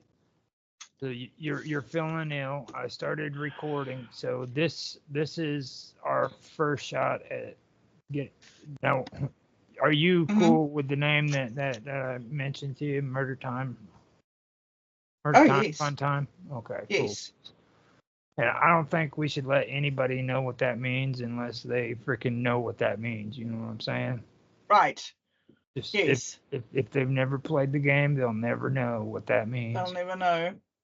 I think. All right. I think that's quite good. It's, yeah. Now that Murder Time, Fun Time is good. Okay, cool. So now that we've covered that, let's get to the anal probing, dude. That's where we wanted to go. You know that is, dude. It's like that's what it's all about. Do you know, Roger, once I was having this therapy stuff, and this guy, he was doing all this down my back. He was doing all this on the little things down my spine. And he said, now listen, the problem that you really have is that your core is weak. And I need you to like squeeze up all the bottom muscles of the bottom of your stomach. He said, there's a really good way to know which muscles to squeeze. You just imagine that somebody's going to stick a broomstick up your ass and you feel everything clench. Now, when you clench, that's the muscles that I said, you know what? I've never actually considered what it feels like to have somebody wanting to stick a broomstick up my ass. And he looked at me with such shock and surprise, like, what is wrong with you, woman? I'm giving you my best explanation. I'm Anyway. amazed just by hearing that. I cannot believe. This is New Zealand. I was just completely freaking mortified by that. That was. He literally told you that the best thing to do is stick a broomstick up your ass. No, imagine. No. Oh, imagine. Imagine that somebody was going to do it to me and I was frightened and I clenched all my muscles. And So then exercise those muscles by clenching. Okay, so Yeah. let's use that as a note. That is a note. Ooh. We're going to get very descriptive on this anal probing that happens. Oh dear. Okay, I don't know, Roger. All right. I think that's very cruel of you to virtually anal probe one of your friends. Dude, I think it's cool. This is Alien. Okay. This is All right. Aliens. This is Aliens. Well, yes, you are aliens, that's for sure. Okay, let's do this thing. What do we do first? Okay, so the secret to this is we have got to figure out the best place to freaking anally probe Minds Gaming. And I found out, or I realized in here he goes by Mike on there, so. Yes, well, he's Mike. He's Mike and Dan. Yeah. Okay, so I was calling him Minds Gaming, but I guess Mike would be better. Change to well, it's easier to type and it's easier for the show. Yeah. Yeah, because it's Mike and Dan's apartment. So. Yeah. So like right here, the one issue I have, I can read this and go through it and see. Okay, he says the lounge is a hub of international mingling, neon signs casting a galactic glow over the patrons from across the universe. Dan and Mike beam in, their suits crinkling like space foil, eyes wide with cosmic wonder. They float over to the bar and signal the bartender. Now, here's where I'm wondering, like he says, what's the tell Star Voyagers? Okay, and I wanted to change that to what's the tell Star Voyagers instead of what they had. And then it goes on to say, you look like you've just dodged a black hole. And this is where I'm wondering, was there a past episode that freaking had you're close? We've been through a wormhole of weirdness. No, that's new. Is that new? I think. So, although weirdness is weird, and the word weird is very, very common and comes up often. So weird is good. Now, I'm thinking the weirdness should come after this point. You know what I'm saying? Right. Yes. Yes. Instead of being introduced at the beginning, it's quite weird because, like, why were they in spacesuits and where were they coming from and what's going on? The aliens. Yeah, it's a bit confused, the script.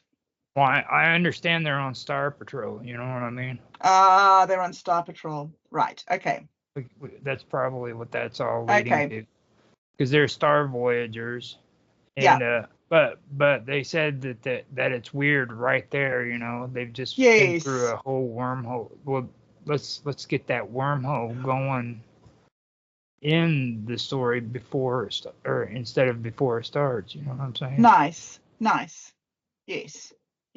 We can say, like, when he's getting anally probed, like, during that whole process, that's when the whole wormhole of weirdness began. Ah, the wormhole opens up. Mm-hmm.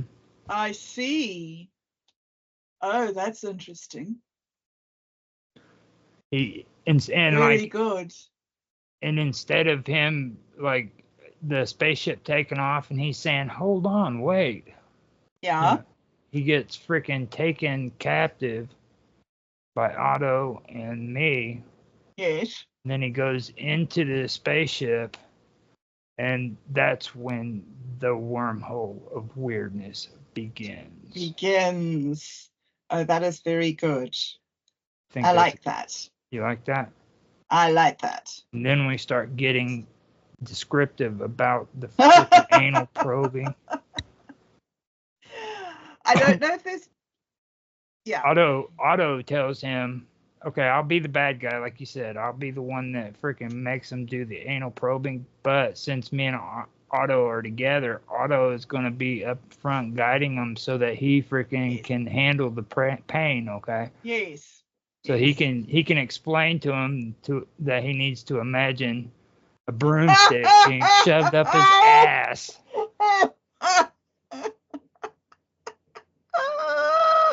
relax the muscles. Just relax all the muscles. I like it. I see, dude. I mean, I'm telling you, that's some. How could Mike or how come Minds Gaming not freaking like that story, dude? You know what I mean? Oh dear, poor old Mike. He said, "I know it's going to be me." Did you hear him at the meeting? I know it's going to be me.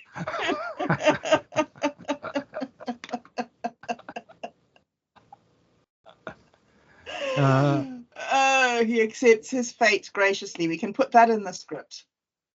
You can put that Yes. in the script somewhere. Oh, I know it's going to be me, just at the beginning. And he gracefully accepted his script. So whenever they decide to abduct somebody, he chooses to take freaking for the team. Yes. Good. Yes, he takes it for the team. Yes, he can even tell us that he's taking it for the team. Could be full of innuendo.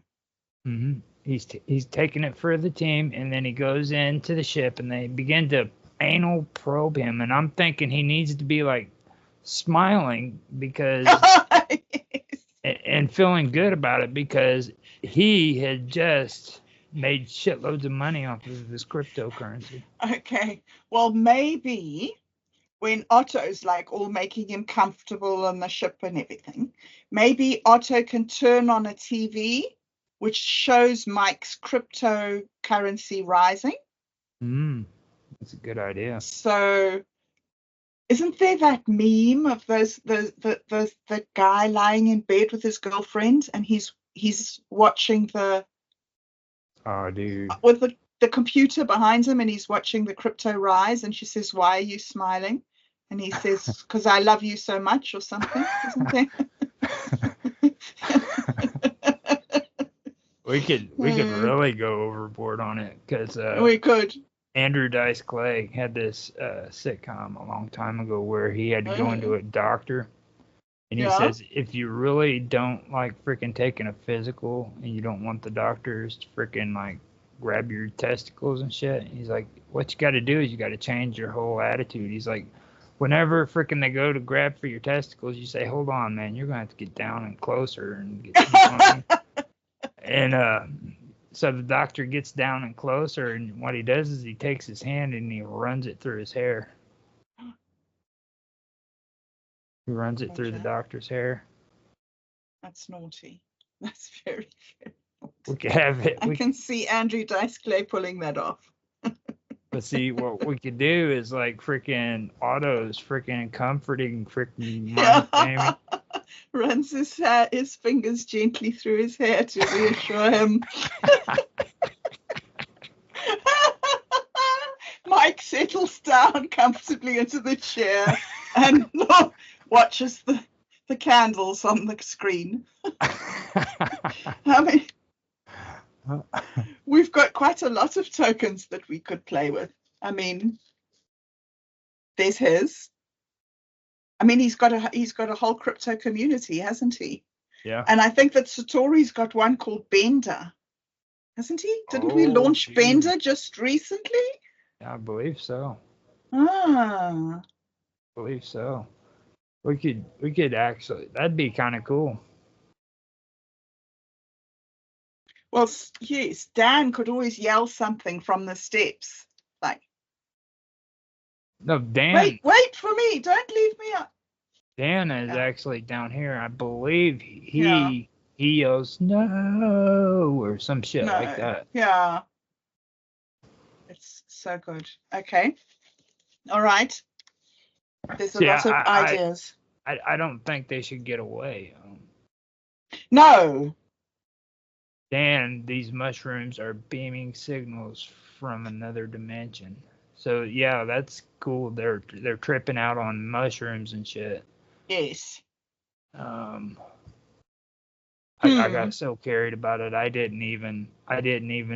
was so wanting to jump into the freaking into the anal probing. I didn't even cover the rest of it. Isn't that crazy? All right. You are so committed to anal probing, Roger. You are Well- so committed to this. Well, I mean, dude, freaking, it just crossed my mind. It's like, okay, so the wormhole of weirdness is covered then. So outshines. Okay, Xylox. Okay. Alien incognito observes them with eyes that could outshine supernovas. Okay, so instead of Xylox, it would be Roger. Yes. Roger, alien incognito. Yeah, I don't know where those new. I think that was a revision that the AI did, and the AI Yeah. brought in all these weird names. Yeah. Okay. Yeah. But then, like, that would be good right there with him. Yes. Definitely, Roger. Now, do you? Have you got the script there so I can follow you? Yeah, I've got it. Is it? Can you put it up for me? Yeah, I actually can send you a copy of it. It's on Notepad. Okay. Actually, can I add a file on here? Translate, TwinCam, stop recording, captions, react, more, share screen. Have you got a share screen there? Can Yeah, you I share your can screen? share. Let me share a screen. That'd be a good idea. Okay. Can you see All that? right. Can you see it? Okay. Yes, I can see that. Yes. Now I got to make sure. For some reason.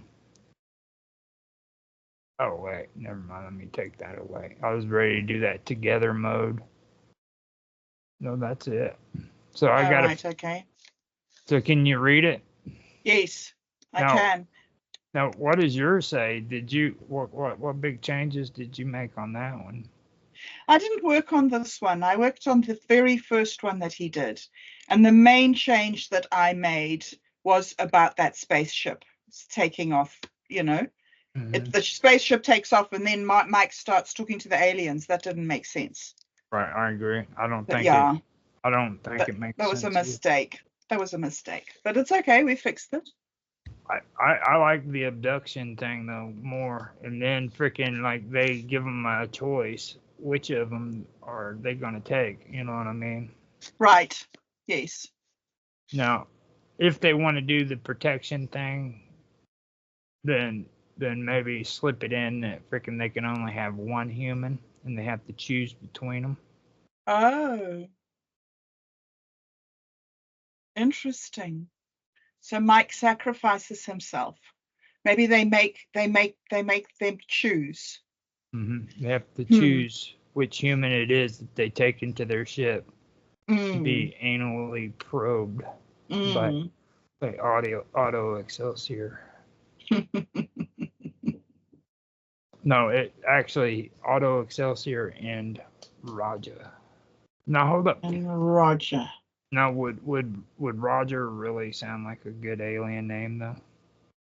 I don't know. I was wondering about what character, because I mean, this isn't going to be the only time. I mean, we are going to carry on doing this, aren't we? Mm-hmm.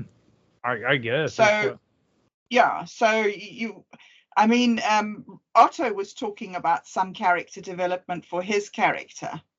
How his character could have like, I don't know if he said a book of Shakespeare in his pocket or quote something. So Otto's off on his ideas about how he can develop his character. Mike asked me if I wanted a character, and I said no, I would prefer to stay as the narrator. So my character is really the narrator. That's why I wanted you to elaborate.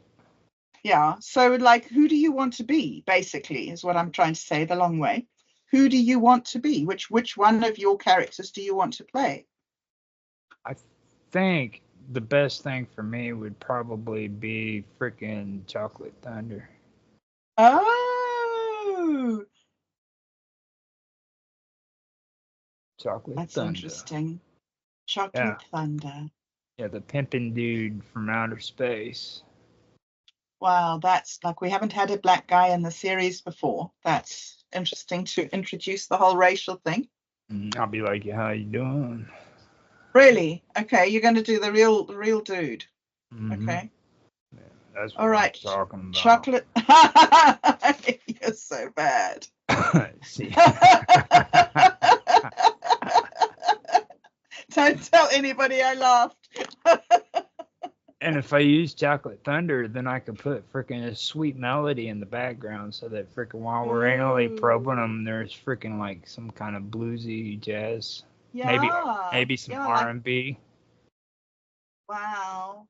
Throw up some Wasn't there a pot game? Wasn't there a pop band called Hot Chocolate or something back in the day? I don't know about all that. Hot chocolate. Chocolate pop group. I don't know. Let's see what it says to me. Hot Chocolate are a British soul band popular during the 70s and 80s. Hot chocolate. That's right. Yeah. See, right there. Chocolate Thunder. The group had at least one hit song every year on the UK singles chart from 1970 to 1984. Oh, their hits include You Sexy Thing. Oh, that's it. And then in the freaking in the narration you put as freaking Chocolate Thunder. Freaking inserted the freaking probe the song.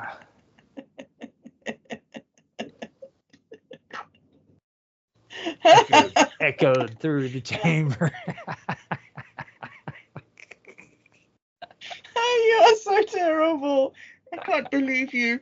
You sexy thing. We'll have to put that line in. I'll sing it even. You sexy thing. Yeah, that's what I'm talking about. This is so bad. Oh dear, here goes another one here. It started with a kiss. Is another one of theirs. Oh, that's good. Okay. That's good. Chocolate Thunder. Yeah, Chocolate Thunder's the one. Definitely hot chocolate here. Okay, Chocolate Thunder freaking whenever he freaking is first there at the bar, he looks like a hot, sexy woman. So Mike strolls over to her to make a pass at her. Oh my word! She's with Otto. Mm-hmm. And Otto's at the bar and he's busy fondling his probe. And she's jealous now of the probe. Mm-hmm. So when Mike comes up to her, she's all like pissy and like, yeah. Oh, yes, very good. Oh, you're good. Oh, you're very good. Okay, next. And then he goes, salutations, Earth specimen. Your aura is most captivating. Ooh. Instead of it being Psylocke, it's Chocolate Thunder in disguise as a beautiful woman. Yeah. May I partake in your small talk ritual? And then And then Mike, he quirks his eyebrow and he says, "I'm open to new galaxies of friendships." Sure, open. But you're tripping my alien alert alarm.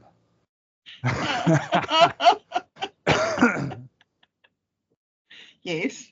And then in female form, I say merely a friendly probe. And perhaps a short excursion. Ooh. This is when Mike's survival instincts kick into hyperdrive. But before he could warp out, Chocolate Thunder's disguise glitches, exposing him as Chocolate Thunder. Your beard. Can your beard see through the glitch and like the woman, like this beard somehow? It exposes me as not a woman, but indeed Chocolate Thunder. Yes. What do you think? I love it. But The jig's up. But does Mike notice it? Well, Does Mike yeah. notice? He does. So how 'Cause does he respond? Okay, let me see. Survival instincts kick into whole overdrive, but before he can warp out, Xyloc's disguise glitches, exposing a sliver of his true extraterrestrial form, causing a Yes. ripple of gasps. No, I would just make it to where it just exposes him instead of just like a sliver, like a slight. Yeah, glimpse. no, yeah. He's- Expose. Everybody's shocked from it, you know. Yes.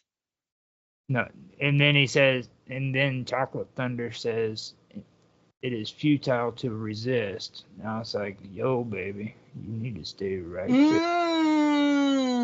Yes, nice. Yes, yo, baby that's the line. He's like, yo, baby, it's Yeah. time for you to come with me.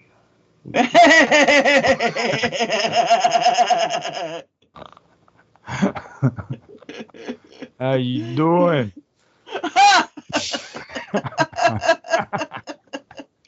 How you doing?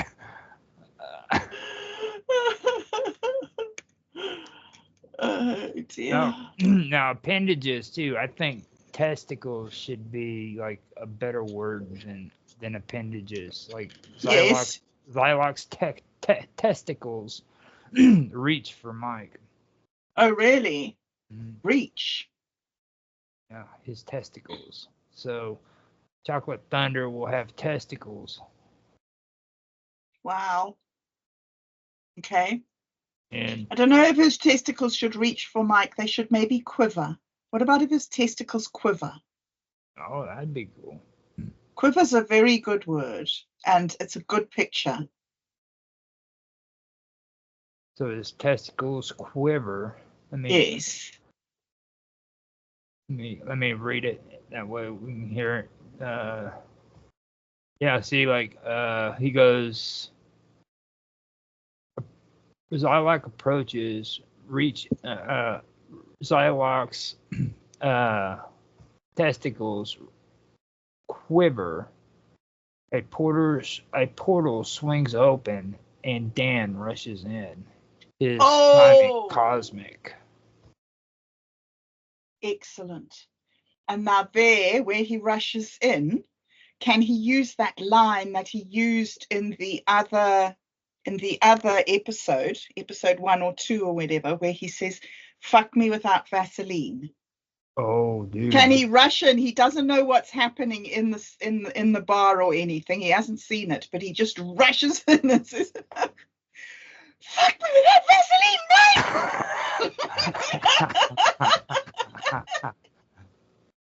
Because he said it before, so I mean, totally in character. Like, then Chocolate Thunder could say something like, "Speaking of which," yes, yes, good. Speaking of which.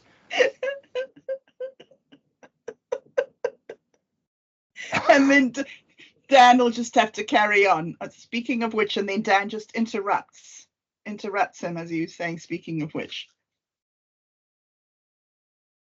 Okay, yeah, like right here we could do it instead because Dan is supposed to say, "Mike, your mental SOS pinged me. What's the issue?" Yes, brilliant.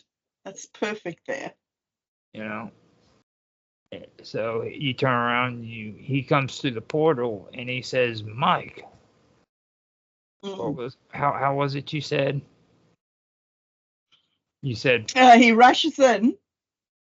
What's that line where he rushes into the bar? It's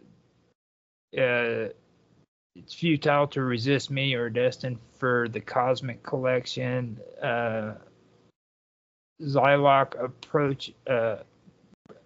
Xyloc's appendage reaches for Mike. A portal swings open and Dan rushes in. Yes. His timing cosmic. And then that's where we say, Mike, he says, "Mike, what was it? Fuck me without a with. Fuck me. Fuck me without. How does it go now? Fuck me without Vaseline, I think.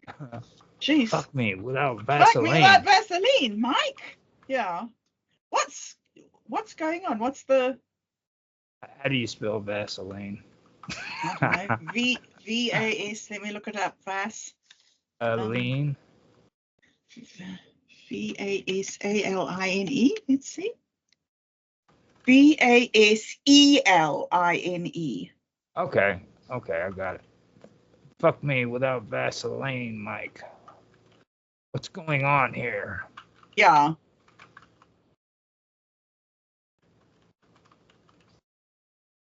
Okay. Now, in between And then there, you have to have that chocolate thunder. Have you got the chocolate thunder says, speaking of that? yeah, I'll put it in so we don't forget it. Yeah.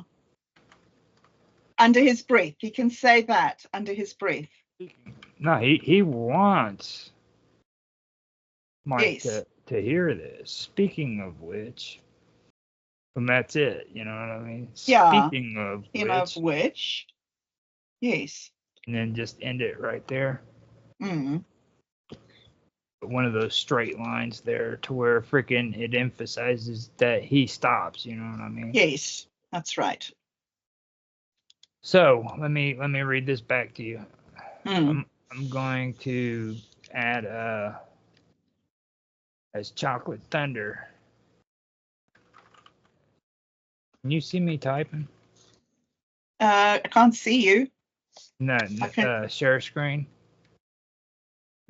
Oh, no, it's a static image here on share screen, unfortunately. That sucks. Yeah. Okay, it's Would have been nice if it share screen. No, I don't want to share my screen. What the fuck? Okay, so as chocolate thunder approaches, as chocolate thunder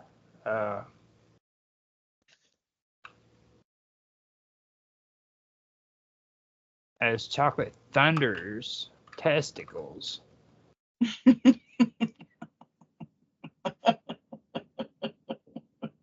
Quiver. testicles quiver, reaching for Mike. Yes.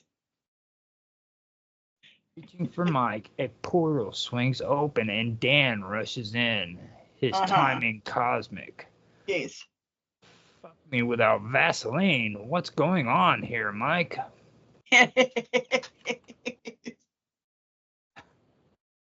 Chocolate Thunder. Speaking of which, Mm-hmm. and then Mike says, Dan, this dude's an alien. There's no question. Right. And Dan confronts Chocolate Thunder, shielding Mike. Right. Yes, that's very important that he tries to shield his friend. So Dan yeah. The unwanted and unnatural advances. Yes, indeed. Okay, so we're gonna do Dan confronts Chocolate Thunder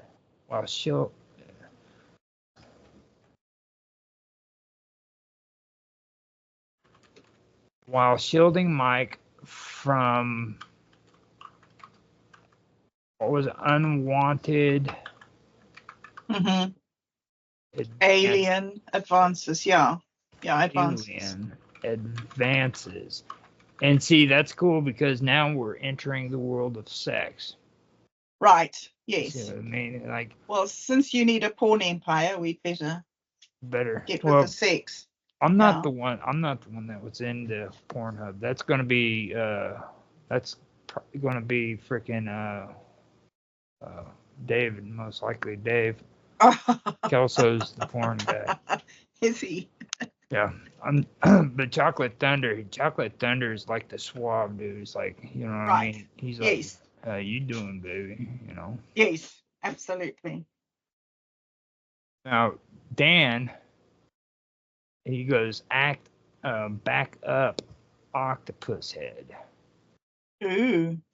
Yes. This human's not on your specimen list. Right. Okay, so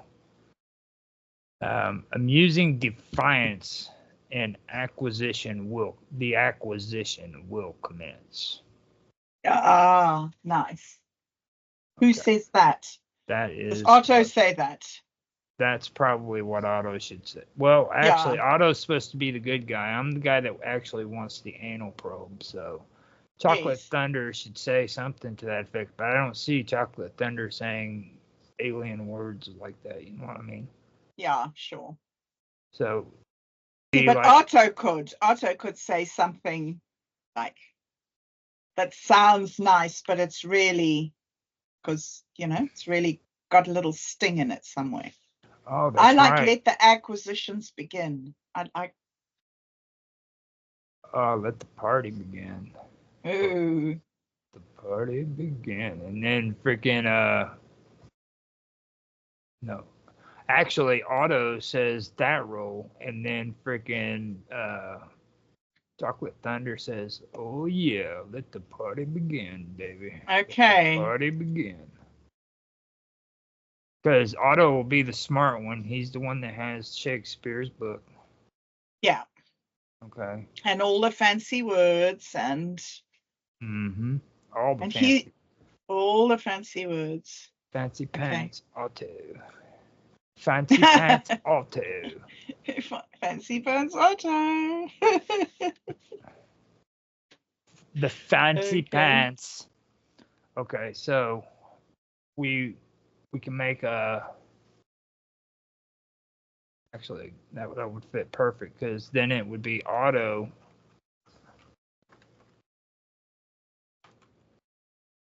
And Otto says, amusing defiance, the acquisition will begin. The tension Yes. is electric. Okay, now I'm going to add in right here, Chocolate Thunder follows up with it. Chocolate Thunder follows Chocolate Thunder and goes, oh baby, oh yeah. Oh yeah. That's what. I'm going to spell it what, W-A-T. What Yes. I'm talking about. And Oh, bout is good. B-O-U-T. Good. Very good. And then the tension is electric. The lounge patrons suspended in a moment of zero gravity. Vinny intervenes. His tone is steady as a pulsar. Easy now. Let's not fracture the fabric of reality. Oh, do better. He'll get that one right. Take your scuffle beyond the exosphere, if you please. Mm-hmm. Now the clash spills onto the streets, escalating into an epic space opera.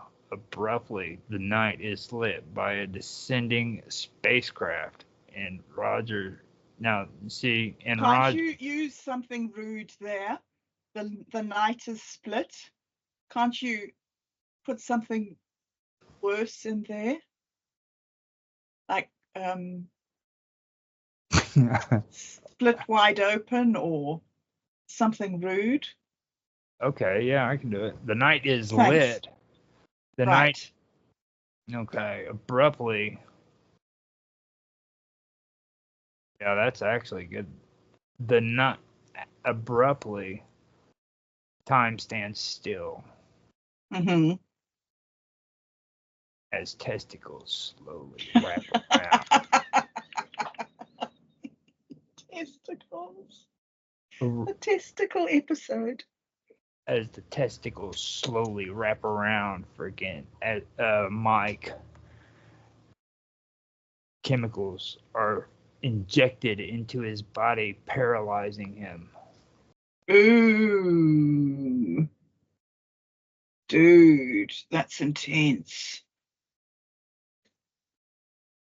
I seen that off of like a pornographic video game.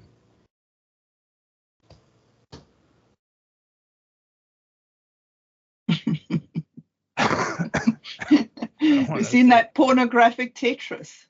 No, it was worse than Tetris. Trust Oh, me. really? Way worse than that. So the night is lit by a descending spacecraft. Mm-hmm. And now we don't need a spacecraft coming in, if you ask me, because like Otto's gonna be there in the bar with us. Yeah, I know. Yeah. You know what I mean? So we could make it like a scene where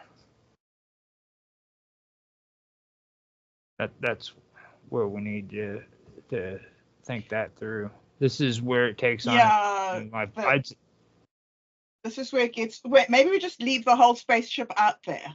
We don't need the spaceship there. Hey. Hey, that's true. That is true. We don't really need the spaceship. We can just do the anal probing right there in the bar. That's right, in the alley. Well, we're in the alley. Yeah, in the alley. Actually, I mean, alley's a good place. It did for go an out. anal probe. It did go out to the alley. It did spill out there, didn't it? The clash spills out onto the streets. Mm-hmm. So it's in the streets. So right there at the front entranceway to freaking the bar. Ooh. In the street lights. As the street light gleams down, and Mike is bent over the top of old, smelly garbage cans. Oh dear, I'm sorry, Mike. I'm so sorry. It's not me. I didn't do it. I'm not complicit in your torture. I'm just planning it in grotesque detail. He smiles in satisfaction. Okay. Because he knows that his mint me has gone up in value. Well, maybe he's squinting through the window into the pub. And he smiles in satisfaction as he squints through the back window and sees Vinny's TV screen. Yeah. No, maybe it's getting too complicated. Showing the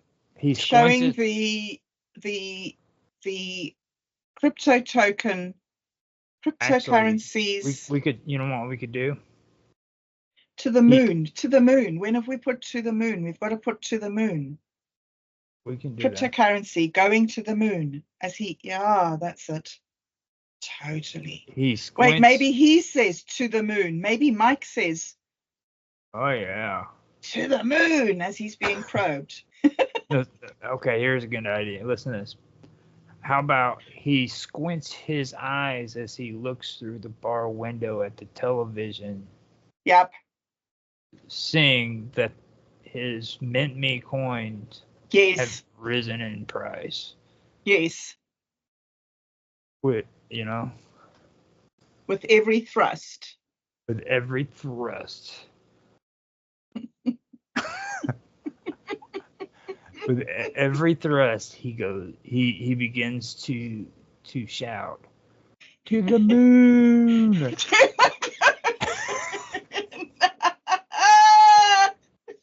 Let's go, boys!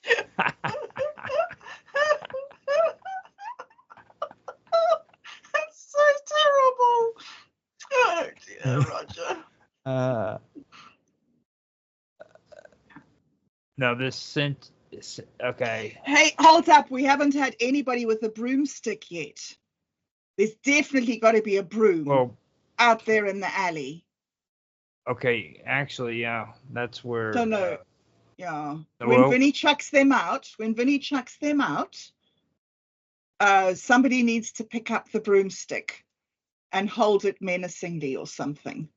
Maybe Dan can pick up the broomstick and hold it out menacingly towards Chocolate Thunder. Maybe Chocolate Thunder will respond to the broomstick by having another testicle quiver. It's getting too elaborate. It's getting too elaborate. We should stay with what we've got. Hold up. This actually would work out. The clash spills out onto the streets, escalating into an epic space opera. Woohoo! Abruptly, the night. Okay, we gotta get rid of that. Yeah. Where the spaceship descends, and Xylox. Okay, Otto speaks up. Mm-hmm. So Otto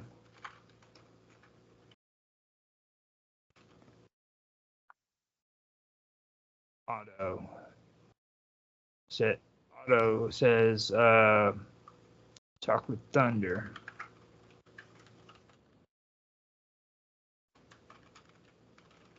The High Council has spoken. Earthlings are a protected species. Mm-hmm. And we can only choose one. Mm-hmm. I would like a piece to say here. I would like you to put in a good narrator's piece in here. Mm-hmm.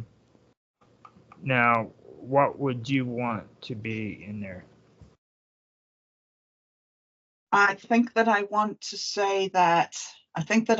give a description of Chocolate Thunder's. Otto says no, the humans aren't to be harmed, hey? Well, I've changed it around to these Earthlings are protected species. Yes. Otto says that. Yeah.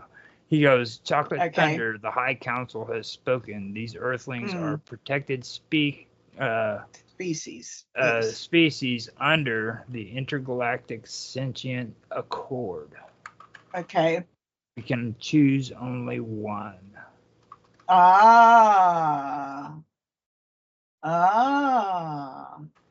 Interesting. Okay, wait, I don't want the choose only one there. I would like a narrator's piece before the choose only one. I'd like the narrator to say something like,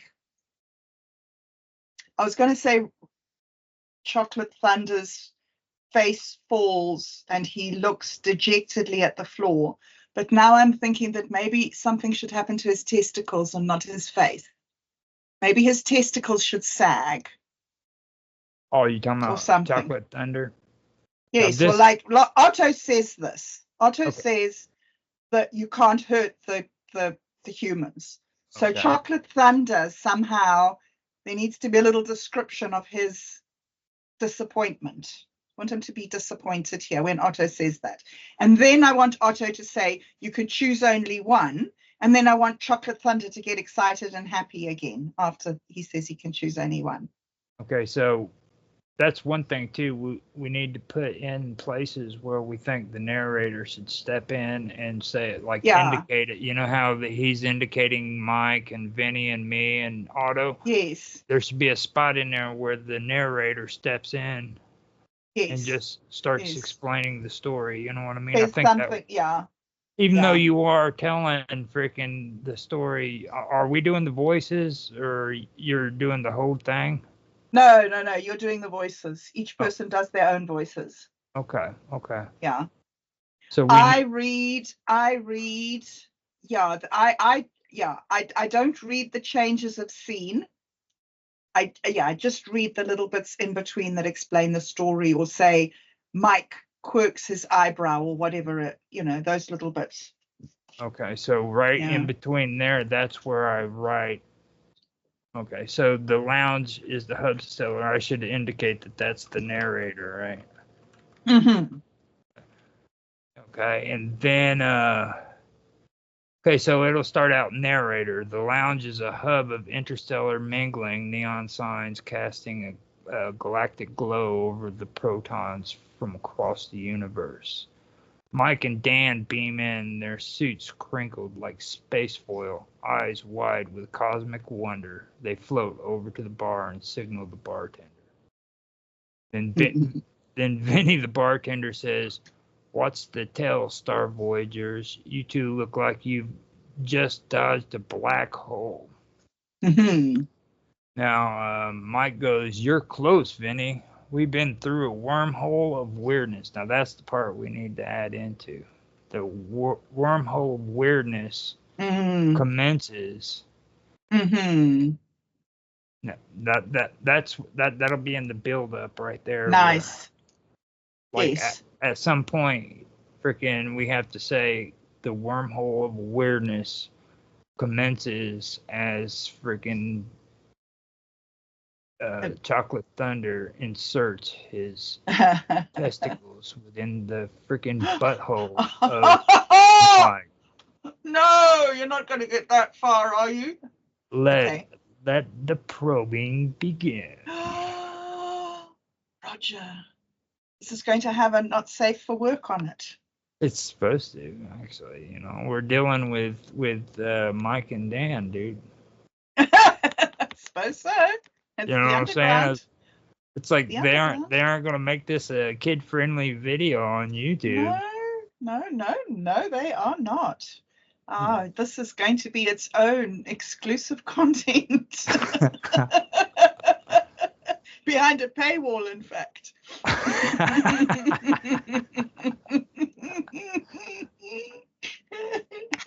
Yeah, maybe we can put that somewhere. Maybe that somebody should say, perhaps we should put this behind a paywall. Maybe Otto can say that. Otto would never say that. Otto wouldn't want a paywall. Actually, why not? It would be a good idea. All sorts of good Like Otto, words. it would be good for Otto to just say, maybe we should put this behind a paywall, right in the middle of Yeah. you know what I mean? Like, well, we're all in the street. Maybe Otto can say something to Chocolate Thunder like, "Don't you think you should use a paywall?" Or, I don't know. we should put this behind a paywall. Mm-hmm. You know? Okay, now, right here, too, I noticed going through here, this part where it says, as Chocolate Thunder's tentacles quiver. Mm-hmm. And we could have his quivering tentacles freaking be there whenever he commences the anal probing, and that'll be like freaking replacing like a metal rod being shoved up his butthole. It could be his testicles instead. Yes, his quivering testicles. Yes, quivering with excitement, maybe even. Mm-hmm. His quivering testicles. As his quivering testicles are inserted into Mike's butthole. Roger, I think they might edit these bits out. However, all we can do is... Otto looks in discernment and says, maybe we should put this behind a paywall. Yes.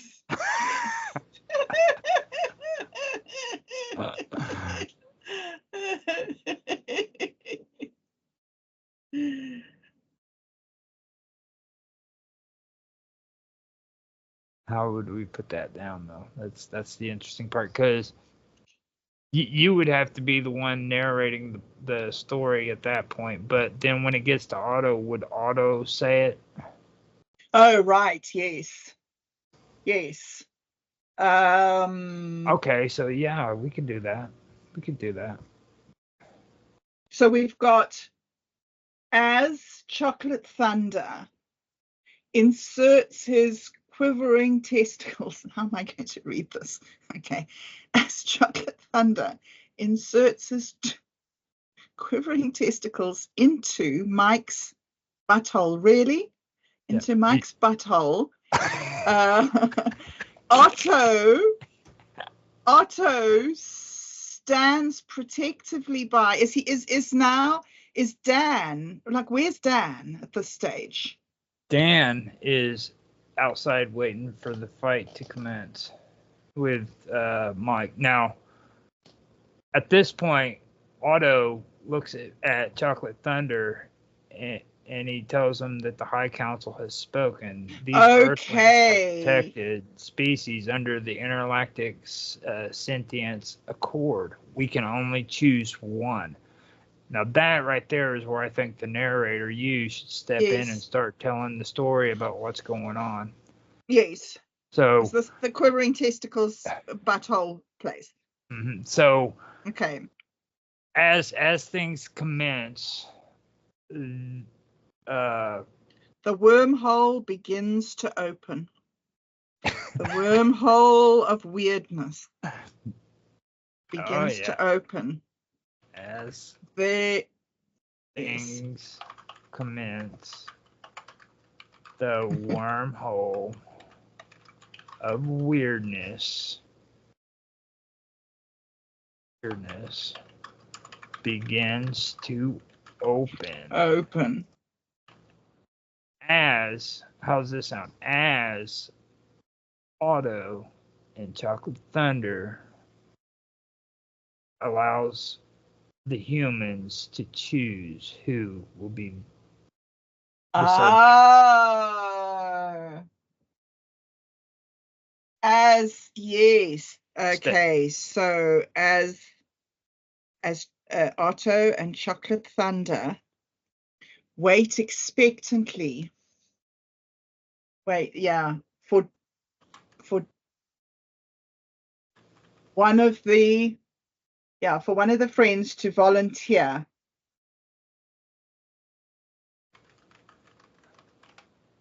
Oh yeah. So we got Mike and Dan glance at each other. Dan. Dan. Oh, wait. Dan. No, Dan hands Mike. Dan hands Mike a mushroom. Mike slowly reaches out his hand for the mushroom and says in a small voice, I guess it'll have to be me. Wait, hold up. Now, so Dan says to Mike,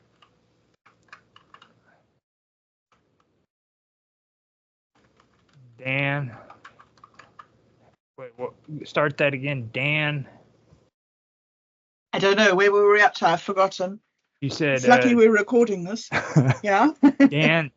Dan reaches out and hands Mike a mushroom. A mushroom. Their eyes, Their eyes lock. So their eyes meet. Their eyes meet. And Mike realizes that he has to take one for the team. Oh yeah. And Mike realizes he must take one. Team. And that's where freaking Mike says, I will do it. Yes. I will do it. For you, Dan. Yes. You beautiful man.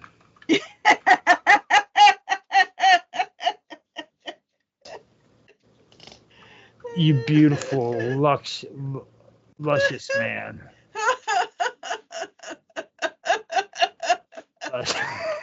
Luscious man. Then Dan says, no, Mike. You stay here. Let me do this for you. I will take it for the team. No, wait, no. We'll leave that out. We'll leave Dan out. Oh, Dan, dude. Dan. Come on, dude. Dan is... He would be the protector. He would have to come in and say freaking something like, no, man, let me do it. Let me take it for the team. Dan, yes. Well, Dan did hand him a mushroom. Yeah, that's When true. he hands him a mushroom, maybe after, maybe he has to hand him the mushroom after he says he'll take it for the team. No, I'm Maybe thinking one thing too. Okay, like we don't have to get rid of the mushroom field in the woods because after the anal probing, they find more mushrooms. yeah, or maybe Phallic-shaped mushrooms, I'm sure. or maybe after freaking they choose which one that freaking is going to be taking it for the team, freaking instead of it happening on the street, Mike is taken by Chocolate Thunder's testicles and they are beamed up to the ship. Yes. And then he reappears in the forest surrounded by mushrooms. Yes, that thing about the forest and the mushrooms, how does that hang together? Does anything important happen there with the mushrooms in the forest? I think that's where the actual abduction takes place. Oh, that's right. So there isn't an abduction up until that point. Yeah, okay. So maybe what happens now is that Mike says he'll take one for the team, but somehow Dan manages to chase them away and rescue Mike. And they think that Mike's been rescued. Because then do they go back into the pub? I'm sorry, I don't have any more of the script here. I got an idea. Yeah? I got an idea. They run. They flee. They flee. I like that. What can happen so that they can flee? They are told that freaking one of them will have to come with Chocolate Thunder and Otto to be anally probed, and it freaks them out, and they decide to run for it. So, like, Two Blades hasn't come into the story yet. I don't even know why Two Blades isn't in this script. Do you think we should leave Two Blades out? So where is Two Blades? Well, Two Blades is within the vacuum, and Two Blades is the guy from the cartel who's trying to collect the money from Dan and Mike. So maybe if Two Blades arrives right now and says he's got a prior claim on Dan and Mike, maybe that could give them the opportunity to run away or something. Or somebody's gonna have to catch them in the forest. Is what I was getting at. Like they can run and make it to the forest. Yes. I'm just trying to think of a way that they could run away. And I'm just like, if Two Blades came along and gave them a gap, then they could run. Oh, yeah. He comes speeding around the corner in his hot rod. Freaking. Yeah. Slams into the corner of the building. Totes. And he takes his guitar and he swings his guitar around. No, you know what we need to do for Within the Vacuum? Not just a guitar, dude. Okay. What? A guitar with a freaking automatic freaking rifle in it. Just like. Sound familiar? Sound like a movie? I love it. Yes. And his 3 sidekicks. Okay, his 3 sidekicks, freaking all musicians, step out of the car. I love it. That's the perfect segue. Now, as they run away, the phone must fall out of the pocket and slide into the gutter or something, because the phone, remember, it's the phone that's the problem. The wallet's on the phone. So we can just have a nod to the wallet. Okay. This is starting to build up now. I know. How many hours is it going to take us to record all this? Easy now. Let's not fracture the fabric of reality.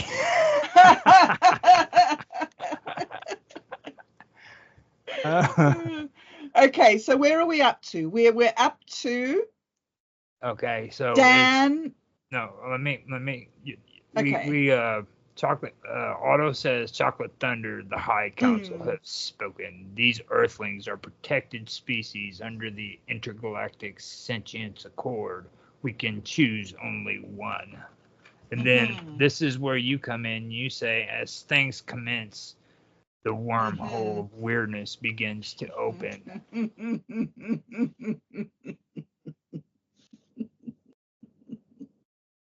Dan reaches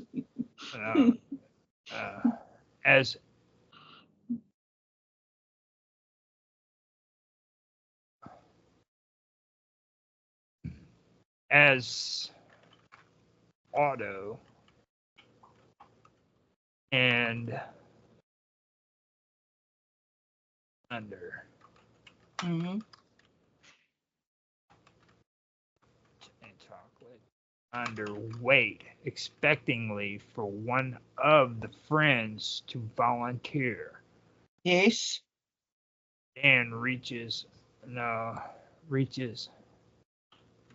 out, handing Mike a mushroom, and their eyes meet.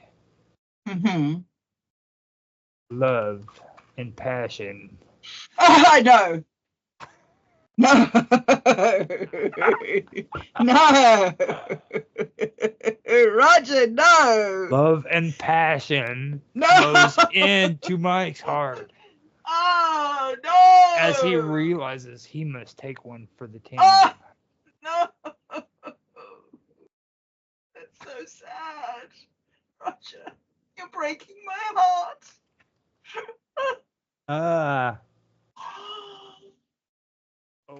Love and passion overwhelms Mike's heart as he realizes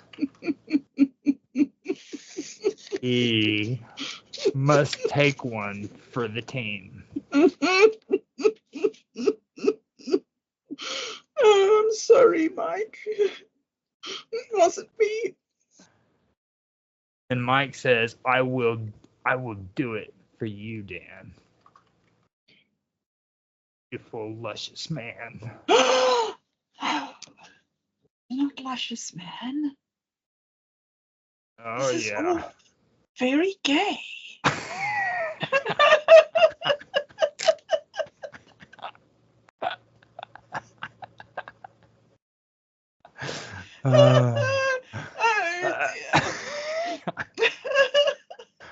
Turn it in and see what it comes out to be.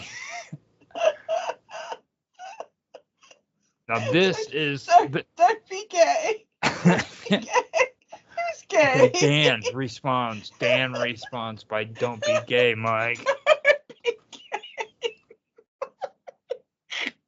Don't be gay, Mike.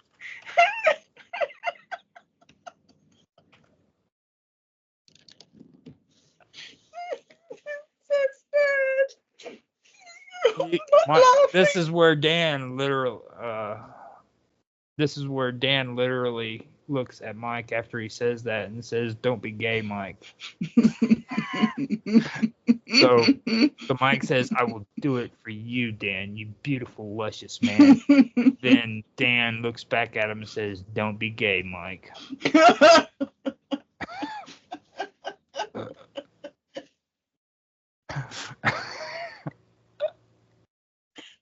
That's so silly.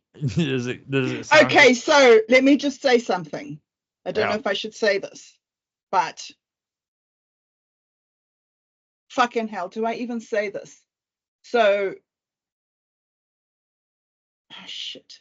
Somebody told me that Dan was gay, that Satori D is gay.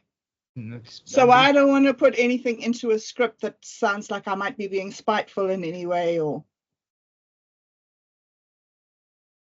just, I have to say that because I don't even know if it's true. I don't even know if it's real, but I don't want to say anything that would be unkind in any way.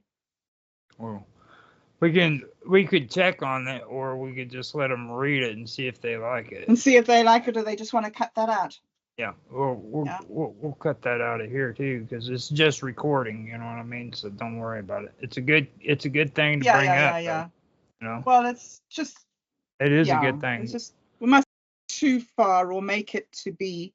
Well, look at it like this. He said, "Don't be gay, Mike." You know, I mean, That's true, and it's just a meme.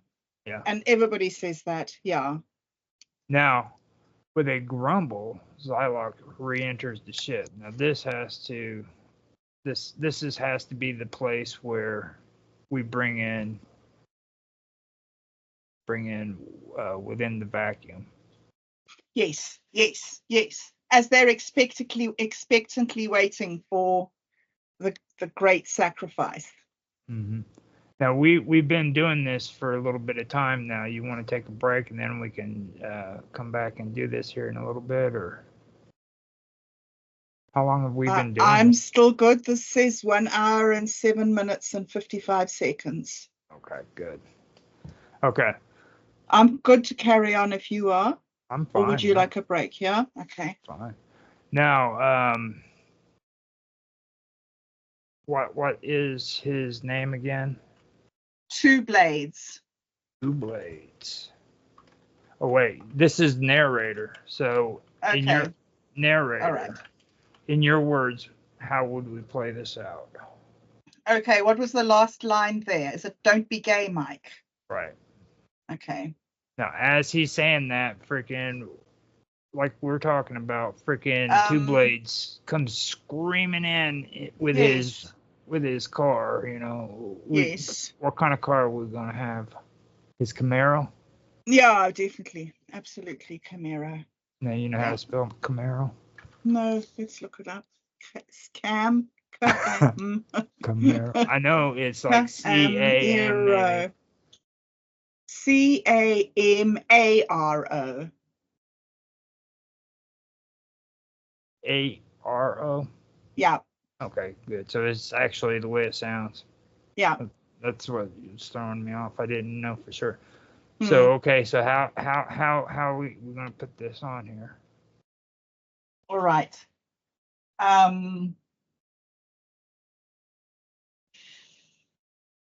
Before Mike can man up, a Camaro careens around the corner and comes to a screeching halt. Now you got me. How do you spell Kareem's? Kareem. Caree. This doesn't tell me. Kareem's. Oh, that's double A. Kareem. Move swiftly. Careen. E-E-N. Okay. It says move swiftly in an uncontrolled way. Careens around the corner, coming to a screeching halt. Screeching halt. Gotcha. Yes. Two Blades erupts from the driver's seat. Driver's seat. Swinging his guitar madly in the air. Yes. Wait. We need to build up on that. Not swinging it madly into the air. Swinging it into the air like a freaking true guitar. Hero. Guitar hero. Yes. Like a true guitar hero. Indeed. Swinging his guitar in the air like a true guitar hero. As he does, his three trusted sidekicks. Yes. Exit the vehicle behind him. Yes. Sound good? Yes. Perfect. His three mysterious. Yes.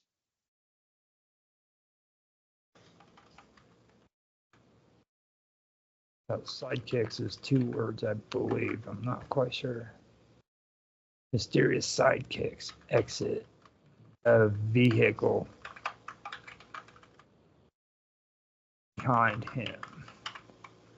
All right, so now we got to describe these. Okay, what he needs to have a guitar. Totally, he needs to have a guitar. Now I know that the other one had a freaking in the movie had a bass, and the bass was in a case, and he had rockets freaking shooting out of. Oh, well, Otto plays the bass. Maybe Otto could have a bass with rockets. He's supposed to be on my side though. No, I know. Yeah, that's a problem in the plan. Now these are mysterious guys too. We're just Yes. adding them in as We're background. just randomly adding them, and they don't speak. Right. So, all right. So a bass, One carrying a bass, a violin, a violin, and a machete. Definitely a machete. No, this machete's not a musical instrument. That's okay. He doesn't care. He is a bass, a violin, and a machete's a really good band, Otto. Okay. Roger. I'm good. I'll go with that. But you take. Okay, and then he says, and then he yells, "Kill Bill!" Okay, sorry. Okay, so exit the vehicle. One. Yes. With one carrying Mm-hmm. a bass. Mm-hmm. Now that's BASS, right? Yep. One carrying a violin. And the third carrying. And the third is a dwarf. Machete. You met the A dwarf. And a dwarf. Third, Yes. It's definitely a dwarf. a dwarf carrying how do you spell machete? Machete. Machete. That's crazy. Ete. Machete. Machete. Okay, got it. Carrying a machete. That poor freaking dwarf. He's like getting fucking screwed over, dude. You know what I'm saying? These other two have like these cool things. He steps out of the car and he's got a freaking machete. Machete. In the gunfight. Yes, it's good.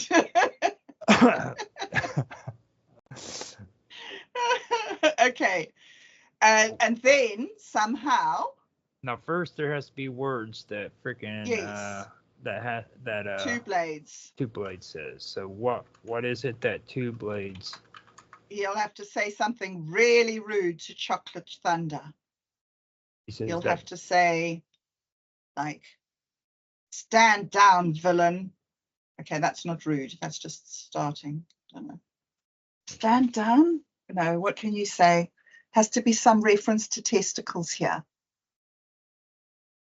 Take your testicles off of that man. Yes. He belongs to me. That's it. Perfect.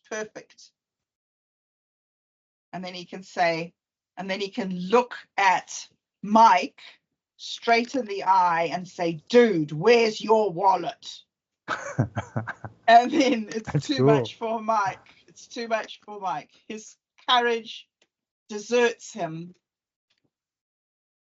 And he turns to run. Take your hands off. Or take your testicles. Off. Yes. Off of that man. Yes. He is mine. Yes. Like. And then the narrator must say something. The narrator must say the street light flickers hesitantly, and Two Blades' gold teeth glint as he grins wickedly. That'd be cool. Now, let me see. I think there was something about the streetlights that was in here, too. Oh, good. We could actually mingle that in. And we don't need like the whole bar room cheering for him, because this is supposed to be morbid. Eventually, he's going to end up in it getting an anal probing. You know what I mean? Yeah, when are we going to get to that? That was the bit you really wanted. We're really building up to that, aren't we? Yeah. Like we're going to get onto it. Well, the thing is though, is he's gonna have like freaking within the vacuum chase them away, and they're going to go into the forest. So instead of this all taking place, you know, so we can and then we can commence the anal probing. Yes, in the forest, just when they think that they're safe. And they've gotten away. And phew, they gotten away. Then suddenly, the actual action starts. Man, we're so good. We are so good. We are crafting the episode to end all episodes, aren't we? Mm-hmm. Now, Two Blades, he says, yes. Take your testicles off that man. He is mine. And he says, Mike, where's your wallet? Yes. Then, with a grumble, Chocolate Thunder re-enters his ship. Does that sound good? Yes. Retreats to his ship. Retreats to his ship. His testicles dragging along. What can happen to his testicles? I mean, he's very sad now. He was almost there. He was on the edge. Actually, what can we say about that? He was edging. What can we say there? Huh? He was almost edging? Yeah. No, it probably doesn't fit well. Maybe later. Okay, so what I've got now is, with a grumble, Chocolate Thunder retreats to the ship with his testicles dragging in the gravel.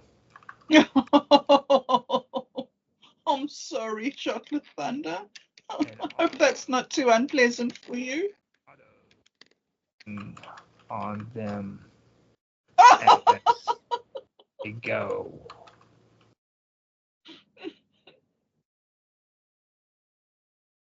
Leaving the crowd in wonder. Yes.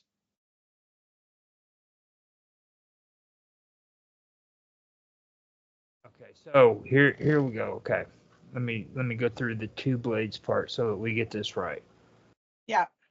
Well, actually, I like the Bill and Dan thing, so I'm going to start it there first. We'll go where we'll start with you as the narrator. So, as things commence, the wormhole of weirdness begins to open as Otto and Chocolate Thunder wait expectingly for one of the friends to volunteer. Dan reaches out, handing Mike a mushroom, and their eyes meet. Love and passion overwhelms Mike as he realizes he must take one for the team. Mike says, I will do it for you, Dan, you beautiful, luscious man. Dan says, don't be gay, Mike. Now, this is where you say, before Mike can man up, a Camaro careens around the corner, coming to a screeching halt. Two Blades erupts from the driver's seat, swinging his guitar in the air like a true guitar hero. As he does, his three mysterious sidekicks exit the vehicle behind him, one carrying a bass, one carrying a violin, and the third carrying a dwarf. No, and the third, a dwarf carrying, yeah, it was a typo. I would have messed up.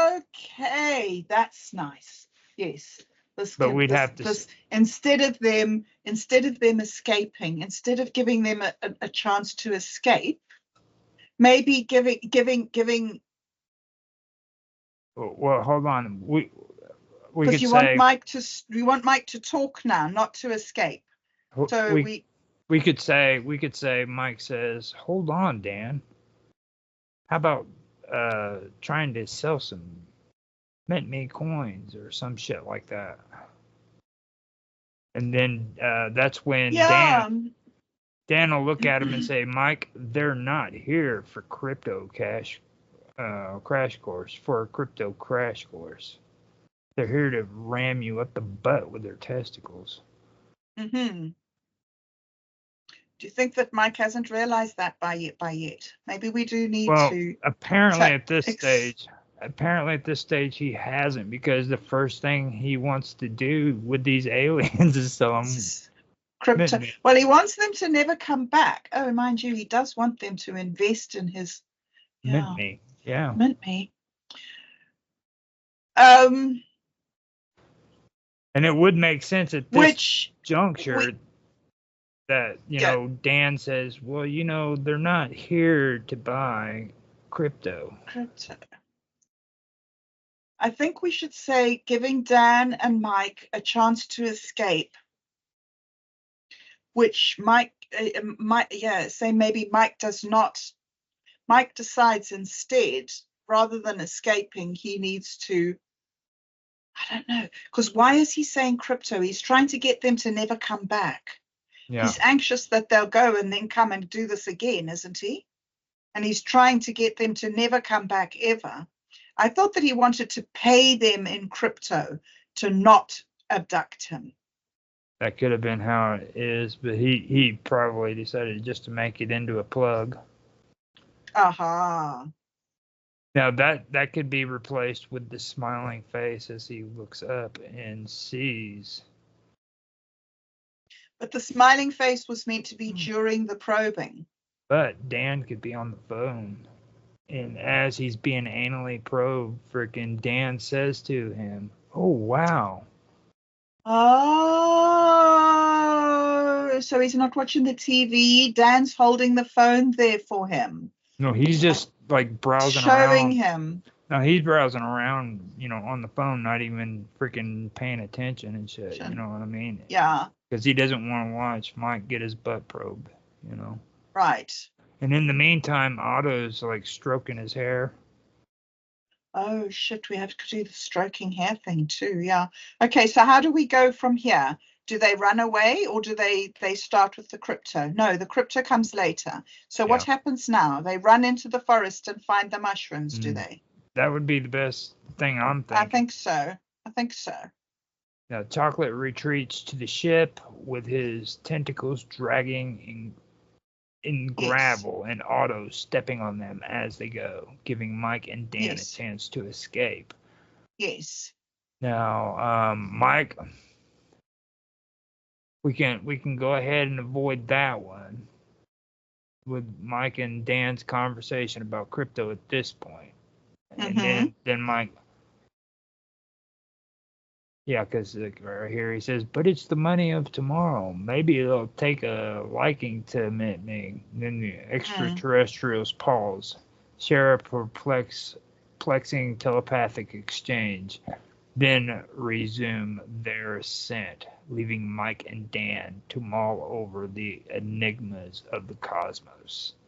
Now we can take out the part where it says leaving Mike and Dan to mull over the enigmas, but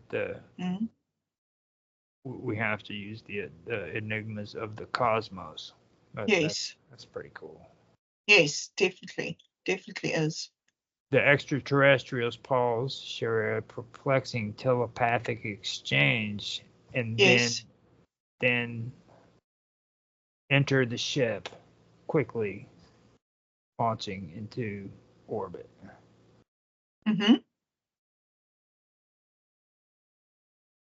The enigmas of the cosmos, though. No, I guess that wouldn't fit in, would it? Well, we must definitely use it.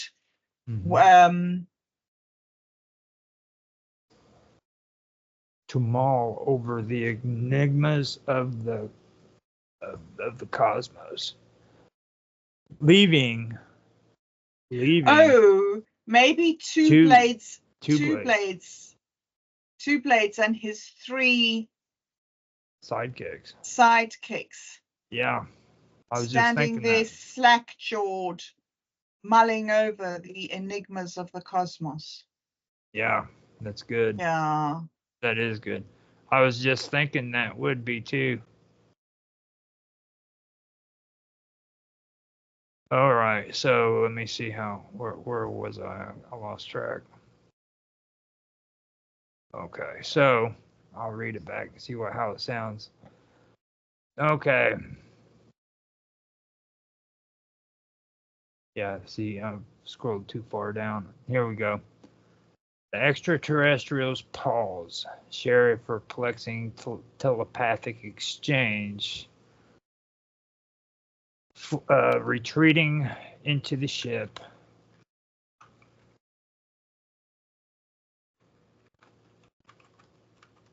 Into their ship. Mm-hmm. And launching into orbit. Wow. What was it? What was yeah, 2 blades. Well, 2 blades. Well, 2 blades. And his sidekicks. His sidekicks. Stand staring. Yes. While mauling.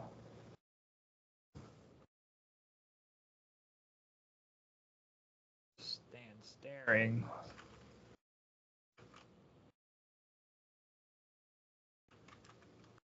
While mauling while mauling over the enigmas of the universe or of the cosmos. Cosmos, yeah. And Vinny says that. Yeah. And then Vinny says that one's for the space logs, complimentary cosmic cocktails for all. Huh. Awesome. The lounge erupts and cheers as the patrons toast to the outlandish event. Now, see, Mike and Dan at this point aren't even there, but it says Mike and Dan, feeling triumphant, marked their close encounter with a nocturnal jaunt into the woods. Now, see, that's where we got. I think they got out of it too easy. What do you think? You see what I mean? They're trying to they're going for that soft money. Yes. Yeah, no, definitely. I think that stuff about the bar isn't good. I mean, it's great up to the end of Vinny of 2 blades and his sidekicks, but I don't know why we want to go back into the bar now. I think we want to go straight to the woods from here. Mm-hmm. Have Mike and Dan have run away, haven't they? Yes, they've run away, and I mean we could keep Vinny there if he's outside. We could just cut straight to the woods. Yeah. We could just cut straight to the woods where Mike and Dan are panting under the tree, having run.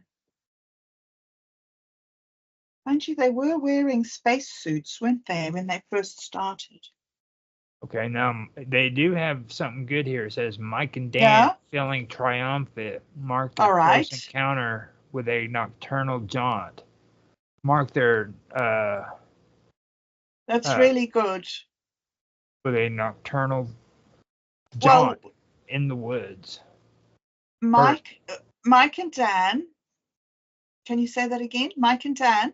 Mike and Dan feeling triumphant. Feeling triumphant. That's good. Are now partakes in a nocturnal jaunt with into the woods as they flee from their pursuers, or something like that. Mm-hmm. Flee from the dreaded Probe. The dreaded probe. the dreaded aliens in two blades. Dreaded.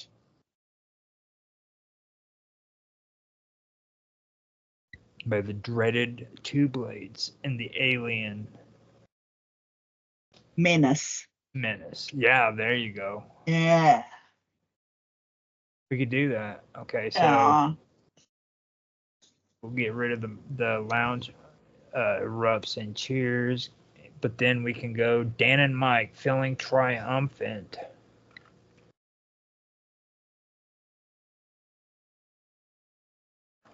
Okay. Narrator Mike and Dan feeling triumphant after eluding. Mm-hmm. Now that's ALLUDING, right? I think it's E. What? Is E? it eluding? Hold on. Yeah.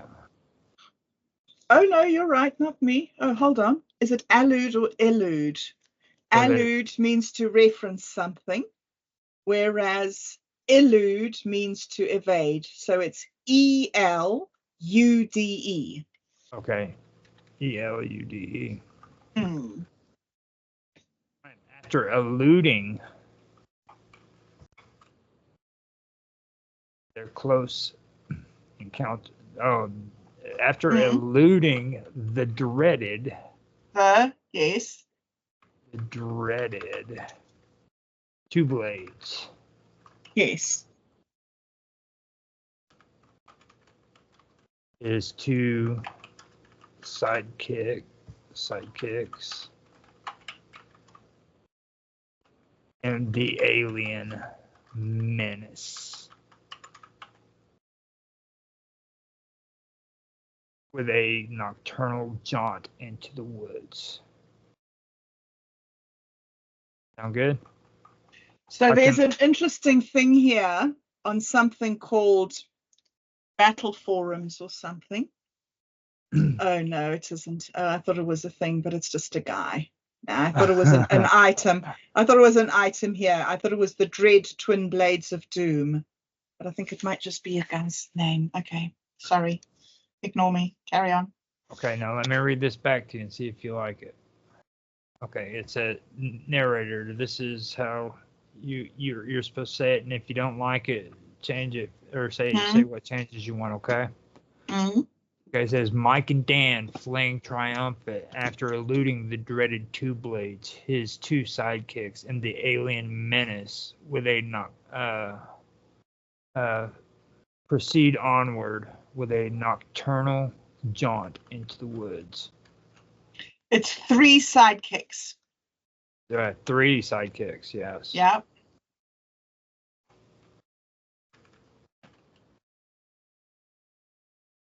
Okay, so after eluding the dreaded two blades, his 3 sidekicks, and the alien menace continue onward with a nocturnal jaunt into the woods. Yes. Okay. Now we need.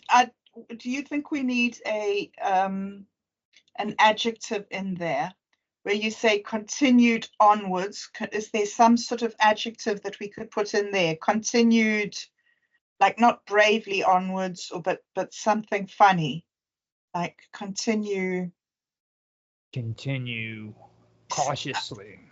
Cautiously or swaggeringly, or they've just escaped now, like he's the man now, he's got away with it.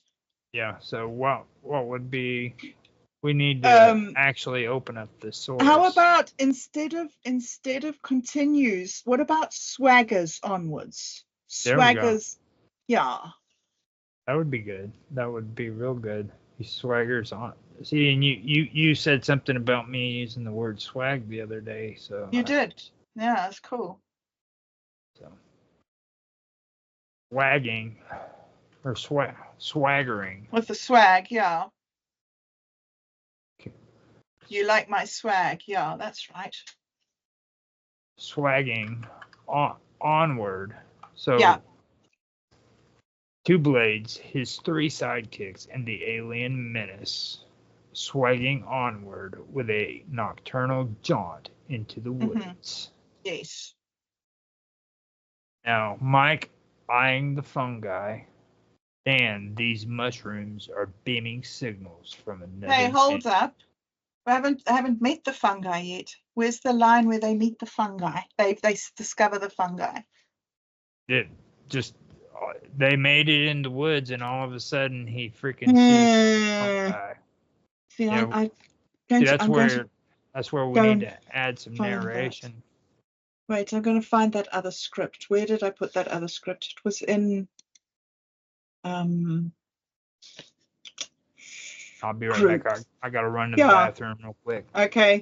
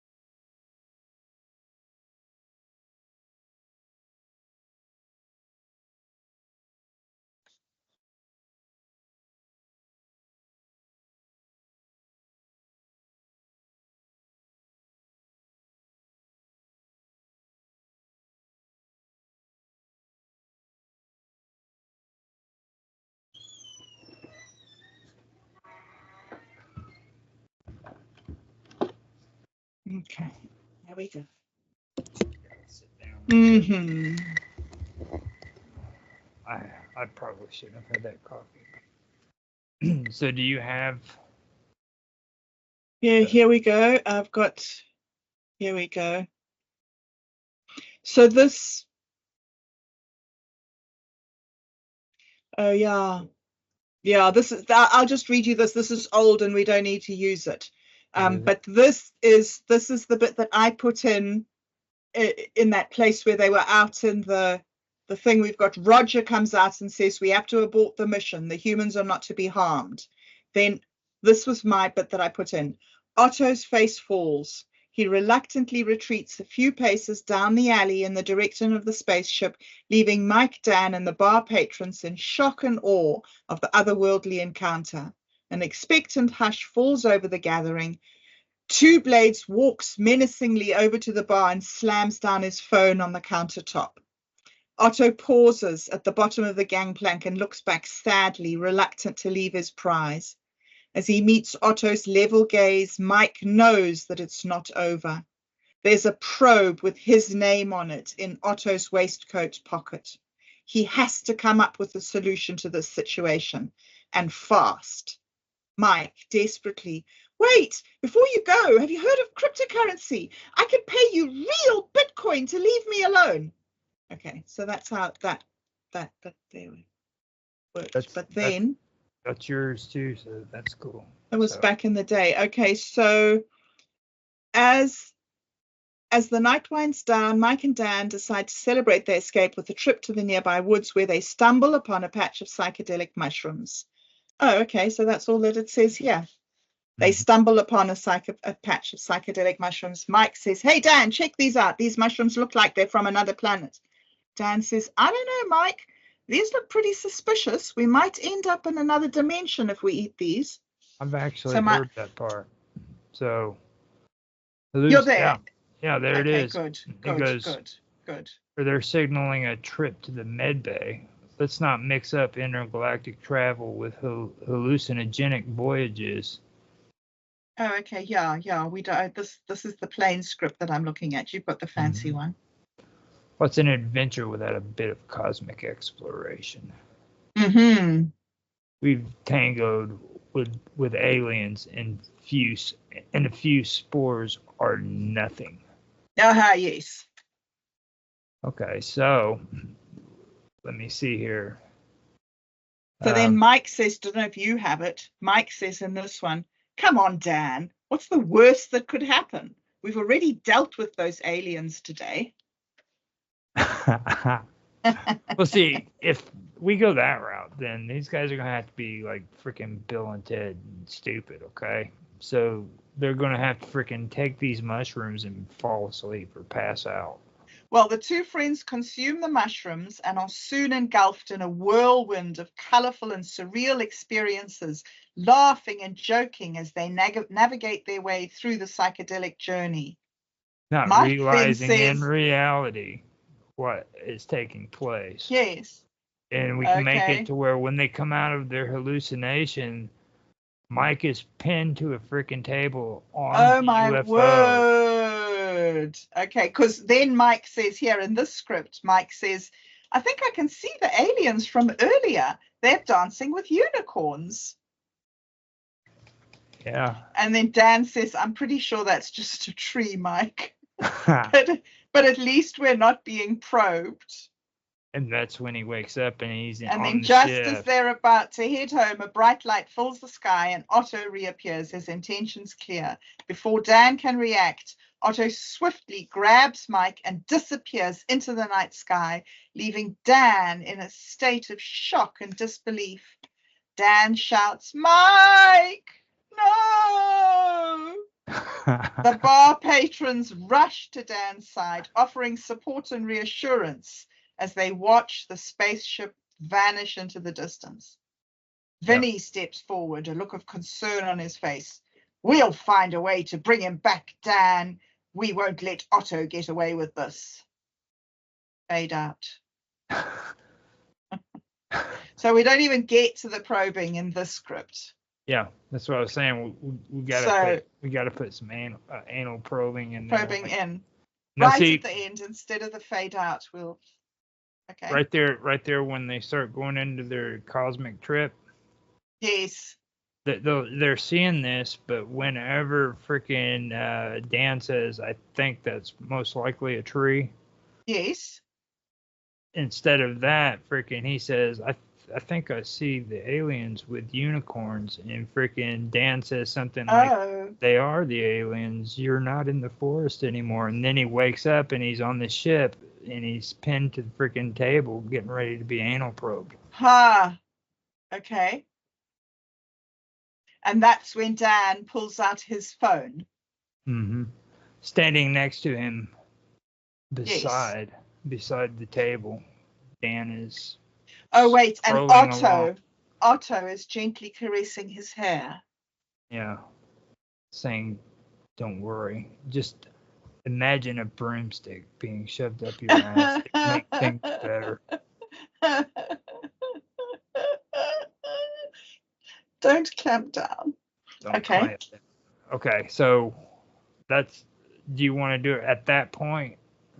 I can read what they've got here. That way you can hear it. So, because it is pretty good what they've got here. Yeah. But, Where do we go? We've got the nocturnal jaunt. mm-hmm. That, Okay. we can do.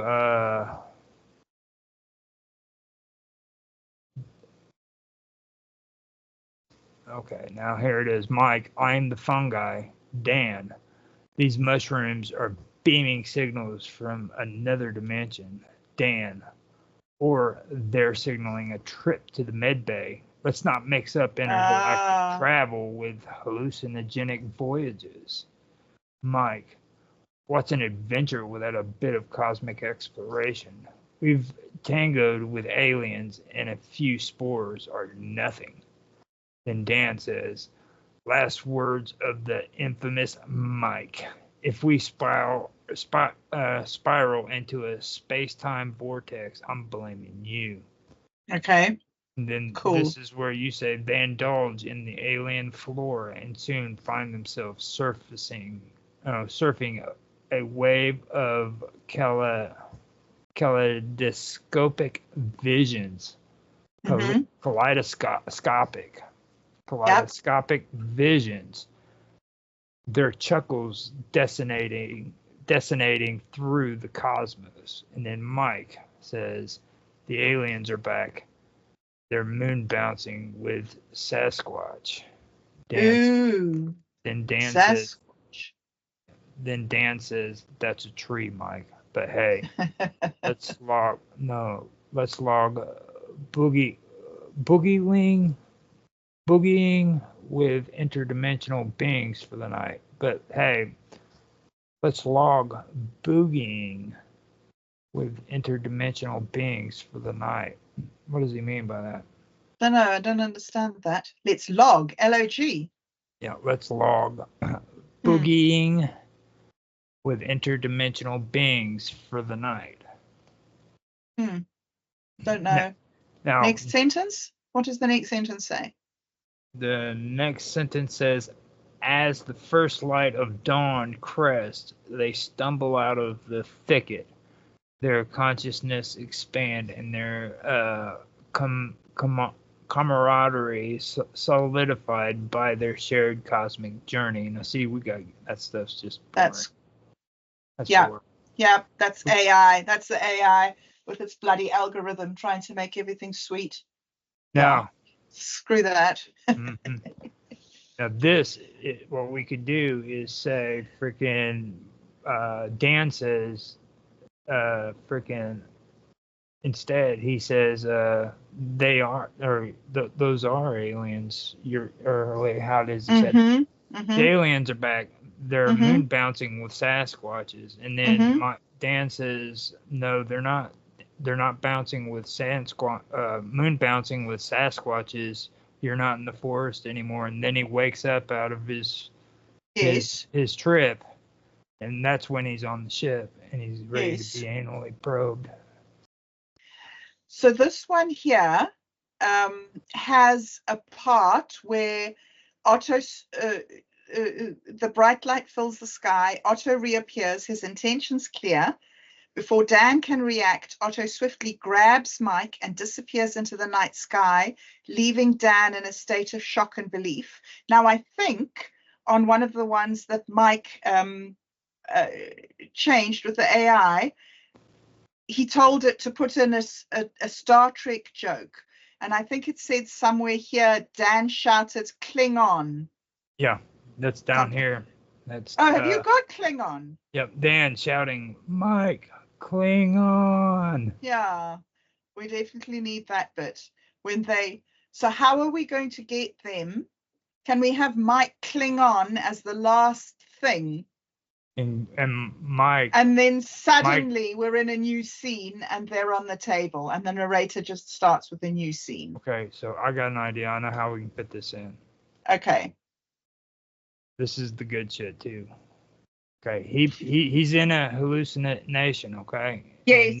That's Dan tells Sasquatch. him.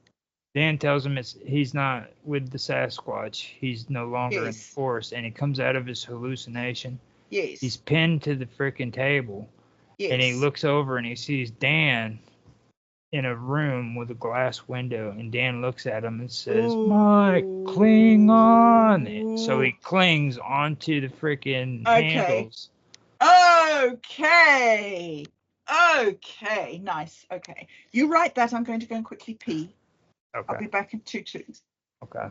Oh, hold on. I'll get a drink as well while I'm gone. If you want, we can take a break and everything. You want to do that? Do you need a break? How many minutes break should we take? Just 10? As much time as you think we need. Yeah, go have a pee and make myself a coffee and come back. Okay. Yeah. And then we can start up from there because this is the good stuff right here. All right. Yeah, we're just getting to the real juicy bit, so we mustn't. Oh dear, sorry, I didn't say that. Ugh. Okay, I better go quickly. I'm a bad influence. I'm sorry.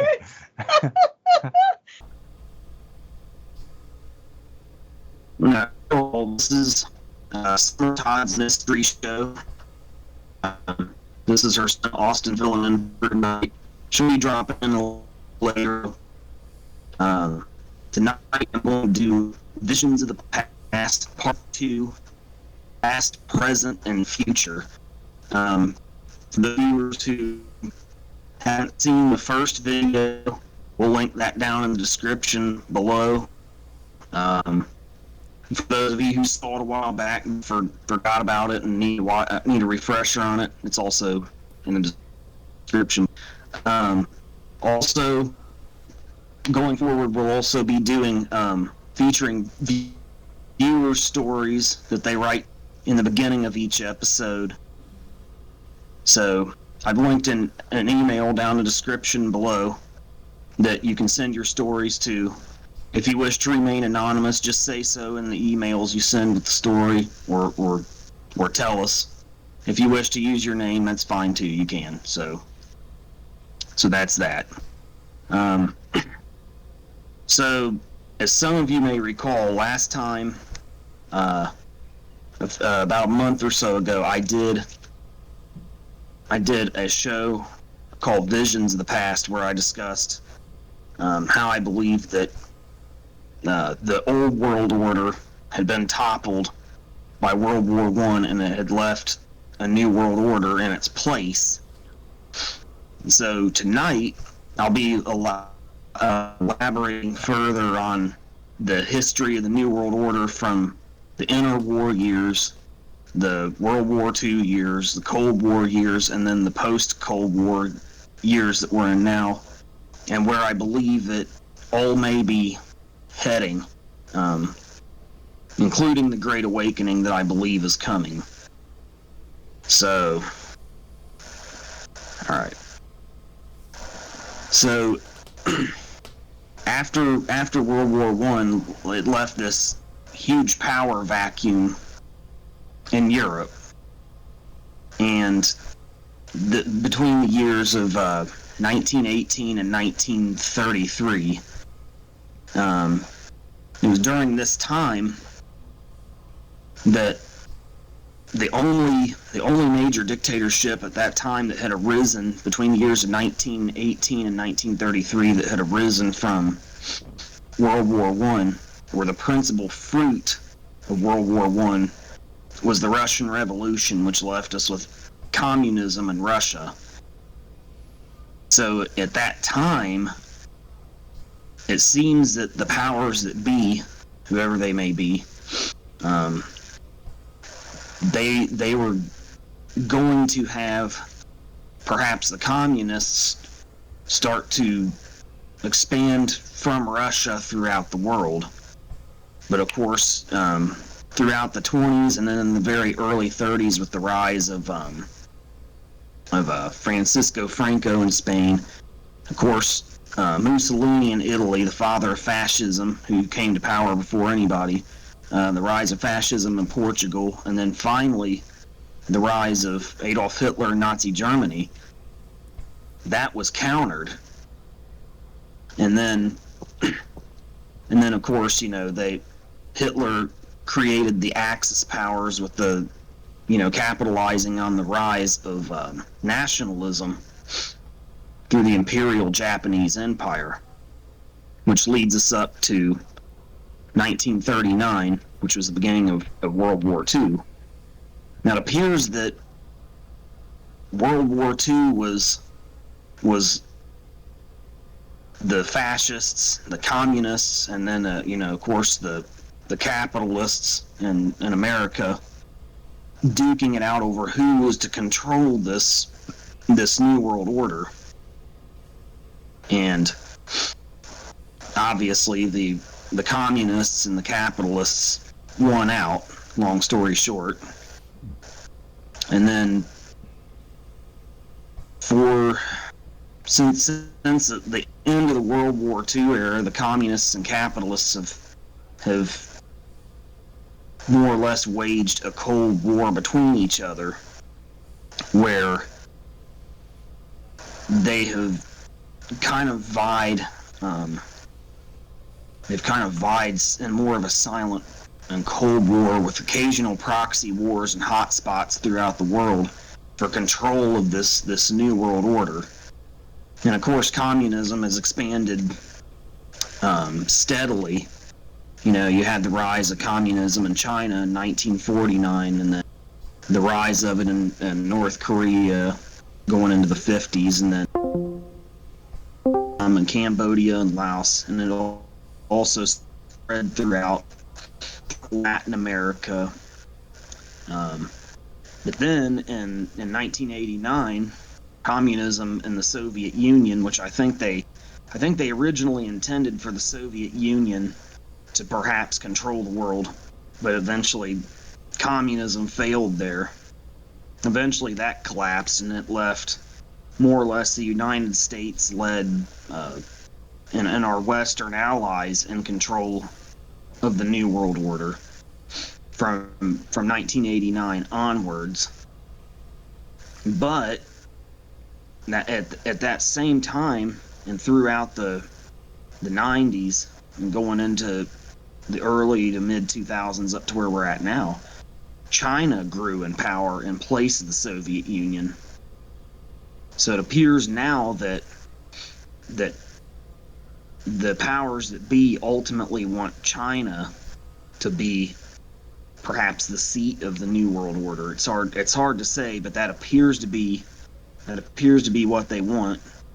And of course, China, they're like an octopus. They got their pincers out, all over the world, and they've infiltrated many governments along with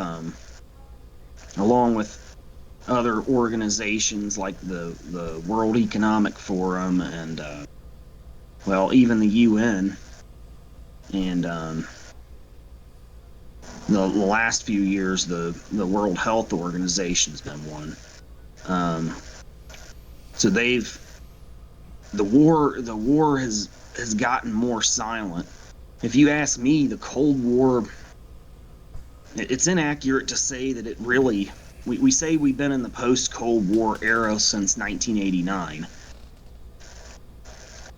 but that's not completely true when you consider that China and satellite states to China like North Korea and Vietnam being two examples kind of remained, and communism continues to spread silently throughout the world. I don't really think the Cold War, it's totally accurate to really say it ever ended. I only say the post-Cold War years because that's what historians generally consider us to be in now. Of course, with Russia coming back up in power again, especially expanding their influence into the Middle East. Through being involved in the Syrian civil war, the air corridor they established over Iraq and Iran, of course annexing or invading Georgia, annexing Crimea, and now Ukraine. It could be said that we're kind of unofficially in the Cold War 2 years. So this is where perhaps the communists are going to make another big stand to try and regain complete control over the New World Order. And of course, anyone who's paid attention, especially the last 4 years, it's sadly obvious that America and our allies are not really in very good shape to really counter it at this point in time. We've kind of lost ourselves from what it appears. But at the same time, it's not necessarily all bad news, because it seems to me like there's also kind of a great awakening roiling under the surface. I mean, it's becoming people are talking more and more about the paranormal and the supernatural and conspiracy theories, which we talk a lot about and here on the Wonderful World of Weirdness. That's becoming more into play, and people are talking more, and people appear to be waking up to a lot more of what's going on. So I believe at some point all of the powers that be playing us against each other for these wars they profit off of to vie for control over the New World Order and to ultimately implement it to what they really want it to be, which would be a global totalitarian dictatorship. I think ultimately it's going to fail, but it is very fearful of what may happen in the meantime if enough of the global population doesn't awaken. I think on a spiritual level. So I think that's where this is ultimately going. Where more people are realizing this isn't just a battle between Russian and American and Chinese war machines and diplomats and things of that nature. It's also a spiritual battle we're engaged in. More people are realizing that we are spiritual beings in physical bodies, and at some point it's going to start to click with more people how that understanding can defeat the current world of darkness we're in right now.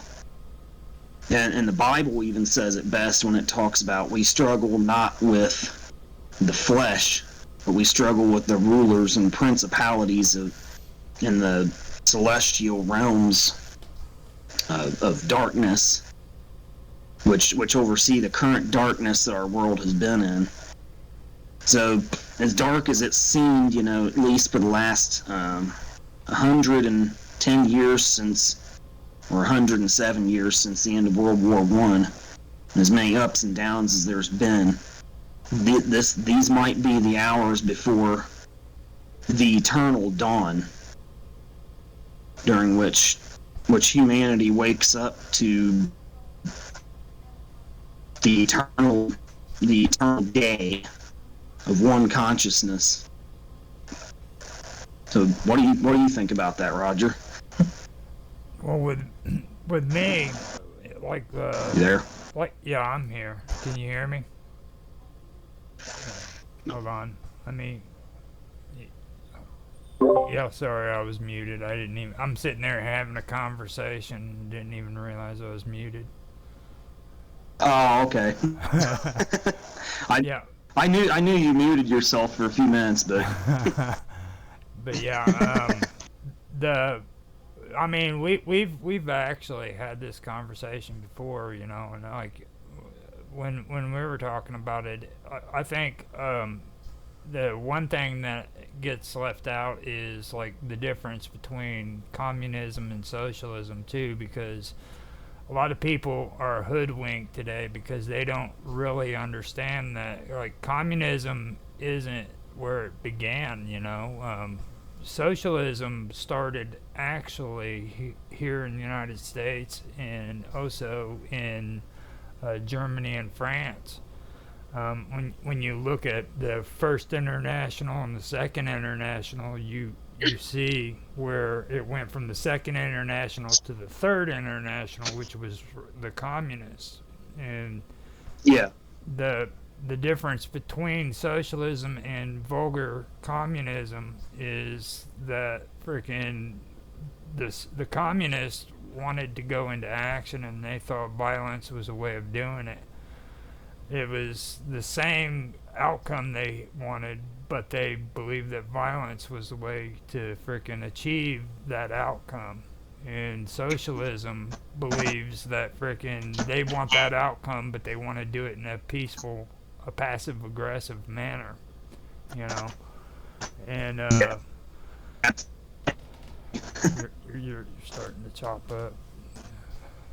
But I believe like if you take time to do like the research into what socialism really is, you'll start realizing that fascism, communism, socialism, or all of these isms are the same thing. And my biggest thing that I say today is our biggest problem is socialism, and you can't separate fascism from frickin' communism and social, because it's all socialism. You know what I mean? It's a form of national socialists. You know what I mean? Come on, dude. You know what I mean? Come on. That's exactly the same exact thing. It's just a different brand. It's a different make. The Nazis were freaking National Socialists. Okay, and like today they want you to believe that freaking we lost him, but I'll continue until he gets back on. But today they want you to believe that freaking they're two separate entities and they're not the same. Like, oh, don't include the Nazis in with socialist groups when in fact they are, you know. And then they want to go even further and say that they were far right when in reality they were a far left group, which a lot of people still don't want to admit to this day, you know. So I might have to repeat all that stuff to you again because Yeah, you were in the middle of explaining it and then just went silent. yeah, I know. I seen your face just freeze up right there. But the good news is You remember where you... the good news is everybody else heard it, so don't worry about it. You just keep on going. Oh, okay. No, Okay, yeah, I just didn't know where you were at with it. So yeah, you were... It's Yeah, I mean, the only... it's the same spill as what was before. I just kind of went back over what I'd brought up in the first time we talked about it. You know, like the big thing that I Oh, okay. like people have been hoodwinked. You know what I mean? Like they believe, like, first of all, the Nazis were freaking National Socialists, and they don't want to believe that. They want to believe that they were just fascists. You know, and that was a far right thing. Well, that's not the truth. They were actually far left. Oh, yeah, a lot of... You know. Yeah, that's what I was just getting ready to say. A lot of people mistakenly believe that because the Nazis were more racist than their ideology, how that makes them, and because they had all these big industries working under, they were somehow more right, but not really. They were left. Yeah. And I mean, it was like the Soviet style communism, for example. Business was done by a central government bureaucracy as opposed to corporations where not like Nazi Germany. So there were some differences, but they, at the end of the day, they're both totalitarian ideologies, and they're both slightly different variations, like you were saying. Mm-hmm. Yeah, this thing's starting to get choppy on us. It kind of made sense what you were saying there, but like the totalitarianism, okay, that's what really throws people off. He'll be on in a second, guys, because they start hearing those kind of terminology, and words actually do have power, and I've said this all along, you know, but words do have power. And how a person uses words is a big deal, you know. So hold on, it's getting kind of crazy. Freaking Austin's face is frozen at the moment, so give him a second. So I started, or yeah, his phone's freezing up on him. So, but really, did you guys start it down? yeah, we've been working. Good. like he's actually got his picture up right there if you notice it, but it's frozen. It's going around in a circle, yeah. Yeah, it's pretty. He's coming back. Hold on. Yeah, we're getting him back You know, on I'm there. not gonna take over. He can just keep on going. I'll just step in and just listen. And We just have to get him to where it stops freezing up on him. I think he got It says- close. huh? I think he got too close to that Hold on, I'm getting back. Yeah, when I first started the show, I think my audio was just total shit. So I went and turned off my amp, and I think it's been better. But I mean, I've left my amp on down here before, and it's been Yeah. fine. Because, you know, sometimes before I'll do these shows, I'll go down and practice guitar for a little while, and I'll see my amp sit there or whatever. But Yeah. But yeah. So you can hear. I can hear you Go ahead. now, but it's just a matter of bouncing in and out. Like Yeah, it's kind of echoing. now when Oh, okay. when you were talking about that totalitarianism, that's the thing that I wanted to comment on when you went off the air. But that's the kind of example I'm talking about, and I've always said it before how words are important, and words do have power. Okay, people are manipulated. Absolutely, yes. They're manipulated by words like that, like totalitarianism, okay, and they don't realize that it's all in the same group. You know what I mean? Because they hear these big words and they think, oh, that's not the same as this, but in reality, it is. You know what I mean?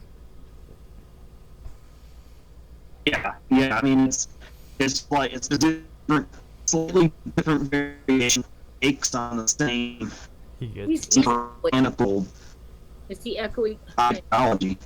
that's what happens. It's like I think he starts moving the phone or something, and it starts jiggling and making robot sounds. I don't know. I'm blocking out your head. Wow, really bouncing, isn't he? Yeah. I've never heard him. It's done in. You guys want me to move? No, you. Well, yeah, actually, that might work. Just like get up and walk around or something, and find out what's going on there. Because like your video doesn't seem. What to about be, now? There you go. That was that. No, see. Okay. Back a little bit more. Hear me good? Can you hear me now? Yeah, I can hear you. Okay, that's me. You're still real echoey, real tin. He's. Let me unplug my cell phone charger. What about now?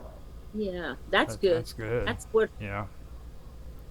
Okay, maybe that cell phone charger's doing something, but I've left that plugged into my phone for instance that normally caused a big to do. But It's working. If it's working. Yeah, just sit still, and like when we have these cool conversations like this, don't get excited, okay? You just sit still and you talk without getting excited, because we want to hear you. Okay. Yeah, it's hard not to get excited when we're having these interesting conversations, but I guess I need to curb my enthusiasm. There you go. About the stories and how we did that, or did you tell him about that? We're actually. Yeah, I gave him the link to your email to put in the descriptions for our viewers so they can send in. We're gonna set that. I'm gonna set that into this one at the end of it, and I've got the copy of the link. And he also had the previous episode that he wants to put in this link too. Then I'll set it in there too. But maybe we should put when they as a subject, because it's all going to go to my junk mail. So if I look for subject like maybe, what mystery show or just ghost story or something, they need to put in a title. Maybe I didn't think of that. You know. I mean, me personally, if it was me and I was doing something like that, I'd just set up an email all by itself for yourself on your show. By itself, I mean, there's a few bills that come in there or something, but I think it's it will work. But yeah, I'll see how it goes, and if I want them to put something in the subject, I can tell them. Yeah. Maybe you just have them. Maybe just have them write in the subject story, something like that, so you know who it is sending you the email. Yeah, I'll figure it out. I'll see if I'm having trouble trying to distinct whether they're just story or something. Yeah, maybe. If they, that can work too, just as long as you know. Yeah, but I'll see how it works. But what's the email? The other murder we forgot to talk about in Oxford. You know, when we were. Oh, he went away. Where did he go away again? Where did he go? I think he's still there. He just like it bounces in and out. Like, So did he tell you we were going to tell I'm you? still here. oh yeah, tell he's you. still there. And yeah, I told her I think you're still there. It's just kind of like your stuff freezes up and then comes back. I was going to tell you the other Okay. we were talking about there was a murder I forgot all about after we got off there. About a woman that was a professor at Miami University, had a rental house in Hamilton. And she was fixing it up with another professor. Her and this other professor had bought some homes in Hamilton and fixing them up. And she had this lady that was doing some stuff for her, and the lady was unstable. So the woman that was fixing them up, I think her name was Corbett. I forget her name, her last name, or her first name. Sherry Lynn. Corbett, yeah. So she came to the house about 2:30, and the other lady that was fixing up the houses and helping her do some custodial work, I guess, was there. And I guess, I don't know if there was an altercation or there was an argument, but Sherry was walking out to her car, and the lady came out and shot her and killed her in broad daylight, like at 2:30 in the afternoon. And then she said she was going after the other professor who worked in marketing around, not marketing, he worked in, but in the same building as me. But she said she was going to go kill him too. And, of course, police got her, and she was deemed insane. But now I think that lady's out. So, it's just really weird. Like we were talking about Oxford and Hamilton. It's it's part of the current darkness that you talking, Roger? Yeah, no, Oh, okay. I'm chuckling kind of. I know it's a murder and everything, but like just like you were saying, dude, it's just it like that's I'm kind of expecting it when you talk about Oxford, to be honest. Well, and I forgot all about it. And just after we had gotten off, I think it was about an hour later, I was like, dang, I forgot all about that. And what was really creepy, when I first started working in marketing, there was a book that one of the professors wanted me to make some copies from. And I think she was in economics or something, but I don't know why he had this book. But so I took the book to make copies. And in the front of the book, it was Sherry Corbett's book. And I was like, that's so creepy. Yeah. Yeah. It's the current darkness that hangs over the world. Well, evil people like her. Hangs over Oxford is what that it's is. got to be Hamilton too, though, because that lady and the other guy, they had the rental properties in Hamilton, but they were both professors in Oxford. But Sherry was really sweet. Everybody said. I didn't know her, but yeah, and she was really getting into having these rental houses and these old homes, and she loved that Victorian stuff. And yeah, it was really sad. Mm-hmm. It's the curse of Southwest Ohio. That's something I need to do some more research into. I mean, I found about the. They were both out of Miami University. Yeah, I mean, I found out about the big Indian removal. I sent Roger an article about that a little while back, but I haven't pinpointed any Indian folklore or anything that points like directly to a curse of the Oxford Hamilton area as of yet. So that's something I need to do. Indians, maybe something else. What were you guys talking about? You do the topic on the show, so I didn't want to take it. Oh yeah. Well, that it kind of ties into the darkness hanging over the whole world. That's you're talking about the darkness hanging over Southwest Ohio, and I'm talking about the darkness hanging over the entire human race and the spiritual, don't they? The spiritual slumber that we're in, and I'm hoping we're going to awaken from it soon. It's like we're all like Walking Dead or something. Well, no, Walking Dead. The Walking Dead has its own part in the Bible. You got to understand that. Like when you when you watch like The Walking Dead on the TV show, I'll give you a little reality check here. That's actually what the Bible says is going to happen. Really? I don't. Yeah, I didn't know that. seriously. Zombies, I mean, dead people will rise from the graves. I mean, that's what the freaking Book of Revelations specifically says is going to happen. And Wow. they won't be able to freaking die. Well, I mean, Yeah. according to them, they're not going to be able to die for a certain amount of time. So the whole shooting the brain out thing, that's not going to work. That's just something Hollywood put in to make it cool. So you think that's part of why we're hearing like so much? The whole zombie apocalypse thing has entered a lot more prominently into popular culture the last few years. Well, It's because we're getting towards the time where something like that is about to unfold. I think the mystery on the zombie thing goes even further because, like, zombies go farther back than Christianity and Judaism. Like, Ishtar, okay, with the Epic of Gilgamesh. When Gilgamesh refused him, she demanded that Anana, or no, what was it?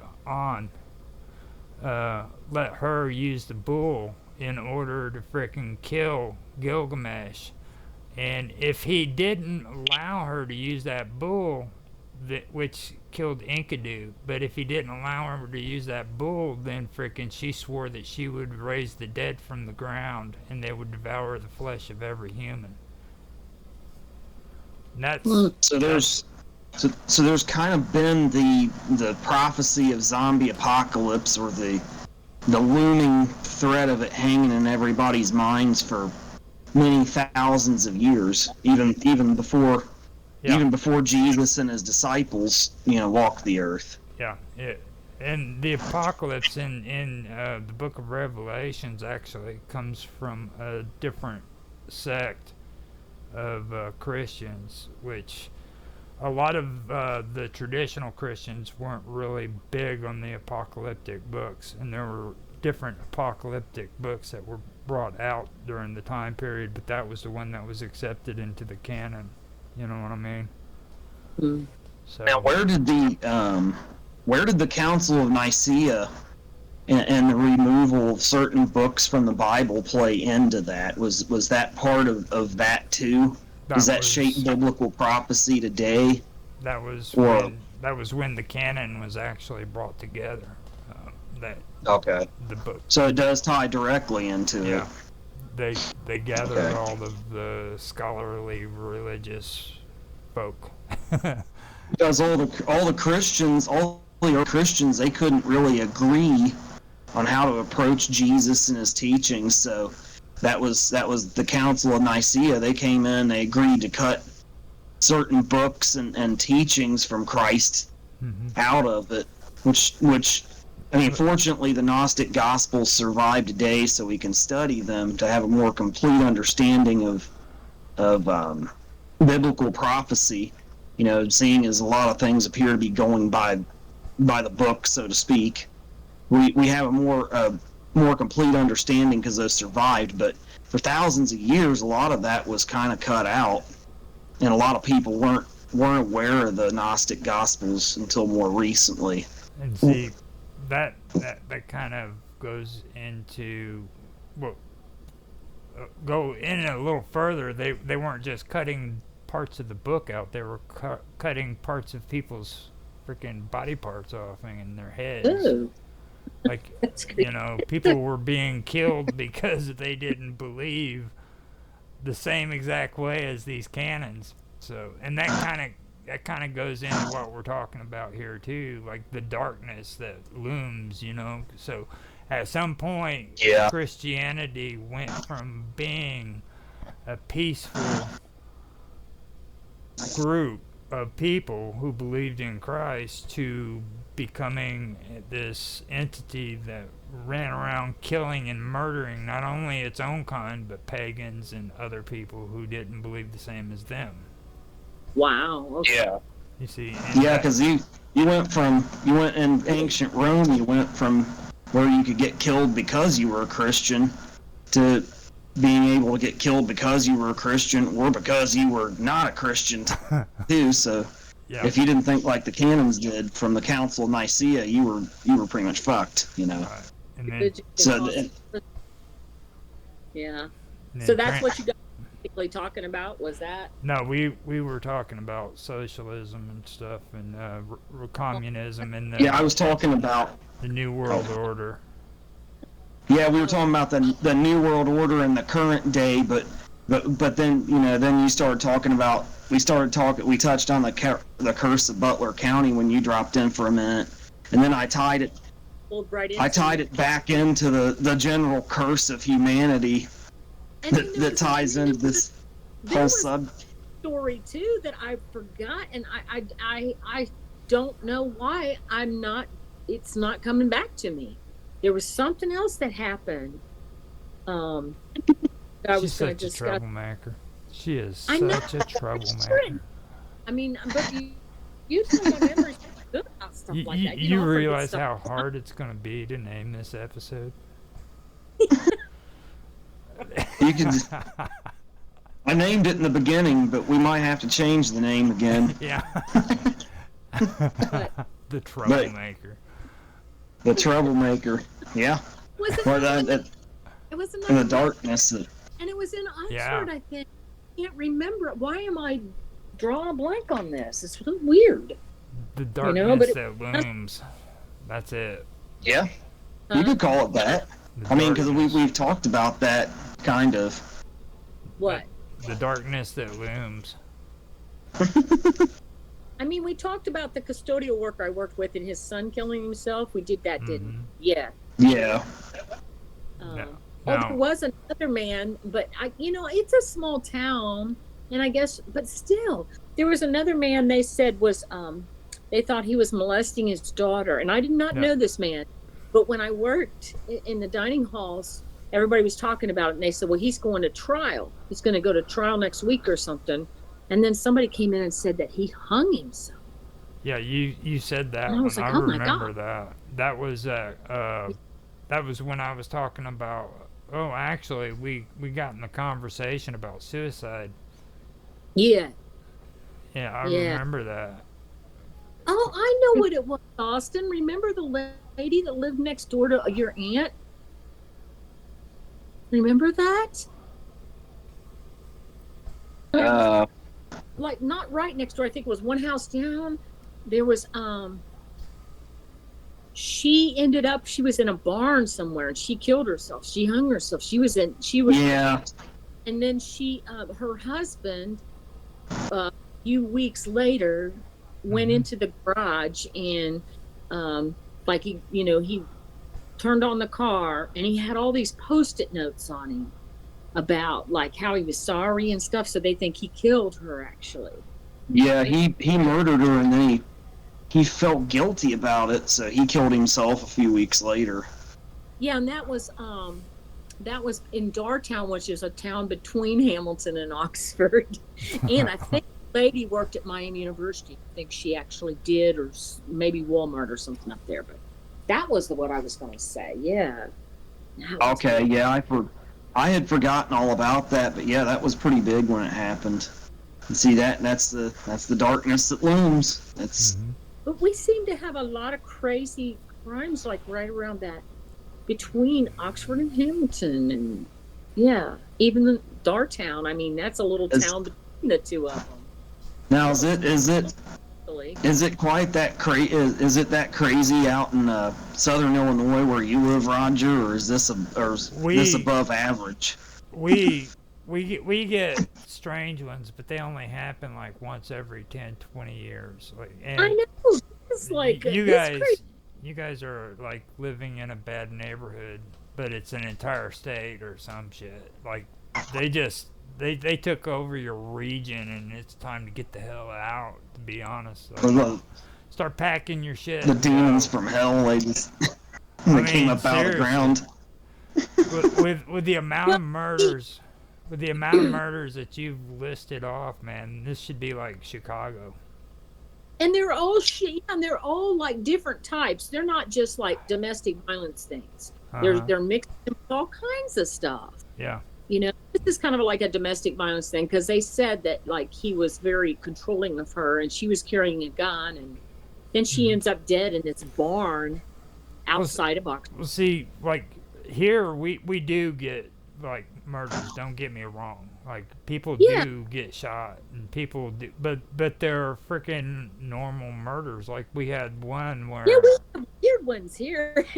I mean, we had one where a kid was in high school and he was shot because like the new freaking gang thing's starting up in this area, which has happened within the last 20 years, you know, but right, stuff like that happens, and that's because of Carbondale. But like you guys, I mean, you got some weird shit going on over there. I mean, and there's always some weird circumstances, like the girl that was murdered at the level 23 apartments or something. That was strange too. I mean, there's just always weird stuff. That's why I'm trying to find like some folklore that points to like a kind of a curse on this area of some sort. That's why I'm doing the digging for it. But even where we live now, Austin, in Middletown, you know, there's some rough areas up here. You see shootings. We hear about shootings, and you know it's drug related stuff, but you don't hear about this odd stuff that's happening like in Oxford and Hamilton, between Oxford and Hamilton. Most people have a tie to Oxford, though. I think the Oxford Hamilton area is cursed. It's, you know, it's creepy because it's not just normal stuff. It's, you know, it comes back to the darkness that looms. Well, like what we were starting out earlier in, okay, like with Germany, all right. You can't tell me that Germany is not a cursed region. Like there's something about Germany that is cursed. Actually, you can even stretch it all the way into Russia. That whole region from like Prussia and Russia, because that's what Germany really is Prussia. Yeah. Mainly Prussia. And it could be very, very easily debated that Russia is cursed if you look at their history. They never really seem to get out of the hole they're in. It's just like... Or they're vicious. They're like... They're what? You heard how they killed their last Tsar, don't you? Yeah. Oh, yeah. They rounded him and his family up and mowed them down when they were in exile. Then they dumped their bodies up in Siberia somewhere or some shit. Wow. So it was that was the Bolsheviks that did that. Mm-hmm. Yeah. And it seems like Russia and Germany in particular, those two areas are particularly cursed, but it's a much more, it's kind of like the Oxford Hamilton area on steroids. Oxford, for a small town, has had quite a few things. Oh yeah, absolutely. And those things may tie in with like and those, you know, in the case of Germany and Russia, for example, they tie in with major historical events, as we can see.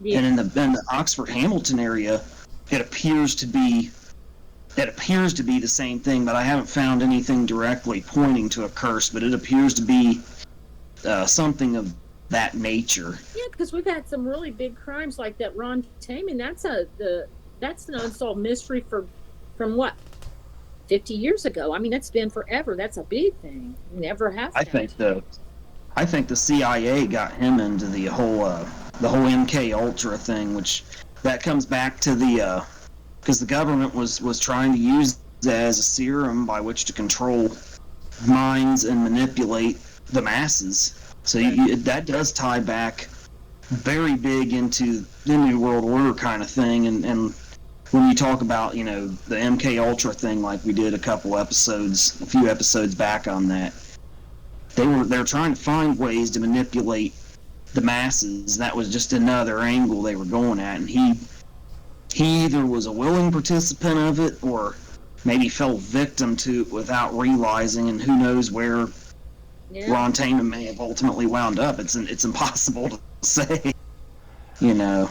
New World Order is like, I think our media plays this against each other so that we'll all be fighting so we can't figure out what's going on, and we're being manipulated, all of us. Well, When we really, even if you're different political parties and stuff, most of us want the same things. We can come together on issues even if we have differences. Most of us just want to make a decent living and be able to not be taxed to death and just exist and have some peace and not work to death. You know, it's just pretty simple, you know? Yeah. But they have Yeah, and they're always... And did you notice how Trump is like, they've kept him so relevant? It's like he's never, ever stopped being president. I always feel he's still... it's all... A lot of it's just a lot of it's theater. But they talk about him when Biden first got elected. It was like every time I was on listening, and they still do it. It's like, well, Trump thinks this, but Trump's not the president anymore. So I told you, my boyfriend, I was like, why are they acting like Trump's always the president now? Well, who cares what he thinks about the immigration or anything? He's not the president anyway. The president, it's part of the plot to keep everybody fighting. I think a lot of it. That's the oh, here comes Roger. Are you there, Roger? Did he walk out? Yeah, he walked. I think he stepped out for a second. I heard his door. Yeah, I had to do the restroom. So yeah. Oh, okay.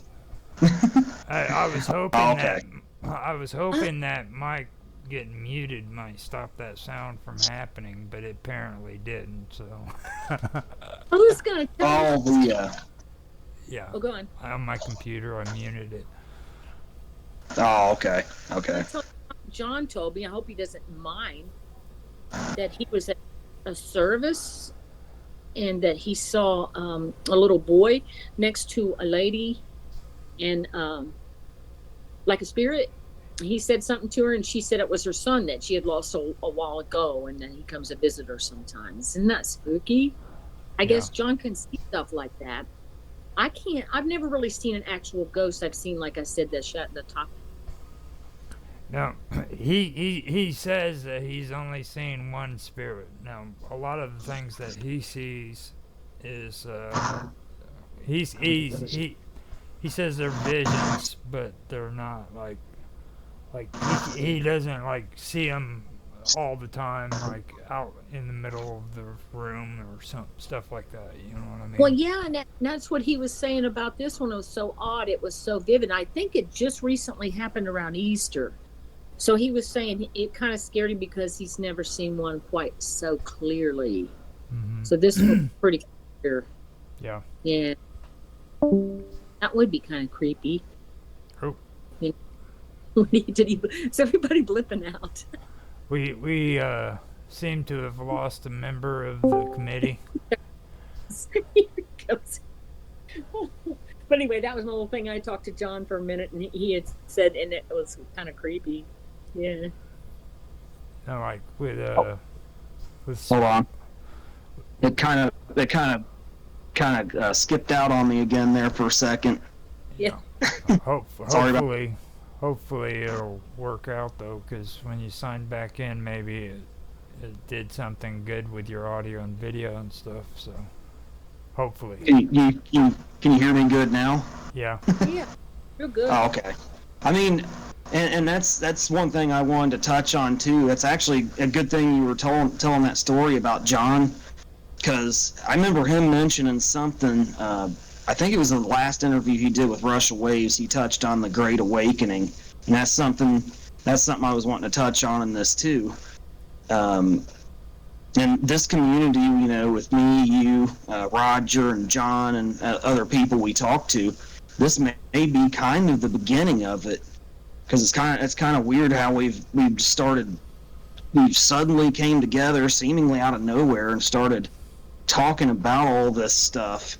Right. It's kind of like it's kind of like and there could be a lot of other little communities out there on the internet very similar to this one where people are talking about things like this, and then maybe over time they could start linking up into something much larger, and that could be the beginning of the Great Awakening, where we start talking about paranormal and supernatural stuff and us being one level of consciousness, things we have in common that aren't so divisive, like politics and things like that. You know, that could be that.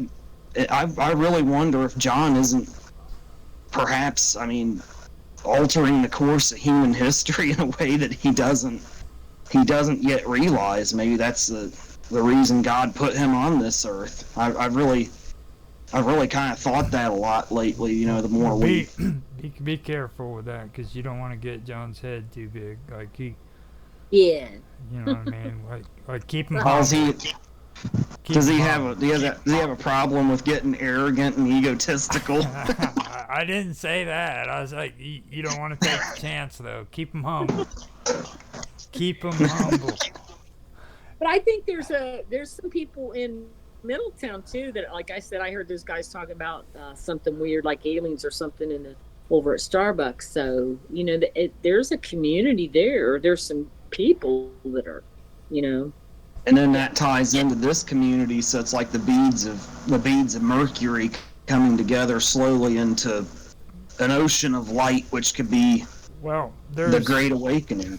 You want to bring up Mercury, so we're going to have to talk about the Amish and when the Mennonites broke away from the Catholic Church. Okay. Okay. We Now. have to talk about clips. Now, they actually have a strange freaking origin story. Like when their religious sect started, a lot of people. You talking about the Amish? No, the Mennonites. Oh, okay. The ones that were, well, I guess they would be before the the Amish, the ones that came out of Germany and stuff. Now, my grandfather on mom's side, he was born Amish, and then my great grandfather left the Amish sect when he was like maybe 2 years old back in 1917. So I mean, I'm actually descended directly from the Amish, but I don't know a whole lot about them because obviously I was never part of it. But they were an apocalyptic group. The reason why they broke away from the English was because they believed the end of the world was coming, and they started believing those thoughts because freaking of Saturn.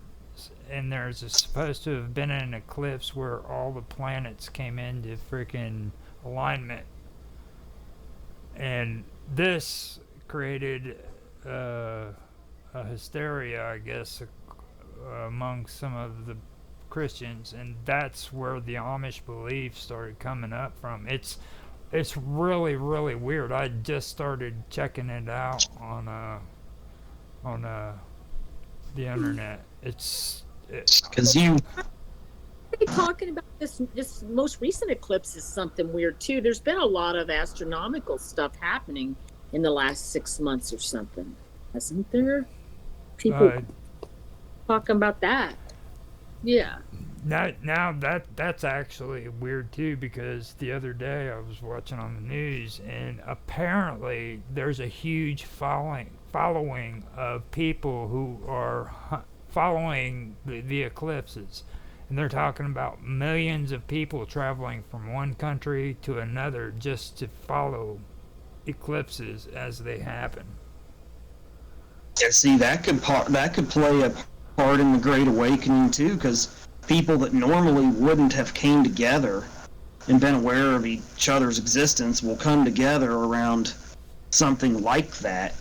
And then, of course, there was also that big earthquake in New York just the other day, which I don't think New York usually even has earthquakes. That's more of like a California thing. So that's kind of bizarre too, because you almost never. And it was a big earthquake. It wasn't just like a tremor or an aftershock from something somewhere else in the world. It was pretty big. But you know, it's weird. Just a couple weeks ago, we had an eclipse with the moon. They didn't even say nothing about it. I saw it when I was coming in from a walk, and it was beautiful. And I was like, well, I didn't know there was this eclipse on the moon. And then so I asked Alexa, I think, because I was like, and she's like, yeah, this is a solar eclipse, lunar. But I hadn't heard nothing about that one. You know, people weren't like buckets and all kinds of stuff. No, that's the one I was just talking about, where the news was talking about it. They're not only that, but they're having freaking areas are having to freaking prepare for these tourists coming into the area just so they can freaking watch this eclipse. That's crazy. You know, they're turning it into a big, crazy bunch of stuff, and it might even be cloudy in most places. And well, think about it though. You got over 1 million people doing this. Okay, they're following astrological signs.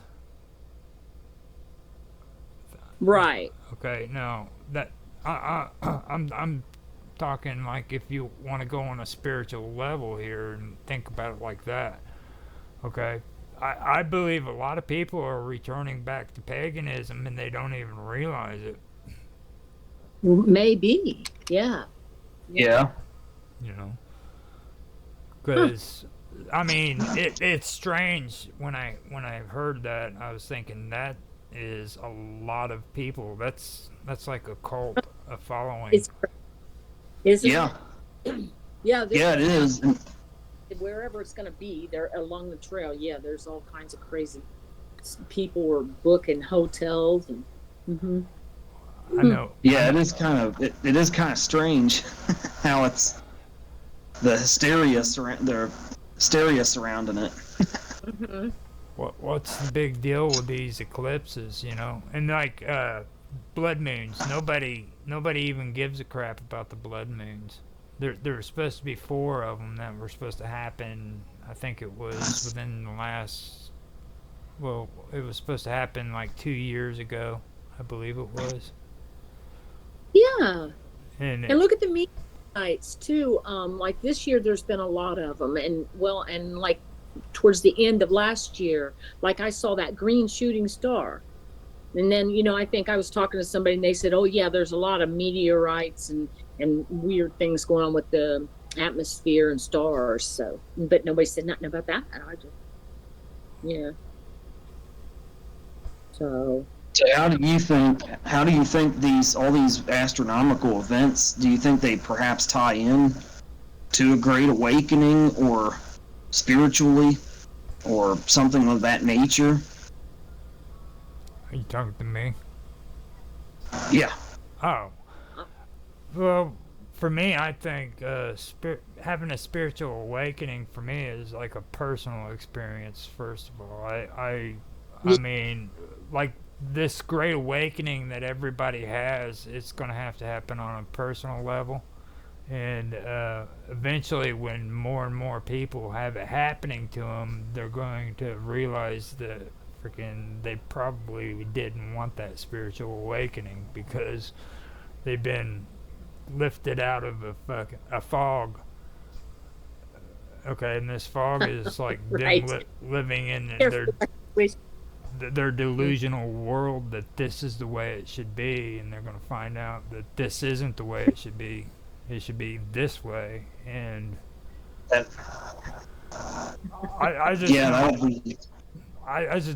don't think like there's going to be like this great mental awakening that's going to happen to a crap load of people at the same time. I just don't really. I believe that eventually it's going to just grow.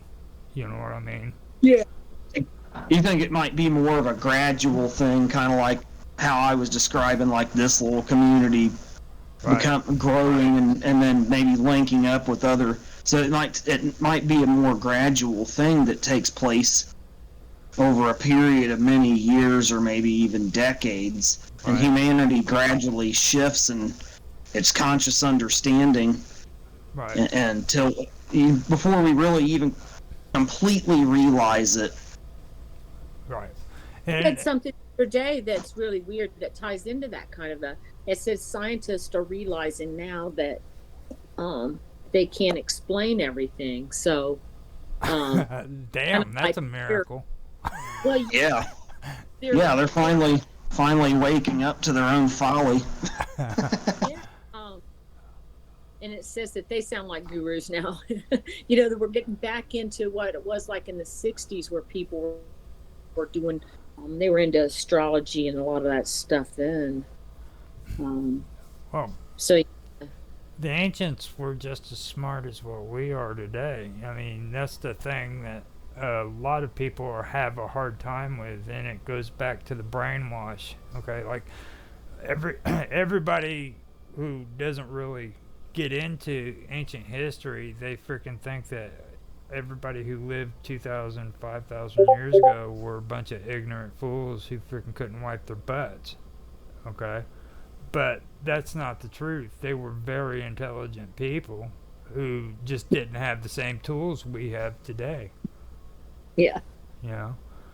And then if we go back to that everything about aliens, you know, where me, you, and Mr. Robot are talking about the Atlanteans and Lemurians, they probably didn't have a lot of the same tools, but some of the different tools they had may have been way more advanced than anything we had today. Yeah. We might not be able to fully grasp that as we're kind of beginning to uncover with that. Mm-hmm. Yeah. So kind of waking up to the fact that ancient civilizations may have been just as advanced or way more so, that may be part of the Great Awakening too. Right. Realizing that our society, that we are indeed in some sort of fallen state right now, and then that's part of how we rise back up in consciousness, or you know, vibrations, as John would say. You know, he's talking about vibrational levels. Right. Humanity's in a relatively lower state. You know, a lot of Christians would say we're in a fallen state. It's kind of the different ways of saying the same things. So again, you know, the different belief systems kind of coming together and us realizing that there's different ways of saying the same things. That could be the beginnings of this awakening. So it's kind of like embers right now, and then the embers will grow into a fire, and then a roaring flame, and then It's the way it always happens too. yeah. I think it is gradually beginning because people all over the world are slowly starting Now, to realize that. If you ask me, we're not at the beginning. We're kind of like at the lower part of the middle. You know what I'm saying? Like, people are becoming more aware. Don't get me wrong. It's not like a beginning. It's kind of gone into middle range, but at the lower end of that. Right. You know what I Right. mean? People are starting to wake up, and the reason why they're waking up is because they're looking around. They're saying, you know what, something's not right.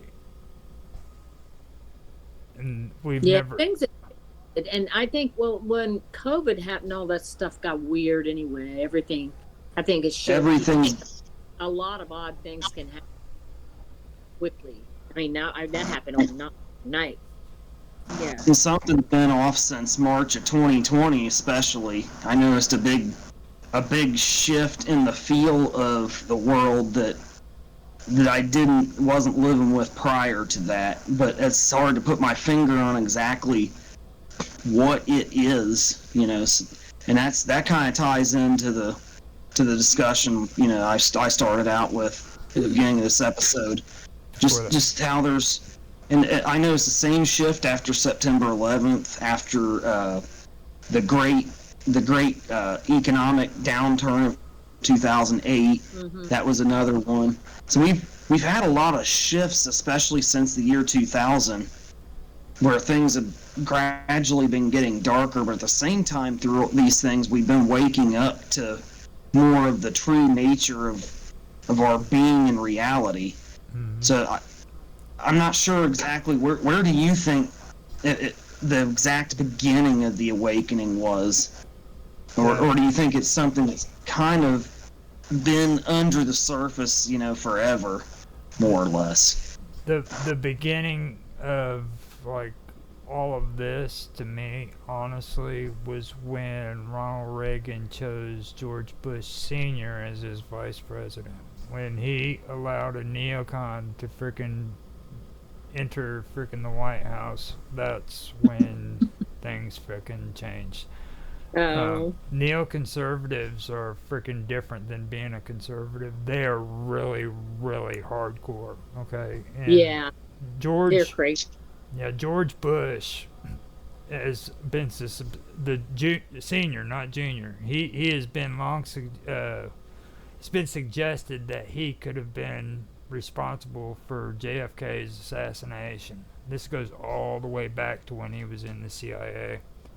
Oh, really? Yeah, Yeah. he was in the CIA then, so it's very possible. And his father was also the one who created the CIA. That was Prescott Bush, right? Right. Prescott Bush was the founder of the CIA. Huh. So that's where I think it began. Wow. Okay. Yeah, that's where it kind of began to really accelerate a lot more. Mhm. And then, of course, people act like him and Bill Clinton ran against each other in '92, but there's a council called the Council of Foreign Relations you have to be on to be president, and you have to have a member of the council sponsor you. Well, Bill Clinton was sponsored for membership to that council by George Bush Sr., Yeah. so they weren't really political foes like it appears, And I think the more people get into studying things like conspiracy theories and stuff like we're talking here, the more we find that the powers that be are playing that game with us all. They're always playing with our heads. Everything's a psychological operation, Well, it's a social experiment, and that's kind of what I was getting at with the socialist thing, okay? And like when you hear these complex words like totalitarianism, and everything with an ism at the end of it, okay? Everybody believes that frickin' there's no way that this is related to that or that's related to this, but in reality they are. Like passive. Yeah, they're all interrelated. Like when you hear being passive resistant, okay, or passive aggressive, you think that those are two different things, but in reality being resistant is still a freaking a form of aggression, okay? Right. So Right. when people are protesting in a peaceful manner, they're doing it in an aggressive manner. It's passive aggressive Right. or passive resistant. It's still aggression. You see what I mean? That's where they get the saying that politics is war without the bloodshed, because people are at war with each other, but they're not killing each other yet. Right. It's kind of like you look at like how the American Civil War began. It began in courtrooms, and it began in with presidential debates and things like that. Mm-hmm. So you got this big social experiment going on, and it all rotates around socialism. All right? And all of it is socialism. The Nazis were socialists, so were the frickin' Allies, so were the Axis. They were all socialist groups, Right. And it was all a big twisted social experiment playing us all against each other.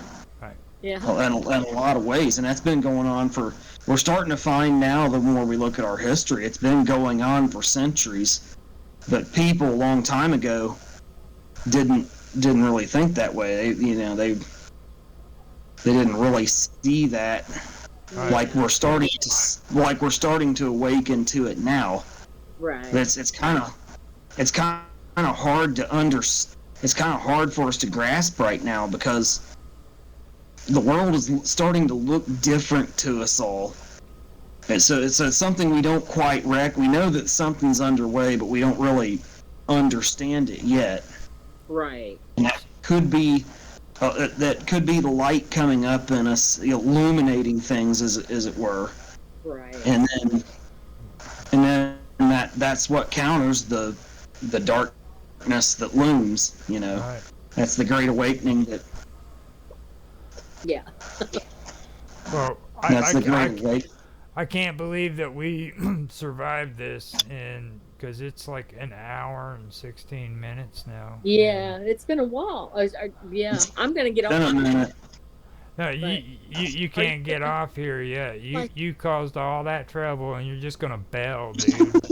Well, I feel Yeah, you did. Come on, you just a couple more minutes. Let your son end the show, and then you can say bye and all. well, Austin can end it too since he started Well, it. I know, but you stick around at least whenever he does it. Come on, dude. Like, you're a troublemaker. You really are. Yeah, you interrupted the Great Awakening. Yeah. No, I'm just messing with you. No, you're right. She's a troublemaker. She pops in here and she's like, "Well, I want to get out of here now." Well, we've been doing it for an hour and a half. But you want to? You know, something I've noticed with things, because I've always done the budget and stuff in my household, and now I do it, of course, by myself. But everything's so hard. Or so computers are supposed to make everything so easy. But now it's like you don't just call and have somebody come out and fix your stuff. You have to go through all these different. You call 2 or 3 people and they set you up, and then they don't show up, or they text you and they do this and they do that, just to get something fixed anymore. And it's frustrating. And it's the same with medical stuff too. Anytime you have a test or anything, because like I had a test, a follow-up test, and then my Kettering calls me, and they're like, "Well, the person, your doctor's not an OBY." And I was like, "Yes, she was. Yes, she is. She's the one who ordered the test." They're like, "No, she's not. She's something else." And I was like, and they said, "You need to find out who she is." I said, "Well, why do I need to find out who she is? You're the one. I'm not working for you. I'm not working for you." And the woman's like, "Well, I don't understand why this is." And so I ended up calling my OBY's secretary and asked her. And she's like, "Yeah, that woman used to be down in Cincinnati, and she did do something else like internal medicine. But she said, yeah, now she's an OBY." She said they don't have their computer system or something up to date. So here I am. I'm acting like somebody's secretary in Kettering or something. Yeah. Calling up and saying, "Hey, this is my doctor." But everything is like that. Yep. It seems it's like working in the whole world, because it used to be, you worked at a university, you knew that it was a lot of red tape. You just knew that, and that's what it was like. But corporations and stuff weren't like that. Corporations weren't. I mean, and medical stuff wasn't. Now medical stuff's terrible, and like you have to call around and call 100 people, and you get these voice messages, and you got to go to another voice message, and you got to do this just to get to a person is crazy. Do you think those things are like hurdles being thrown in our way, like making things more complicated than they need to be, to maybe prevent an awakening, and we don't realize that's what it is? Or have we just unwittingly made a hell for ourselves? I think we're being herded like cattle. Like you're actually freaking being compartmentalized, like we were talking about before. And with these messages, most of them are usually automated. That means they don't want you to have human contact with the people that you're dealing with. They want you to talk to an automated message or an automated personality that's going to take care of bot. They have a lot of chats, like on insurance companies have chats and bots, and so does like appliance places, because I've been dealing with Sears, which is a nightmare. It's about isolating you. It's about isolating you. Mm-hmm. Okay. Absolutely. But you can't reach a real person. Sometimes you cannot reach a real person. That's what it's about. and with going into the events of the last 4 years, I'm not going to do it here since you're live streaming on YouTube, and I don't want to get any strikes on your channel. Just don't say it chemicals could be like, and you're cool. Just don't say chemical. Don't say Oh. any kind of chemicals whatsoever.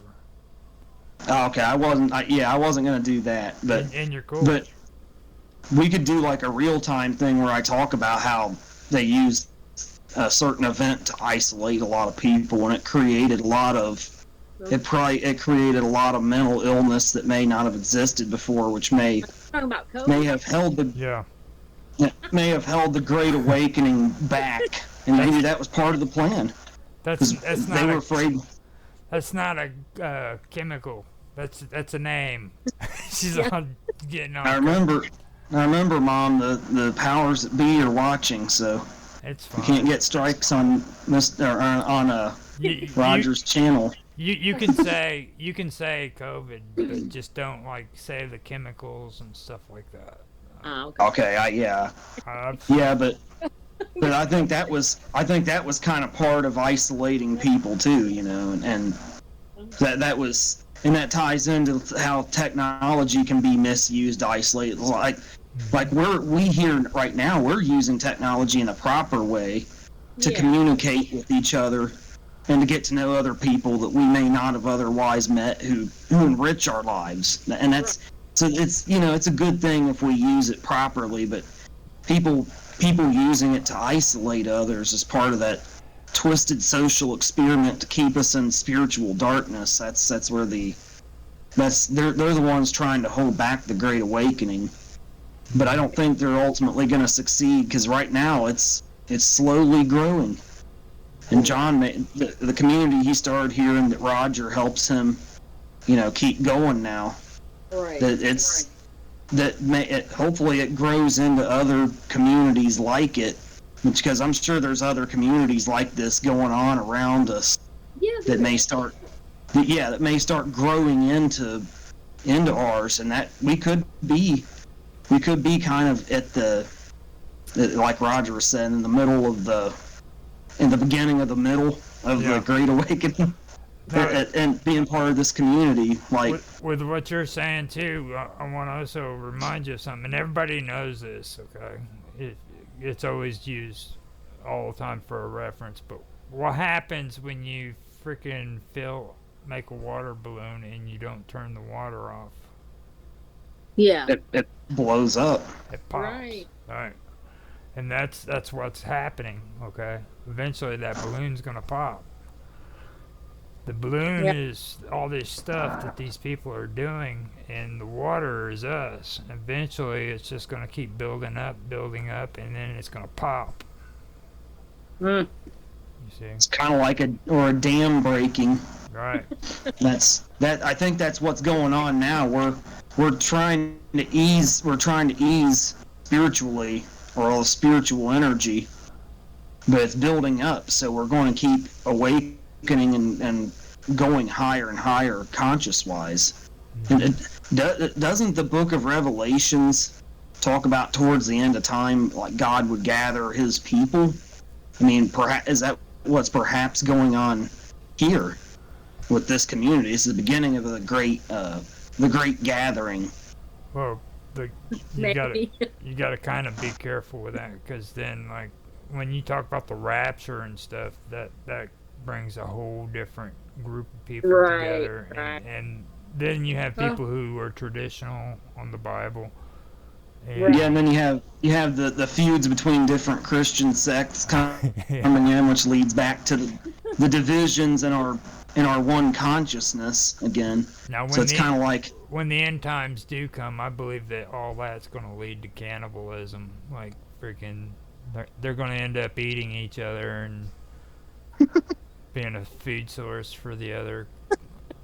I guess if people are starving enough and can't get food, it could happen, because for sure a food shortage could really create something like that. Yeah, Right. I think they're going to start hunting each other down and freaking using them as a food source. Like, you're going to see a lot of the freaking people from the Church of God eating freaking Second Baptists, and then Second Baptists are going to be going after the Catholics. I can see that. Well, I'm gonna go. Are you guys wrapped here? Yeah. So yeah, but we could be at the beginning. We could be at the beginning of the beginning of the middle of the Great Awakening, which will lead us out of the darkness that looms, which we've been discussing. We'll call this the darkness that looms before the Great Awakening. Yeah, and that kind of still does tie in with the first video I did, right? Yeah. Yeah. Okay. Okay. Yeah, especially since okay, cool. Now you started you started the video, so you're gonna have to end it. Me and your mom's just here to be cool and hang out and give you support. Okay. So. I mean, if you want to talk, just wander off. You guys can keep talking, but it's like, if you guys still got stuff. No, it's an hour and a half. We better. Yeah. We better. Yeah, we got. I think we've broken a record for episode length here. So. Yeah. I'm trying to figure out a real cool topic for next week, like something real scary though. Yeah. Well, hopefully, if people write in some stories, we'll have something to kind of fuel that fire, Now, when as soon as I do the edit for this stream, it's gonna go in the description for your email, and then I'll open up a tab and get the original video and put it in there too for you. All right. And just so people on here who's listening and watching understands, I'm just a cameraman. All right. Yeah. So, it's not your show. So. That's right. It's Little Miss Troublemaker's show. Well, if you started calling it, instead of calling it Summer Todd's Mystery Show, you started calling it Little Miss Troublemaker's Mystery Show. Yeah. That's actually a good idea. Little Miss Troublemaker. My vice president, so yeah. All right. I think that caused this camera to freeze up. Oh shoot! He was gonna get out of here. Where'd he go? He's there. It just caused this camera to freeze up. Are you? Here's the. All right. All right now. All right. Now you gotta say bye. Yeah, I was getting ready to end the show and I froze up. Yeah, no, it caused. Okay, so now me and you have to be quiet. I'm not my usual troublemaker self because I'm kind of tired. I'm not supposed. I know. Get some rest. Get some rest for next week so you can really make some trouble. All right. Okay. All right. All right. This has been the darkness that looms in the Great Awakening to come episode of Summer Todd's Mystery Show, hosted by her son Austin Todd, with her generously co-hosting tonight. Thank you all for watching. Take it easy and God bless.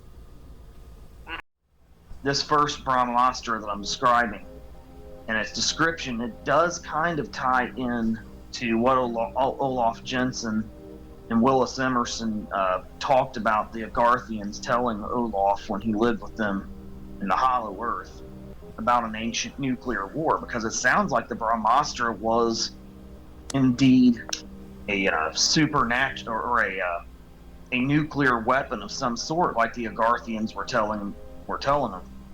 Now, it also ties in, interestingly enough, with Plato's description, because he talks about Atlantis in particular being destroyed by the gods, and that now we might be inclined to think that the fire and water that's destroyed the earth in the past was a huge natural cataclysm, but it's possible that when you look at the ancient Hindu epics here, that this was actually something that was brought about by a god named Brahma. That's how that appears to tie into that.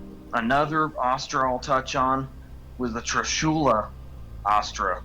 That was overseen by a deity named Shiva, another very powerful god in the Hindu pantheon. The trident of Shiva was capable of destroying anything.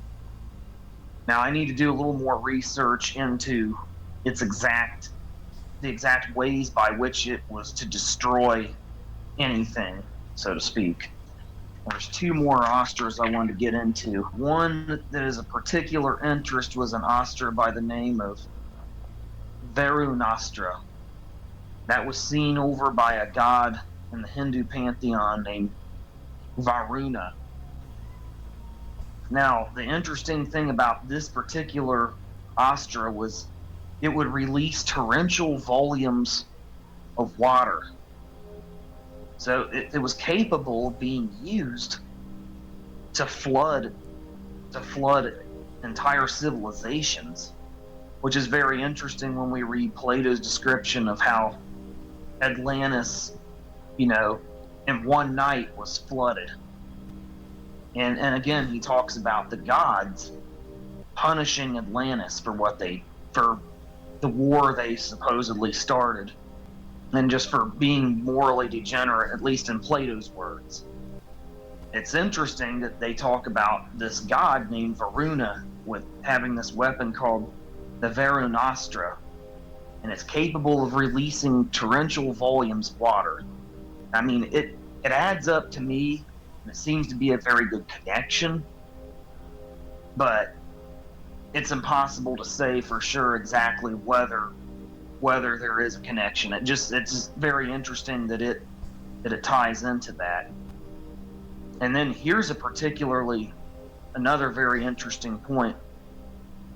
When I was talking about the caverns and caves and how whether they were naturally created or not, I did uncover a little bit when I was reading through the ostras that could point to them possibly these caverns and caves possibly having been artificially created. There was a weapon called the Brahmastra, and that was overseen by a god in the Hindu pantheon called Bhumi, Bhumi.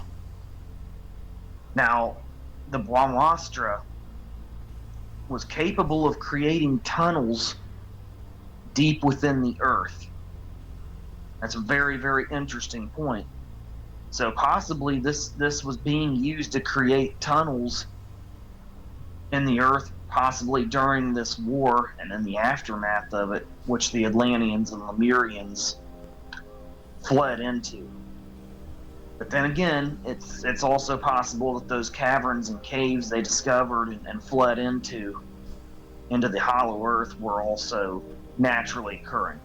I just thought that's a very interesting point, because that the ancient Hindu epics talk about a weapon capable of creating tunnel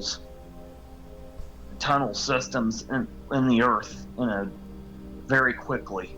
It does really appear to tie together. And then of course Plato talks about, like the gods sinking Atlantis. Well, according to the ancient Hindu epics, the gods had technology that could create the exact same things that Plato described having happened to Atlantis, these gods as it were. Now, whether these gods were like supernatural beings or something of that matter, or whether they were extraterrestrials from another planet, so that's a whole nother offshoot of this subject that we could go on about, but we'll get into that when it comes to it. Authors have said that this entrance to the inner Earth is found in the South Pole and the North Pole, right?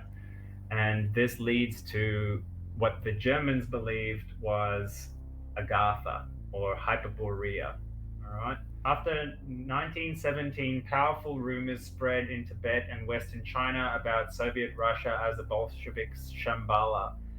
And when finally Japan annexed parts of China, creating the state of Manchukuo, Shambhala began to designate the land of the rising sun and became a symbol of Pan-Mongolianism.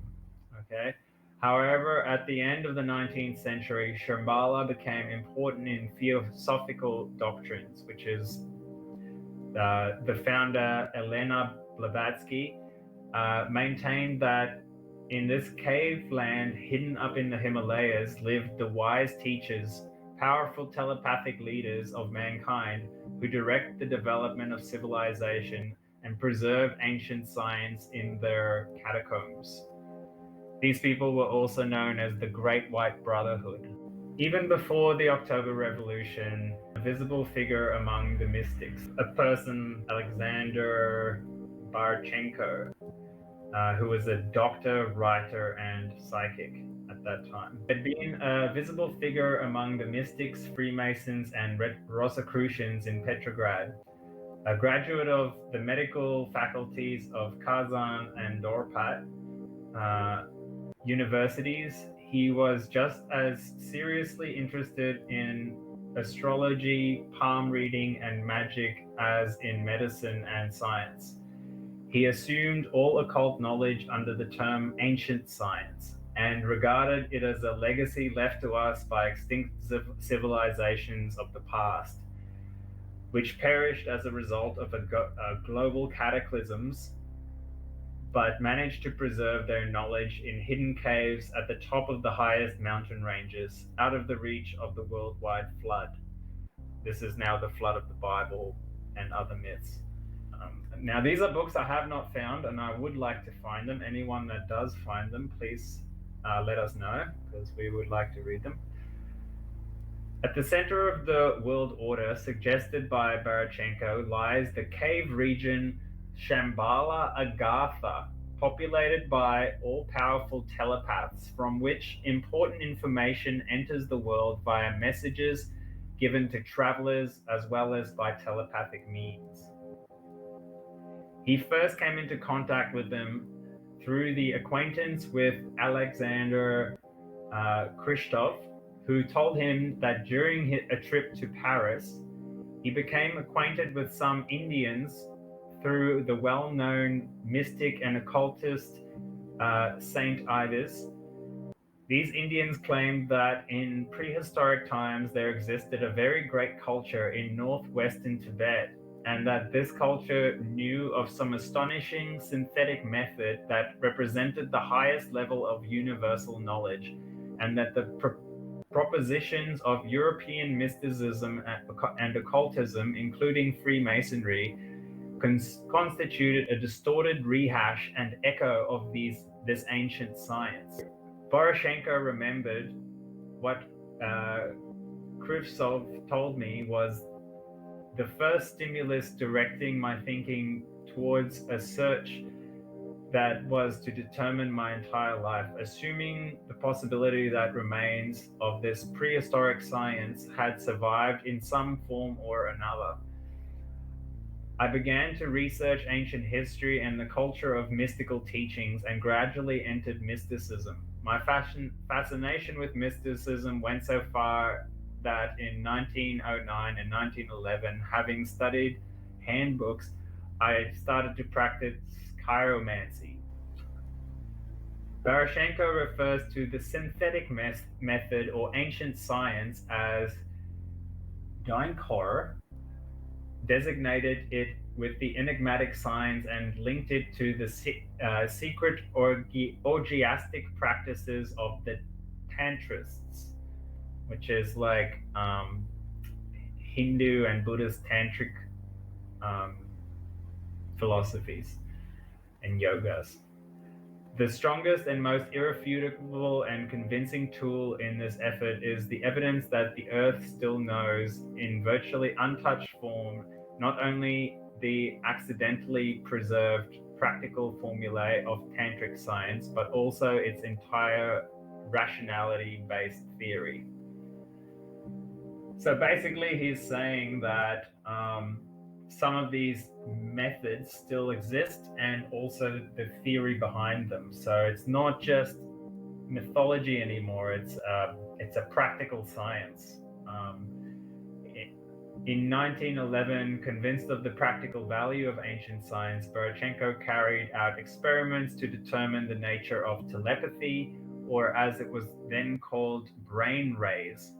In his article, The Transmission of Thought Over a Distance, Barchenko describes the original contraption he used for his paranormal experiments. Now, I won't read exactly how this contraption worked. It's a little bit involved. But basically, these people started to investigate telepathy back then, and some of them, through these secret societies, were able to contact what they believed were the Agathans, which was populated by political telepaths, magic leaders who are able to influence life on Earth using incantations and power of thought. These powerful creatures allegedly live in caves in the Himalayas and from time to time send out emissaries to the powerful of this world.